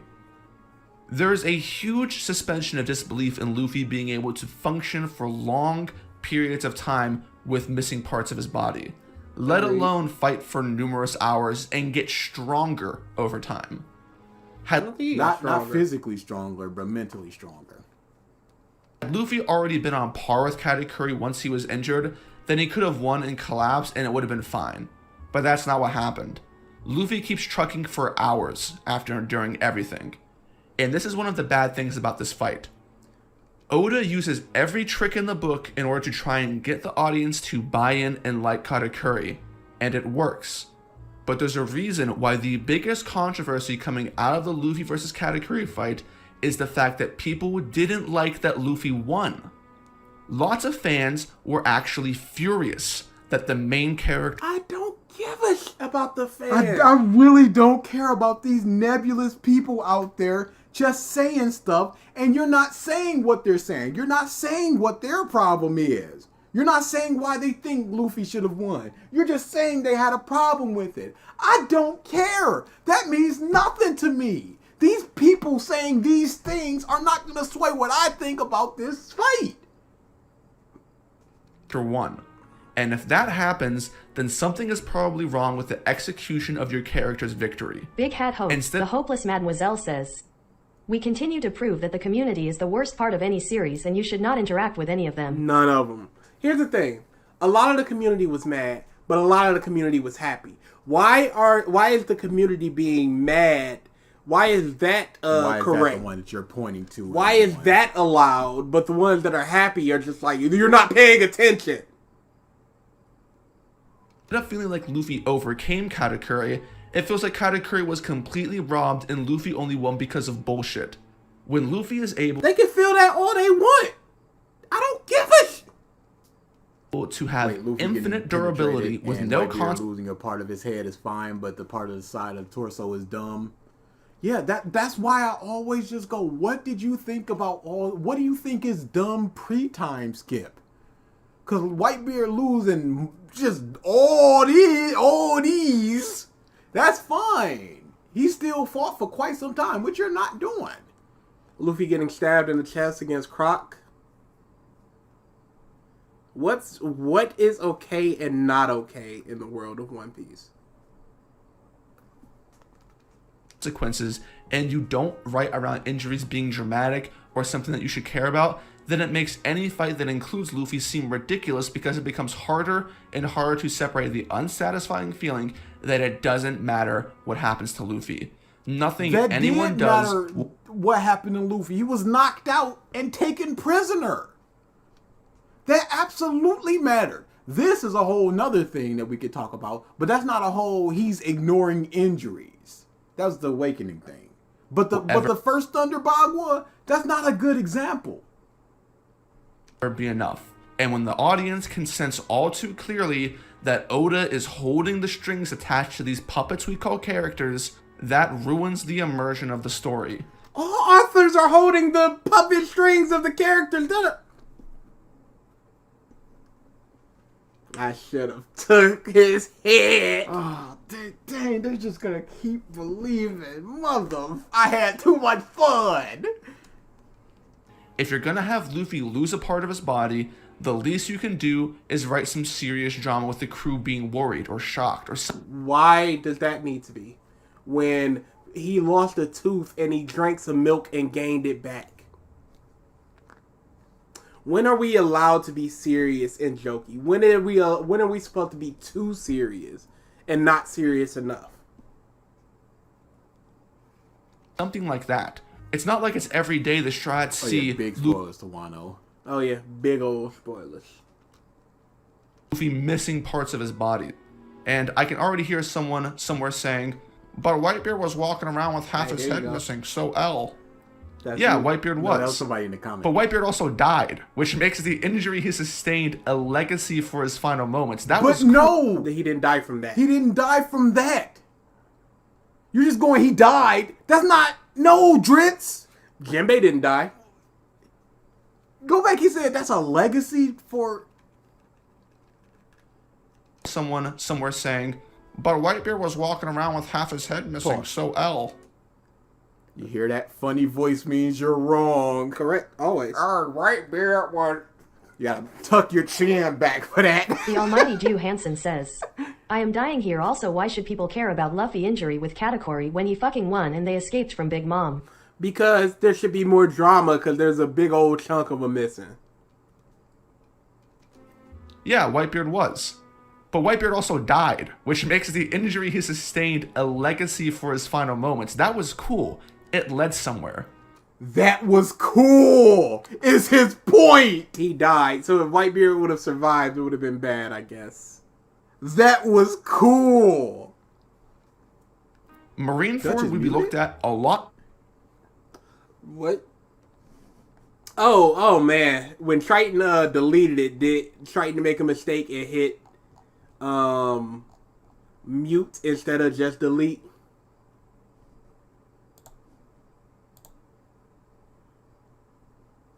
No, he's not hitting. Okay. That's just what he said in the Discord. Oh, that was when Triton muted him. Okay. Differently, if Whitebeard beat a Kainu, got shot by Blackbeard, then went to the doctor that couldn't save Ace, grabbed some flesh regenerating bandages, and healed half his head and the hole in his chest. Injuries are a good storytelling device. You can use it to show a lot of things, and in this case, Oda only uses it for the Katakuri twist, which as we'll talk about wasn't good, which makes the value of this injury low. Let's circle around to Future Sight for a second. There is really no good reason why Luffy gets Future Sight. For as much time as Oda spent training Luffy, Future Sight ends up being an incredibly minor and, I dare say, irrelevant upgrade. Sure, there are a couple times where Luffy is implied so or he hard says to that he say this when the story's not over. Especially since the second time he got hit with a Thunderbug, when he was in his base form, he dodged most of it, and he went something about Future Sight helped me see that, and didn't get all of it. So it helps. using Future Sight, and there is a single line of dialogue saying that Luffy can't react in time to Kaido, which is connected to Future Sight, but these are instances of Oda remembering. There is a single line of dialogue, and he doesn't show it. What the f is wrong with this dude? But these are instances of Oda remembering that Luffy can sometimes use his ability, and he's doing it for the audience. Future Sight. What is that sentence say? Is Oda remembering that he gave Luffy the upgrade and using the upgrade so the audience knows he has the upgrade? The f are you talking about? An author using a tool he introduced in the future to show the audience that this tool is in play? Are you marking this as negative? Is not an active part of Luffy's fighting style, nor It's not integrated into his fighting style, so what? He used And he used it and it wasn't fast. He wasn't fast enough. Did you want Luffy to just become literally Katakuri Future Sight Man? But even then, Katakuri got hit.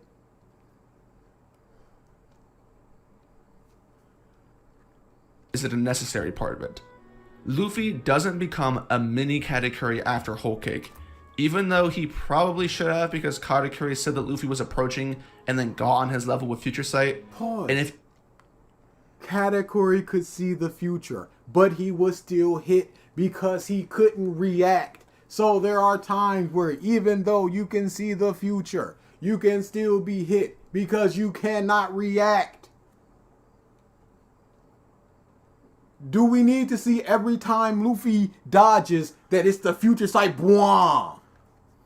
Meme Spice says, FYI, he just said the weakness of Future Sight. Just said it. But doesn't believe that it was exploited enough. Because it's actually about the mentality and not that you can overcome it with speed, whatever. you have that level of Future Sight, you should probably use it. It was powerful enough to be... He used it and he got hit. But he dodged the brunt of it. Katakuri's entire personality. It would have been nice.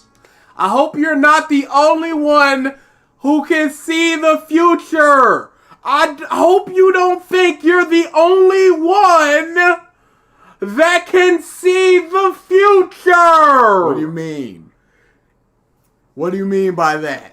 It's almost like it's quasi-negated because I can also do the thing.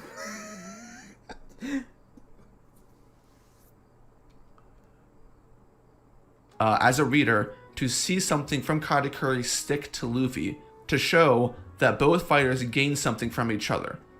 But that's not the case because Oda's... Cat regained his humanity. Luffy gained Future Sight. Luffy uses Future Sight in next big fight. But other guy also has, so it isn't that effective. But it is effective enough for him not to get hit and killed when he uses. It's pretty straightforward. How much more time? The 23 minutes? Can we get a long anime clip with Nami or something for like 15? already moved on to the newer and shinier toys like Rio, Conqueror's Hockey Coding, and Awakening, a new gear, leaving Future Sight completely in the dust. Will Future Sight ever be... Future Sight didn't help enough in the fight. That's all it was. But he used it, and it overcame. Just like Gear 4th. It's not an instant win. It's assistance. It's another tool in Luffy's belt. truly important for Luffy? Who knows? Probably not. But probably not based on what? Based on your pure dislike. Assumptions. You can say maybe not, because it's a Peon 50-50. Even if nothing came out of Cat versus Luffy, it would still be worth for the scene where Luffy puts the hat on Cat's face alone. No, it's not enough. It's not enough. Shut up. More Wano and whole cake. Yeah, it's rip people weren't caught up. Big rip, y'all. Sorry. This isn't our fault this time. I don't think I really care if it ever is, if it wasn't useful against two Yonko crews and the Yonkos themselves. And that's why I said earlier that Luffy didn't need to learn Future Sight. Did he pitch down his voice or something, or slow down the cadence? Re-recorded audio. No, I understand, but listen to it. I don't want to listen to it again. No, listen to how slow I heard how slow it was. I don't care. Yonko crews and the Yonkos themselves. And that's why I said earlier that Luffy didn't need to learn Future Sight. It sounds like he's enunciating his words now. That's fine. Maybe I need to go back. All of that time Oda spent on it could have gone somewhere else, because it amounted to nothing in a war arc. Pause. He could have gone to something else. He didn't die from an attack thanks to Future Sight. It's a tool in his arsenal. It's not going to be his trump card. It's not going to be an instant dodge all the time. It's essentially like Gear Second. It's assistance. It's a thing that puts him above a lot of people. But if you're up on the top tier, the tippity top of the mountain, it's not going to matter much. People kind of want to know as a war arc. Let me ask you guys, do you think all the Straw Hats should have Future Sight? Absolutely not. Absolutely not. I like it for Usopp. I think they should all have hockey. At least one form each. Disagree. I don't think Nami needs it. Sure. But she's probably like the only one. This fight didn't need to be about learning Future Sight. And that only strengthens my argument. It wasn't about just learning Future Sight. That was one of the many things that it was about. If you want to talk That's about... one of the things that it came from it.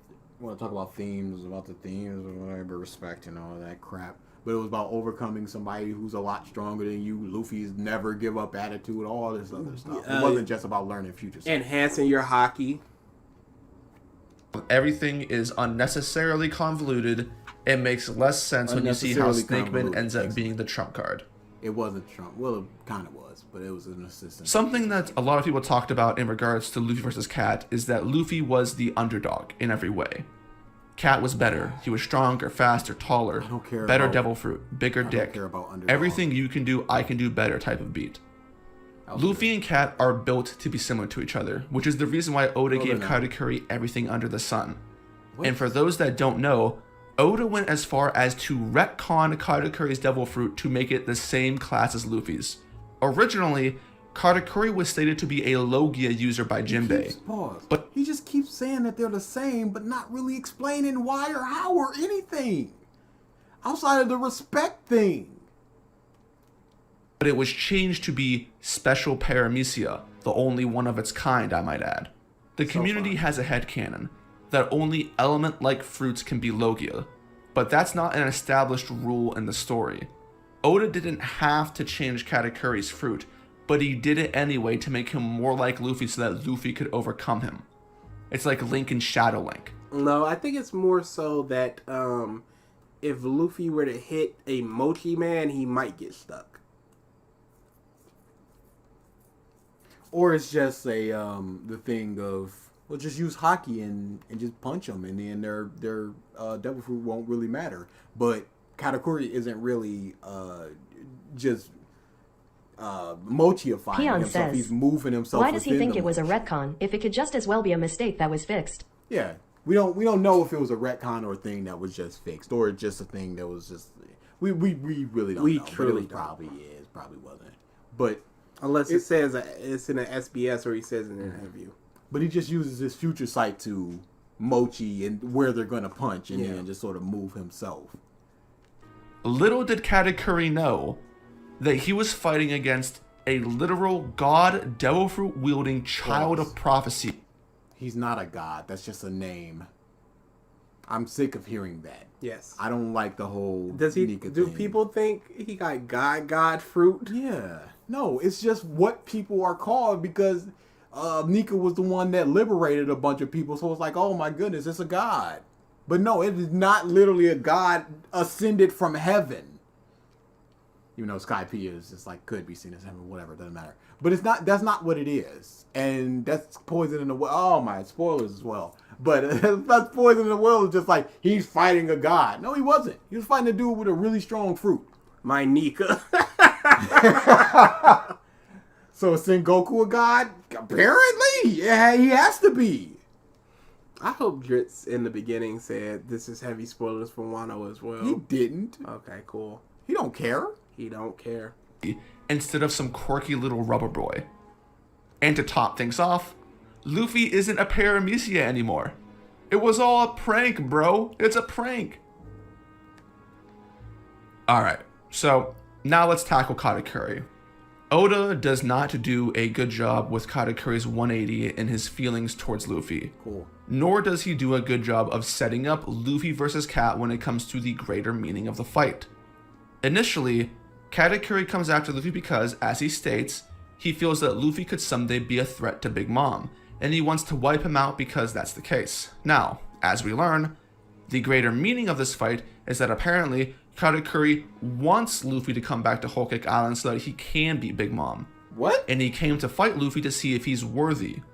This gives the implication that Katakuri does not like Big Mom and he wants her gone, but he can't do it himself. What? I don't think there's much writing, or any actually, to back up or substantiate his feelings. It comes completely out of left field and contradicts what was stated before. Pause. What? Are you asking me for an indication of what this man just said? That's not.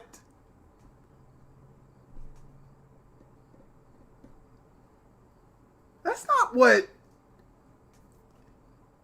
Isn't it though? Luffy wanting. I mean, Katakuri wanting him to.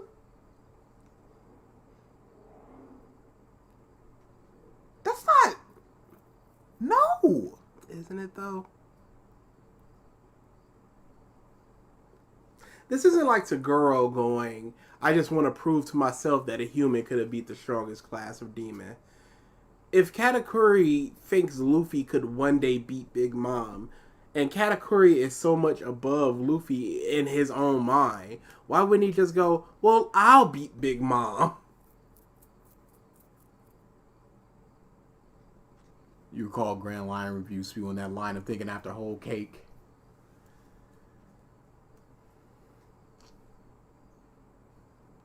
I mean, he's very protective of Big Mom. But is that just his duties? I don't doubt that he has some disdain for it. If not Big Mom, but the way the family is. With the way that Brule and him are treated. Because Big Mom, does not like freaks. She's horrible. But Meme Spice says, link removed has stopped working. DA.exe has stopped working. okay, there it is. Could you go back? Why? Baby, go back. To... Gives the implication that Katakuri So this is his He feels evidence that Luffy could of someday him be a wanting threat to Big Mom, Katakuri and he wants Luffy to beat Big Mom the next one. There. him to fight. Will you come back to topple Big Mom? He's not going, yes, aha. No, he's going, are you going to be strong enough to do that? I don't take your interpretation of this, Drizzt, based upon this one line. Fight Luffy to see if he's worthy. This Fight gives Luffy the to see if he's worthy. Where is he getting that? It's like Mule. Where is this coming from? Maybe he's just saying what the community believes. He didn't say that. And if they do, end with that and go, they're wrong, and then they'll explain why they're wrong. That Katakuri does not like Big Mom and he wants her gone, but he can't do it himself. Pause.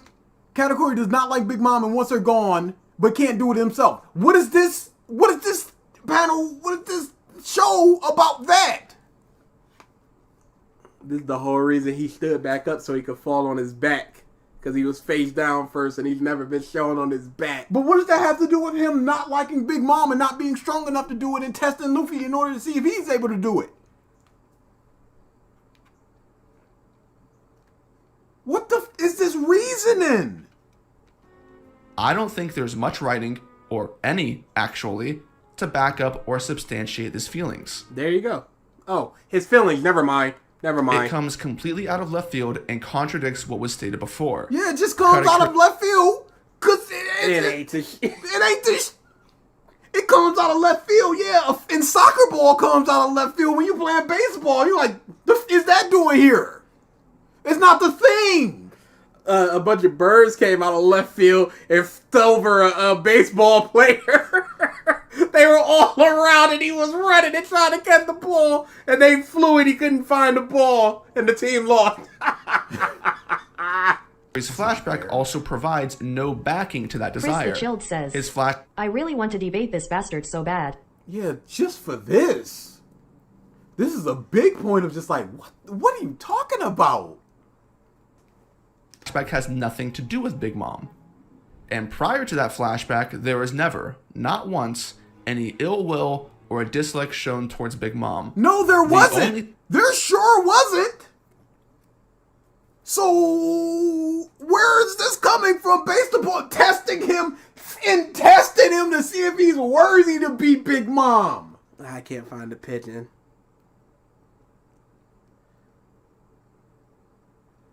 What? I don't... It's just Creed. No one gets... The thing that happens is Katakuri jumps to defend Big Mom once things start to go wrong at the tea party. Oh, Thunderbolts is gonna be filth.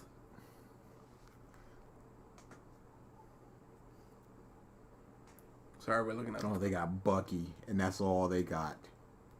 And then they're just like, "What? We're gonna." No, oh, Taskmaster sucked. Oh no! Oh, they Ghost. They got all of them. Val, Ghost, Red Guardian. Yelena. I like Yelena. Oh man, good luck. Not only is there no direct evidence in dialogue or action Holy for this... crap! Of course, there's no direct evidence. Man. You fool. Don't you remember that part where Natsu started in hating Lucy? And there was no build up to that at all. Wasn't that a horrible thing? Based on this one line that I'm reading so far into. What is... Oh, this is horrible. This is his worst point. It's hard to say, because he's had... What's a worse point than I can't remember, because it's been 40 hours of points. He is looking into something, interpreting it, and then going, there's no proof for this interpretation. Katakuri didn't say this. So of course there's nothing saying that he hates Big Mom. Why is he trying to defend Whole Cake Island with the whole, the gas, that illusion gas or whatever? Why is he trying to protect Whole Cake Island if he don't give a about Whole Cake Island or Big Mom? Motive. There was no visual storytelling either.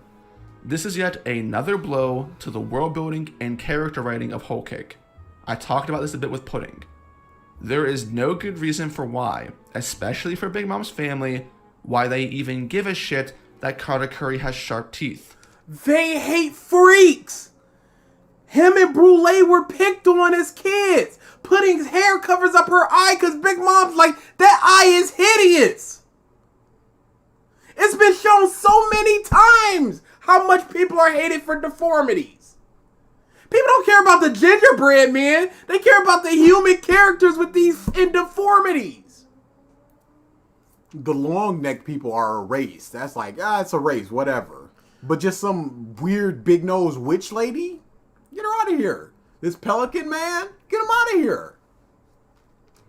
Please, like, put up a panel of opera.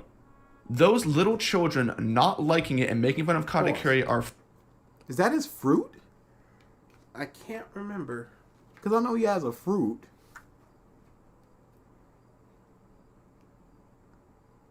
It might just be his fruit. He's ascribing it like this is Dofi's family or something, where you do not make fun of Pika's laugh, period, or you gonna get the thing. Yeah, he can create and manipulate cream. And that's cream on his body. So, and we don't have... Oh, look at him! Right here! The manga! What do you see right there? It's a really big hat poking into the side of his... You know who that is? That's in Amande, the Mad Mademoiselle. Anyway.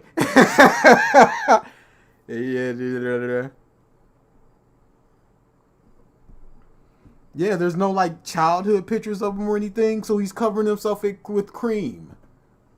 There's Which people might think it's just some cream man, because the whole island is full of talking food. But yeah, that's not an, oh, look, my goodness, look at this ugly person. No, he is using his devil fruit to cover himself in cream. Hey, when Katakuri's mouth was shown, Flampe made fun of it and everybody laughed. So you could say, oh, it's just kids, blah, blah, blah, blah, blah. But the second it happened, plus people see Katakuri as perfect.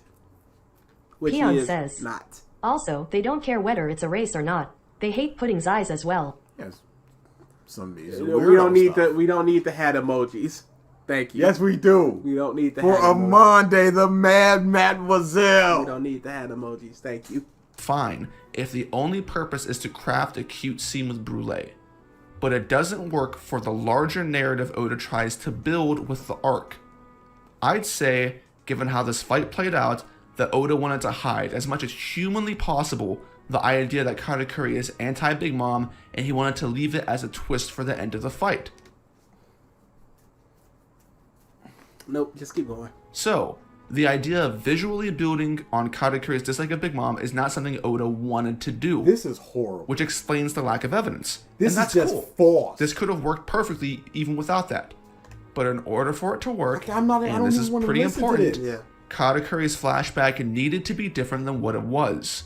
If I you don't want to care, hide it's Katakuri's false. desires as a surprise, then you need to show the audience something later that explains those motives if you aren't... Whatever! Do you want to skip this part? Honestly. We don't know when it's going to end. Aren't going to build on it beforehand. Because this is... Katakuri's flashback Alright, should have been anti-Big Mom in nature. Shut Here up! is a scenario for you. I'll show you how easy No, this but could this have been. scenario, It stop! connects- I like how he has headcanon.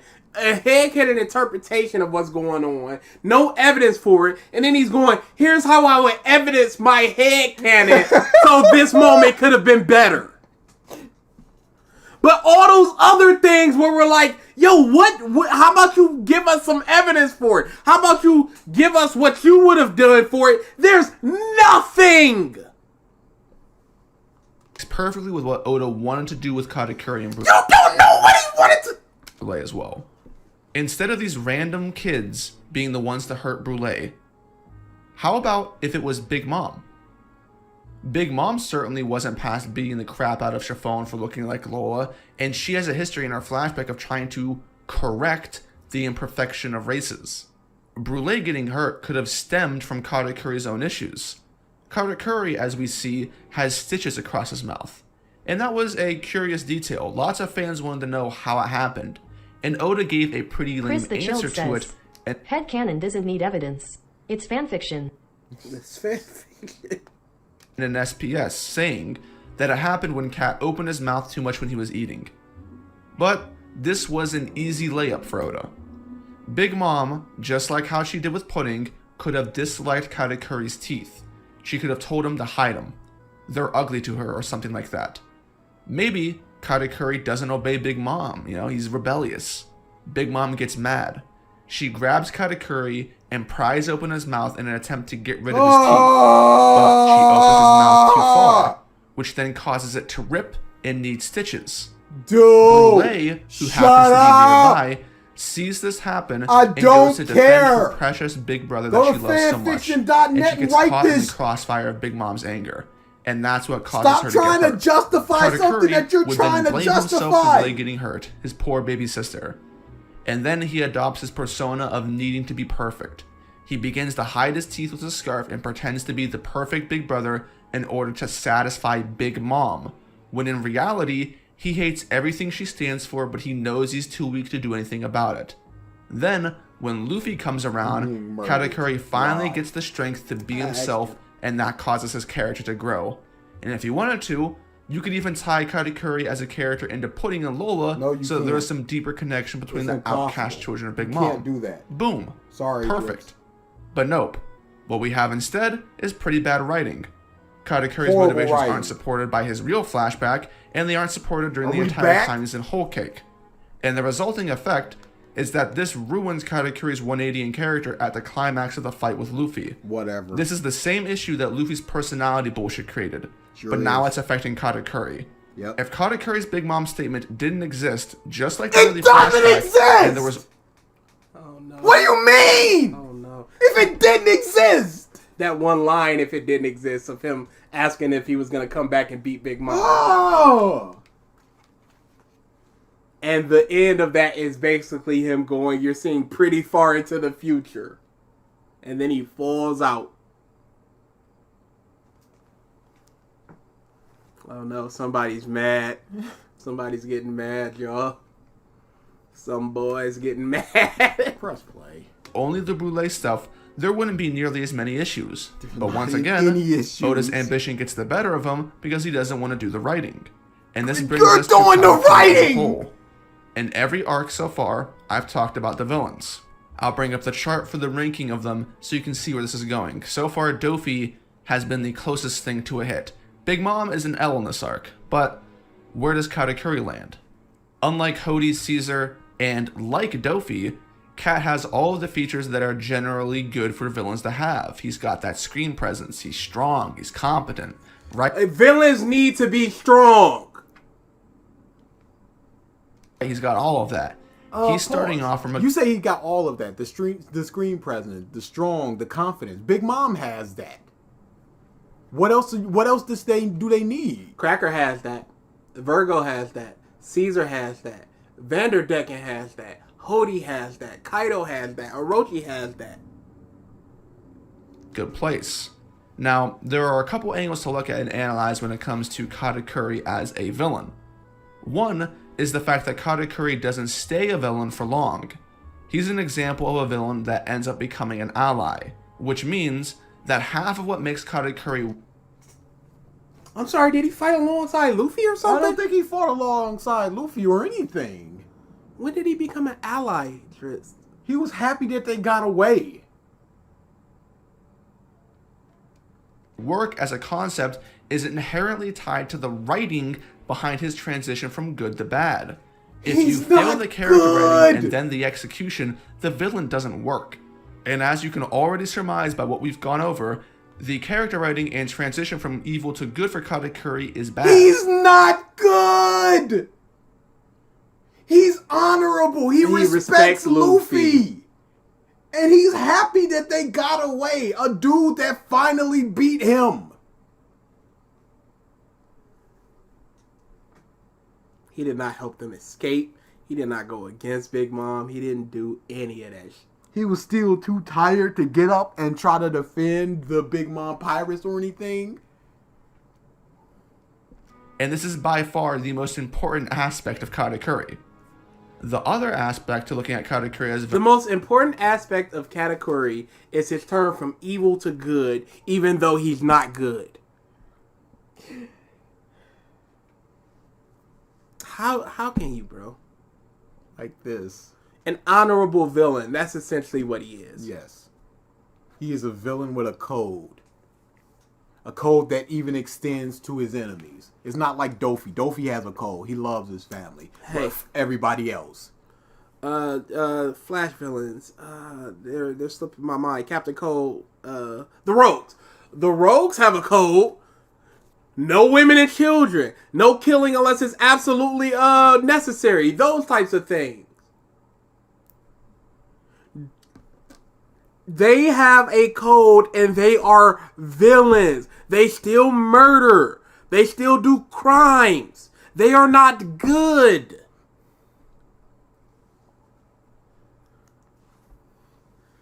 People die every day. Dying for love is about the stupidest reason I can think of. Kills Victor Freeze. Captain Cold is the best DC villain. Give him his flowers. You missed nothing, Worf. Well, you missed a lot. Is the fight in general. Katakuri shows up halfway through the arc, and his presence is entirely connected to this fight. There's not much to look at him outside of it. And that means that the quality of this fight is pretty important. This is a battle manga after all. And there end up being parts of the fight that are pretty good, but the fight itself is not good. Cool. There are too many things going wrong at a technical level to say otherwise. Snake Man, Future Sight, Luffy's injury, Oda nerfing Katakuri, Oda changing the gimmick of the fight, Luffy's... He somehow nerfs Katakuri by taking away his nerf? Because he showed the water hitting him. Plot armor? I mean, that's a lot. I don't think it's fair to take a couple of chapters of Luffy being in Gear 4 and saying it trumps the other aspects of the fight to a degree that all of that writing doesn't matter. And look, I get it. There are lots of fights and a lot of stories that have issues. Katakuri vs. Luffy isn't the first and it won't be the last. As a casual fan, I can completely understand just showing stuff and going, these have issues. Are they bigger issues? Are they smaller issues? Are they comparable issues? What are the issues? Don't just say they have issues.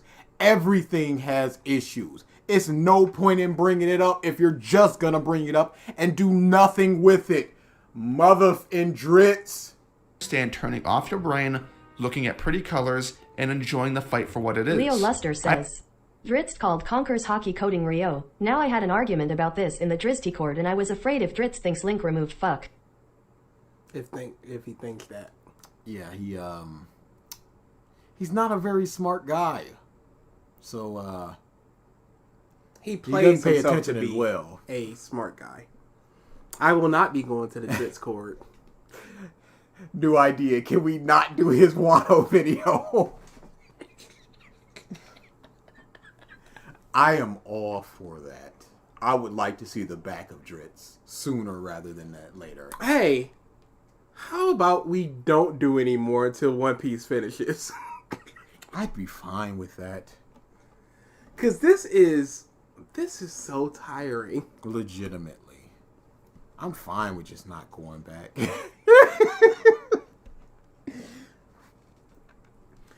I have nothing against this mindset. However, One Piece fans love to point out all of the various elements of the fights that make them great, better than other stories, rather than saying that they have good hands and that's why the fight's good. One Piece is a series that is pretty popularly criticized for having bad fights. And One Piece fans like to say that One Piece isn't about the fights, even though I don't care what the One Piece fans are saying. Oh, One Piece fans say that. I don't give a explain yourself and get the out. Or show evidence of them saying that. There's also One Piece fans that say the fights aren't good. Are you going to talk about them? Nebulous fans mean nothing to me. I don't care.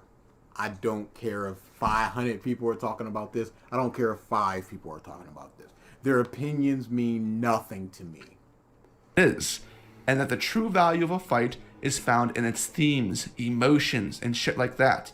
Which is the case for many One Piece fights, but not all of them. This isn't Luffy versus Don Krieg or something. This fight had a grand vision behind it that is entirely... No, a vision you encapsulated in your mind. That you believe Oda was trying to convey. And he failed at your vision of the fight. Relying on its quality of writing and not just entertainment. At a conceptual level, I think Katakuri is very cool. He's the type of character that I would normally be very into. He had a lot more going for him than most villains in the story, and that seems to be part of the growing issue that I keep bringing up. Every time Oda tries to be... Dew Hansen says, The fights are not good because it's not as epic as I wanted it to be. Meanwhile, I sip tea. Yeah, what's his issues with the fights? More ambitious with his villains by giving them nuance, he keeps messing them up by being unable to land the writing. Oda, there's very few villains without nuance. Nuance is such a nebulous word. Not A nuanced nebulous. word. Nuance is such a crutch for people to say something is good. It's just Because nuance. they do not have the capability. Yeah, it is. Turn on the light. Turn on the light. Adjust. Oh, it adjusted fast. Yeah. Because they do not have the capability to explain why something is proficient or good or what have you. So they just say nuanced, and that's the word. This and is we a more move in nuanced villain. That means nothing to me. Blank is such Explain it. Don't just say Explain the it. word nuance. dynamic. Dynamic means nothing to me. A list exists unlockable characters. He just brought up One Piece fans think the fights are bad, but he has not shown evidence for that or why they think that. So it's no point in even bringing it up. Hey, so many One Piece fans think the fights are amazing. Okay, now what, Drizzt? And that seems to be the case here with Katakuri. But there's a caveat, and here it is. Similar to what I said with Pudding, the most frustrating part of Luffy vs. Cat isn't Cat, it's Luffy. Luffy makes this fight almost unbearable to read. Luffy is the reason why this fight was so controversial and split the fandom. Katakuri is out here on the streets, dropping 50 points a game, but Luffy manages to win the title because he's on Oda's team. Luffy so he bullshits just his... won because he's the main character, and that's what you and other nebulous people out there have a problem with? Again, Wait. Luffy is in a very similar state to Katakuri, but Katakuri is knocked out. That's the only issue. Katakuri doesn't have anything to do after this. Luffy gets up on his wheel of, I need to go to my crew. What time is it? We see him getting up, following huge moments in order to accomplish something, like with Lucci. to a W and completely undermines everything Katakuri stands for by not participating in the story. So while Katakuri is flawed, a lot of it happens because of how Luffy is written. Sure. I'm assuming that a lot of people here have kind of heard slander of Naruto. Do you know how people like to rightfully make fun of Naruto for talk no jutsuing his enemies? It stinks. Luffy does something similar in this fight. Does he? Luffy nothing no jutsus Katakuri. Luffy does nothing the entire fight, but still manages to turn Katakuri into a good guy by the end of it. And for me, this is the part of the story where Luffy slowly starts to be an annoying main character to be around. Is Katakuri a good guy now? He absolutely is. He might as well be part of the Grand Fleet. This is, man, Luffy sure did turn him by doing nothing. Get in there. Get right in there. Luffy gained the man's respect. I don't. Grand opening, grand closing. But that spicy topic is something we'll dive into deeper in the next video. We're not watching it. To wrap this up, I don't. I think Luffy vs. Cat deserves to be properly criticized as a bad fight. Cat is a cool dude, but a failed concept as a villain. There are a few characters that I haven't mentioned so far. Why is this not you? Why is it just the Emperor? Drizzt, what are we doing? This is offending me more than a lot of things that you've said. Because you're lazy. Because this is nonsensical. You talk about Oda not doing stuff. You're not doing stuff. Tangible stuff that you... Would it be acceptable if his face just popped in suddenly? I would laugh very hard. But he doesn't even have the chops for that. No, he doesn't have the cojones to do that. Emperor slander. but there hasn't been a place to really fit them in since there's not a whole lot to say about them. So I combined all of these characters together so we can speed run through them before we get to the end of the video. It's kind of a way to cool down after my endless ranting. So first up is Jinbei. For a majority of the arc, Jinbei is a competent advisor to Luffy that helps out when he's able to. Oda gives him, arguably, one of the worst panel pages of all time in any manga, with Jinbei's sake cup scene at the tea party, but it's not really a big deal. It just kind of takes away from the moment because there's so much Cyberman clutter. Mark says, he is doing the thing where he is going to explain later, but for the next video. That is a whole new level. Also, yeah, this is a paneling thing that he's talking Yes, about. it always is. And his issue is bad. Chaos, I but hey, don't care. what are you gonna do? Jinbei also has a couple of shining moments against Big Mom, much Fight. to her detriment, and he shows up in a few scenarios to save people, like how when he gets Luffy and Nami out of the book prison. All in all, Jinbei has a pretty... Is there a point? mother in Persona 5 music? Is there a point in even talking about Jinbei and the downfall of One Piece? What does this lead to the downfall of One Piece? I understand that this is a One Piece. I mean, a whole This is Cake Island essentially review. retrospective. But Mike, it's called the downfall of One Piece. quiet presence in the arc, despite the fact that Big Mom and his allegiance to her is the main reason why he couldn't join the Straw Hats back in Fishman Island. Maybe in the back of your mind you wanted Jinbei to do more, but it wasn't a big deal for any of the fans at the time because of the way this arc ended.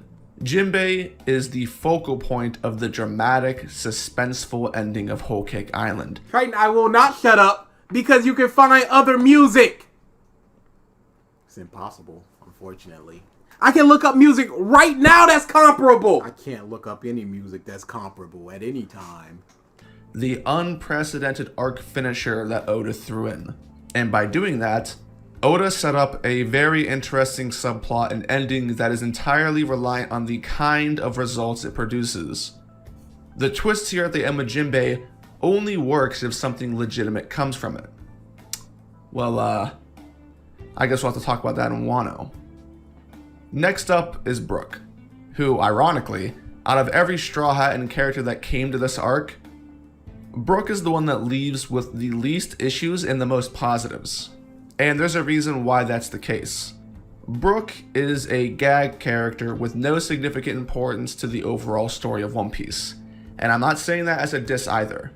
I know Brook has a pretty dedicated following, so I don't want that to come off as slander, because it's not. I'm just saying it how it is. I'm a corpse. Brook really... How many people have... What is Zoro's contribution to the overall plot of One Piece? Leo Luster says, to be fair, he could have used the One Piece soundtrack. Could have did a lot of things. No, Uncle, I do not have an issue with Persona 5 music. My only issue is it's not the only music available. I've never heard a single other song. It's if I'm the being honest. laziness of There- it There's no that other irritates songs me. that exist. Have you seen another song? I haven't. So many songs. Checkmate. doesn't take up a whole lot of space in any arc that he's been in since Thriller Bark. He's mainly a comic relief character. I wish that Oda would sometimes lighten up on the panty and skull jokes, but outside of that, you know, Brook will come back into the story and be important again later down the line with Laboon and... He was super important here. They got the poneglyph. This seems like just stream of consciousness, just talking, and he's not saying anything. possibly Yorkie if he's still alive, or perhaps if Big Sake has a particular importance into the story that demands Brook's presence. But outside of that, he's mainly just here for vibes. The expectations for him are pretty low. And because the expectations for Brook are low, it's very easy for him to meet and then exceed them. What he does here in Whole Cake comes off as a huge accomplishment. Even though it's not particularly dramatic, him stealing the rope poneglyphs, damaging Mother Carmel's photo, stealing Zeus, which, Zeus. But hurting Prometheus, now that was praiseworthy. I wish that Oda kind of would have showed him hurting Prometheus on screen, but whatever. Paul, Out of every... so he's able to hurt Prometheus. He hurt Prometheus, stole Zeus, got a poneglyph, and broke Mother Caramel's pictures, and he's going, well, when's he gonna be important in a story? I'm going, he hurt Prometheus, but he has a problem with him slicing Zeus in half. When he's shown to be able to hurt them because he's able to hit them with his speed. I think he said Bangs Saki instead of Banks. It's fine. Drizzt is a big brain. 721. everything that Brook does. There is only one writing flaw with him in the entirety of the arc. Just one. I mentioned it in Zoe. And Oda either dropped this plotline in the long-ass list of plotlines he's already dropped, or it's entirely possible Oda forgot that he wrote this. Sure. It's one or the other. In Zoe, when there is mention of Sanji's lineage, the Vinsmokes, people like Robin and Brook are shown to have knowledge of them. But there is a big focus on Brook's reaction. He seems to have greater knowledge on them, or perhaps history, than anyone else there, which makes sense because Brook's an old dude. It was a common expectation heading into Whole Cake and then during the— Again with this, the fans expected this and it didn't happen. It's a panel where he goes, I know of those people, and y'all expected some big plot point because of it? That's not a big... He said that big attention was drawn to that. And it was the same size panel as everybody else. What are we doing here? I know that family. So the expectation of fans was that this was going to be a plot point heading into... Robin has recognition of them. The arc, that Brook would have some past with the Vinsmokes that we would get to learn about. But as you know, Brook not only never had— How is that a drop plot point when y'all made up the plot point? You stupid fans! When this is what is gonna happen, or what I expect to happen, and it didn't. It was just Brook going, I know of that. Just like when he went, oh, that young upstart Roger? I know that guy. Did you expect him to run afoul of Roger? You stupid bastard! Oh my, I'm so tired of it! Y'all keep making up and then getting mad when it doesn't happen and talking about it's an ass long list of ass drop plot points! I'm not listening to the DTS! You wasted your points! Jesus Christ! The ice cream truck? I'm so tired of these people! I like an ice cream. It's so unbelievable, dude.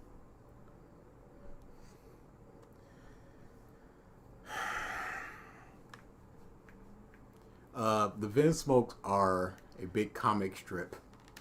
You could have just read them. He could have just read the Vinsmokes comic strip. He could have just known of them tangentially through something. Blaze, it's hard to take a chill pill when there's such stupidity on screen. It's just the fan stuff. Yeah, I don't like it. I don't like that my expectation was not met, as thus it is bad. Thus leading because to the downfall my of expectation is what would have been a positive, what would have been the good thing. And anything that's not the good thing is a bad thing. They expected Brook to have some type of plot line with the Vinsmokes because he went, Vinsmokes, that family, it can't be. And now it's a drop plot point? Alfonso, what happened was, Drizzt saying that Oda forgot about this plot line or dropped it. When he's had Brook say, Vinsmoke is Sanji's family name. It's a name that makes my backbone crawl, but it can't be. So he thought Brook was gonna run afoul of them because he had some past with them or something. As opposed to just being a name he knows that makes him scared based on all the tales he's heard about him. And now he's mad that this plot point was dropped when it was never set up truly. And let's just say, for the sake of argument, something does happen. Judge is 56. So he would have been 6 by the time Brook was trapped in the triangle. It would have been nothing but newspapers. So, what connection would he would have to have a connection with the Germa family as a whole, not a specific person. So, what are you gonna do with the Germa family as a whole instead of just there's this 70-year-old dude who I knew when they were 20? And what does the Vince Smokes do before Judge? Were they just tyrannical leaders of a land? I have no clue. But Robin also knows the name, and Drizzt didn't say that was a drop plot point because he didn't have a big old she didn't have a big old reaction. She just went, "Huh, I know that name."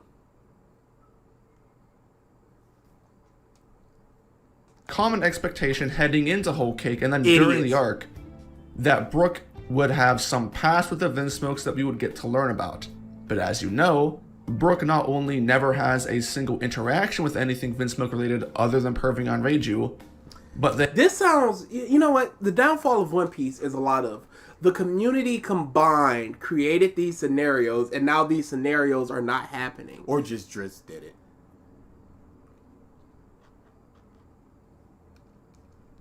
hints of his knowledge with Germa are never brought up, which is yet another setup from Zoe that fails to deliver. It was not a setup. You stupid bastard. Last, and certainly least, would be Smoothie, the second Sweet Commander for Big Mom. Yeah. You may have noticed that in this arc, every commander except for Smoothie is or was defeated. I wish he did something. Snack lost to the worst Gino generation Talker before 91 we even... says, I feel you pain. I feel your pain. Snack is such a lame. He sucks. He sucks. Got there, Cracker lost, Cat lost, but Smoothie remained. She busted untouched. in the game.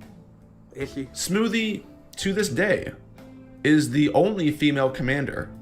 And when I say commander, I mean it in the phrase that the community uses it to talk about the top 3 or 4 strongest members in any given Yonko crew. That's not Katarina the Devon community, might be one name. as well. They're the 3 sweet commanders. Yeah, that's their name. Commanders talking about the 3 or 4 strongest. No, the community's wrong because the chapter with the bounties went Straw Hat and his 9 commanders. Blackbeard has 9 commanders. I think 10 commanders now. The community's just wrong again. God, I'm happy I was never part of this talk. The community sucks, y'all. Sucks. Oh, but we don't really know yet.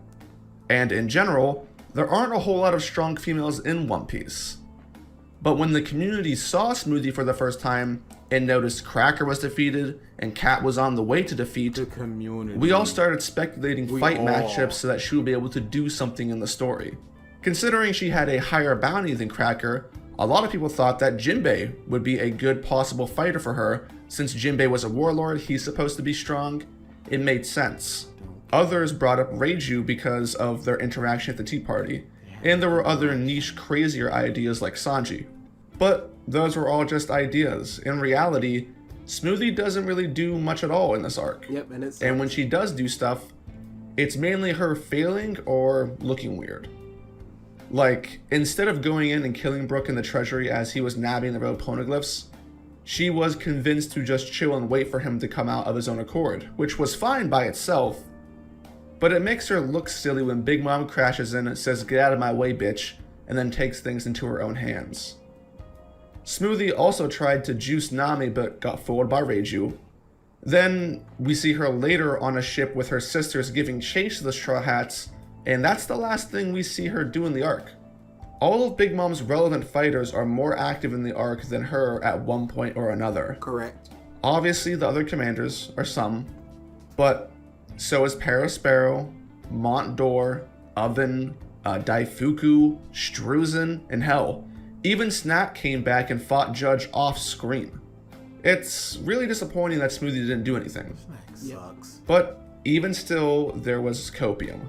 There's what? always copium. For Wano. People believed that Smoothie wasn't People relevant in believe. Whole Cake because Oda was going to care save what her for people believe. Wano.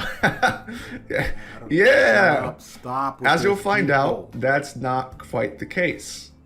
Big Mom isn't out of the story yet, so Copium still lives on until Big Mom is gone.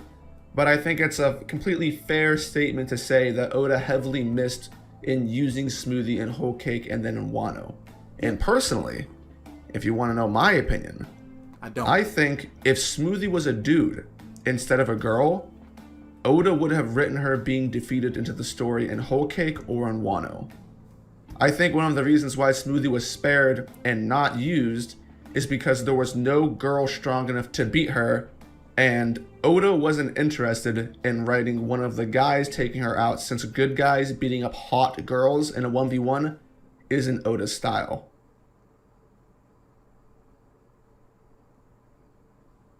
At this point, Did he just fade away from this image to fade back into this image?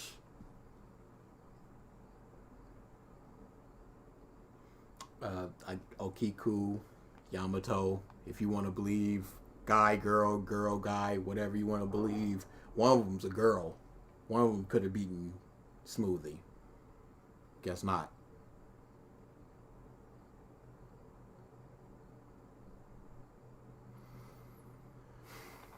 basically covered everything that I wanted to. So let's go over my closing thoughts and wrap this up.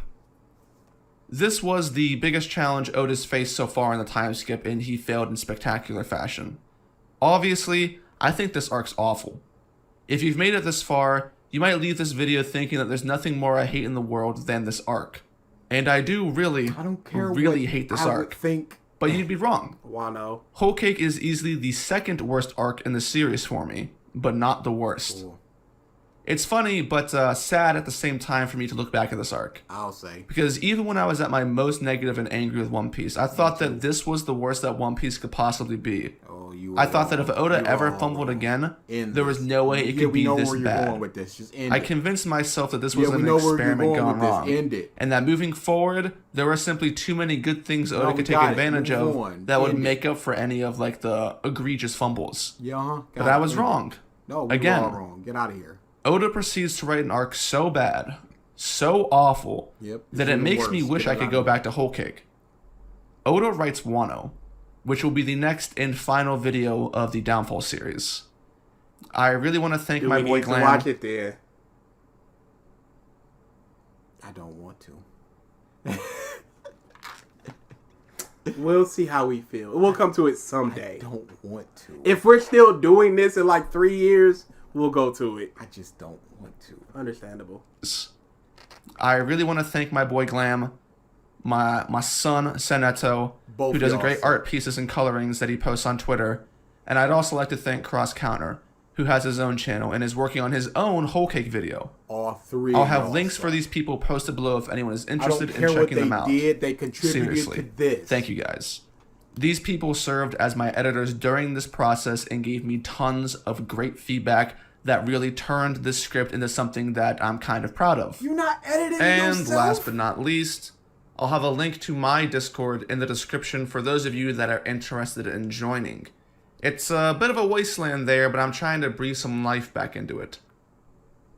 Having said that, we're at the end of the video. The toxic one. Thank you all for watching and making it this far. Didn't his mom say Until 3 next people time. helped him?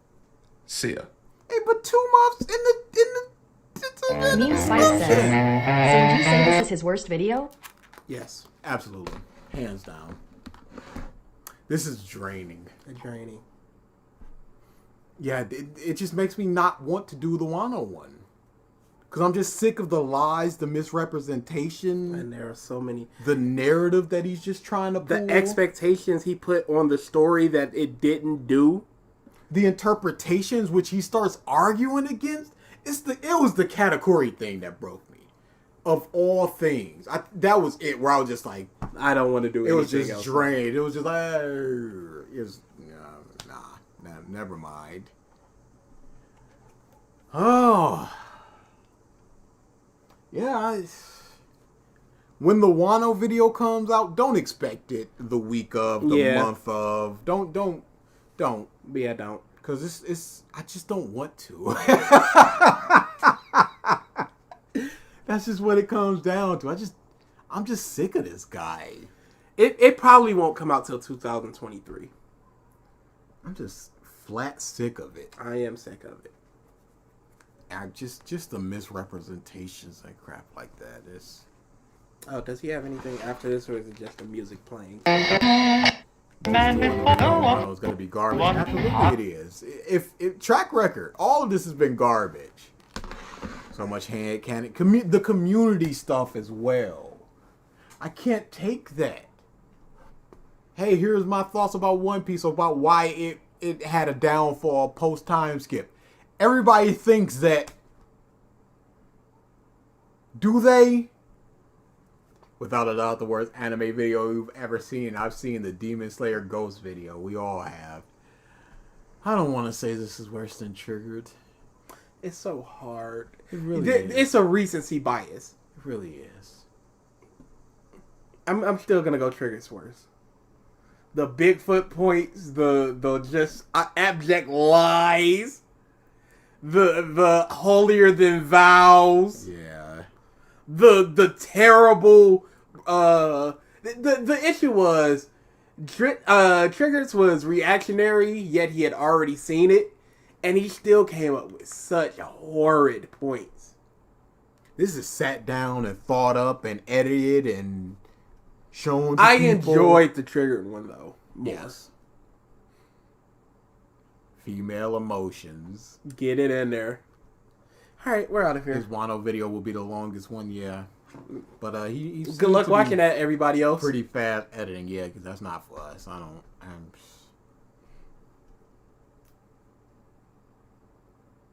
Yeah, no questions. We're out. Yeah. We're trying to get back to our regular schedule. We are back to our regular schedule. By Jove. Of one one video, one. Oh, but what we could do is, instead of either a episode or stream of Revisited, we could do a stream of because reasons for something. Yeah, we can always do that, but we don't know what it's going to be. No, it could be whatever we want. Yeah, I don't know, but what do you want? That's the thing. We could do Bleach. We could do Naruto. We could do a movie we've seen. We could do a series we've seen. That's horrible. Cats. I can do a cat stuff in retrospective. You don't want to do that. You think you want to do that, but Ruby? You don't do that. Ruby part volume 8 Alfonso is still Rodriguez says, because reasons of Morbius. Morbius. We could do the Sony movies. We could do a lot of things. Yeah. Marvel Phase 4. I'm dead. But we would need Black Panther for that. Mummified. Yeah, it's been a biggie. It's horrible. It's been a biggin' boy. We could do the Sony Spider-Man. Amazing Spider-Man 1 and 2. We could do a lot of things. This is horrible. We can't do Drizzt no more. We can't do Drizzt no more. We could do Drizzt one more. But again, I'm fighting against it. I'm fighting hard. I'll say this. Would you rather do 4 hours of Drizzt? Let's say Wano is only an hour and a half. Let's just say. Would you rather do 4 hours of Drizzt or 10 hours of anime win sins? Anime win sins because eventually it's just gonna wash over you after a while and you're just gonna be sitting there just going. It does not. And then something's gonna. Do we have to go to anime? And then something's gonna hit you, and then it's gonna hit, and you're gonna be like, "Oh my goodness!" But then back to just. Let's go to anime wins and see what he's up to. No, we gotta watch that. So Do we? Yeah. You know the deal. We gotta watch everything great about the Star Then Ocean. what was the one that we stopped? Train. Yeah. The Mugen Train. Not Mugen Train. It was season 2. Legit good sounding tune right here. Also, though, I love you're just drunkenly enjoying life.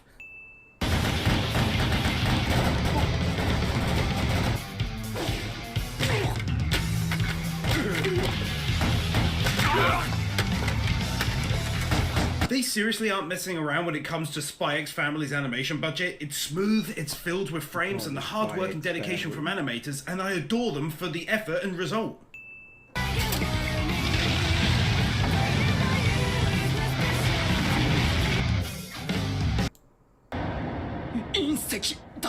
Unexpected art style change.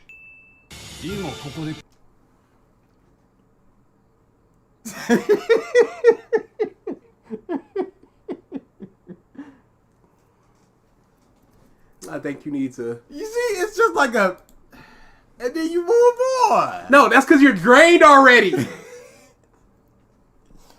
You aren't fresh daisy ready for the day, DA. I've been doing this in 5 hours, and he made horrible points, DA. All right, we in fact never Big Hat Hope, left. the hopeless mademoiselle says, "We never left." We never for a second stepped out of this mother. Hey, We never left. I want to see if it says never if I type it that way.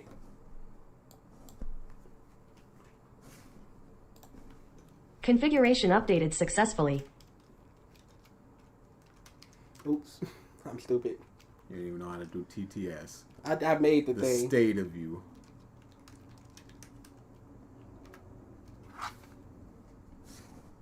Is it on cool? Oh, you took A list exists says, "We Neva left." Neva. How could we do this? NEA. NEA. NEA. I'm gonna do never. No, NEAVA. Oh, Yeah, not just NEA. never. Shove off indeed. This is the post. A list exists says, "Neva Neva." Neva That's not the same.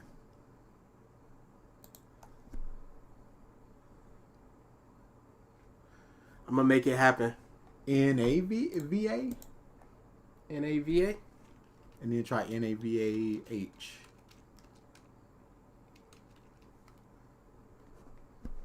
And let's try NEVAH.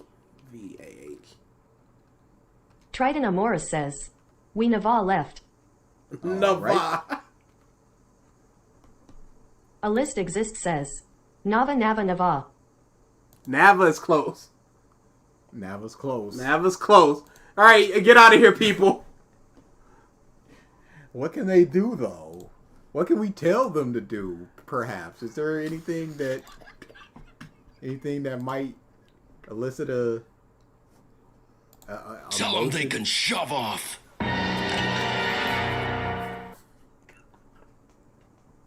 Yo, stop coming to these.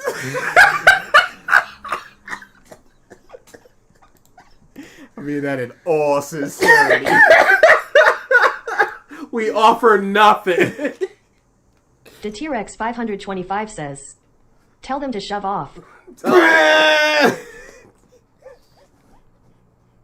I'm so glad. How did you even remember that? It's stuck with me for so long.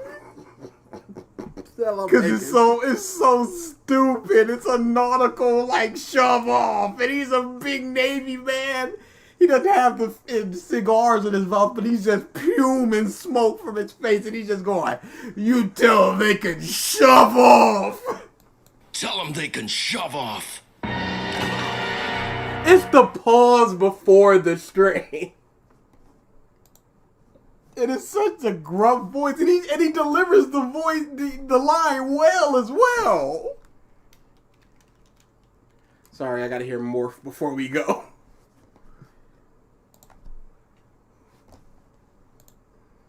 This one's for you, Morph. Why is that not an alert? You know what? That is a good question. Morph is becoming an alert, y'all. Did you do the one that I sent you? Which one did you send me?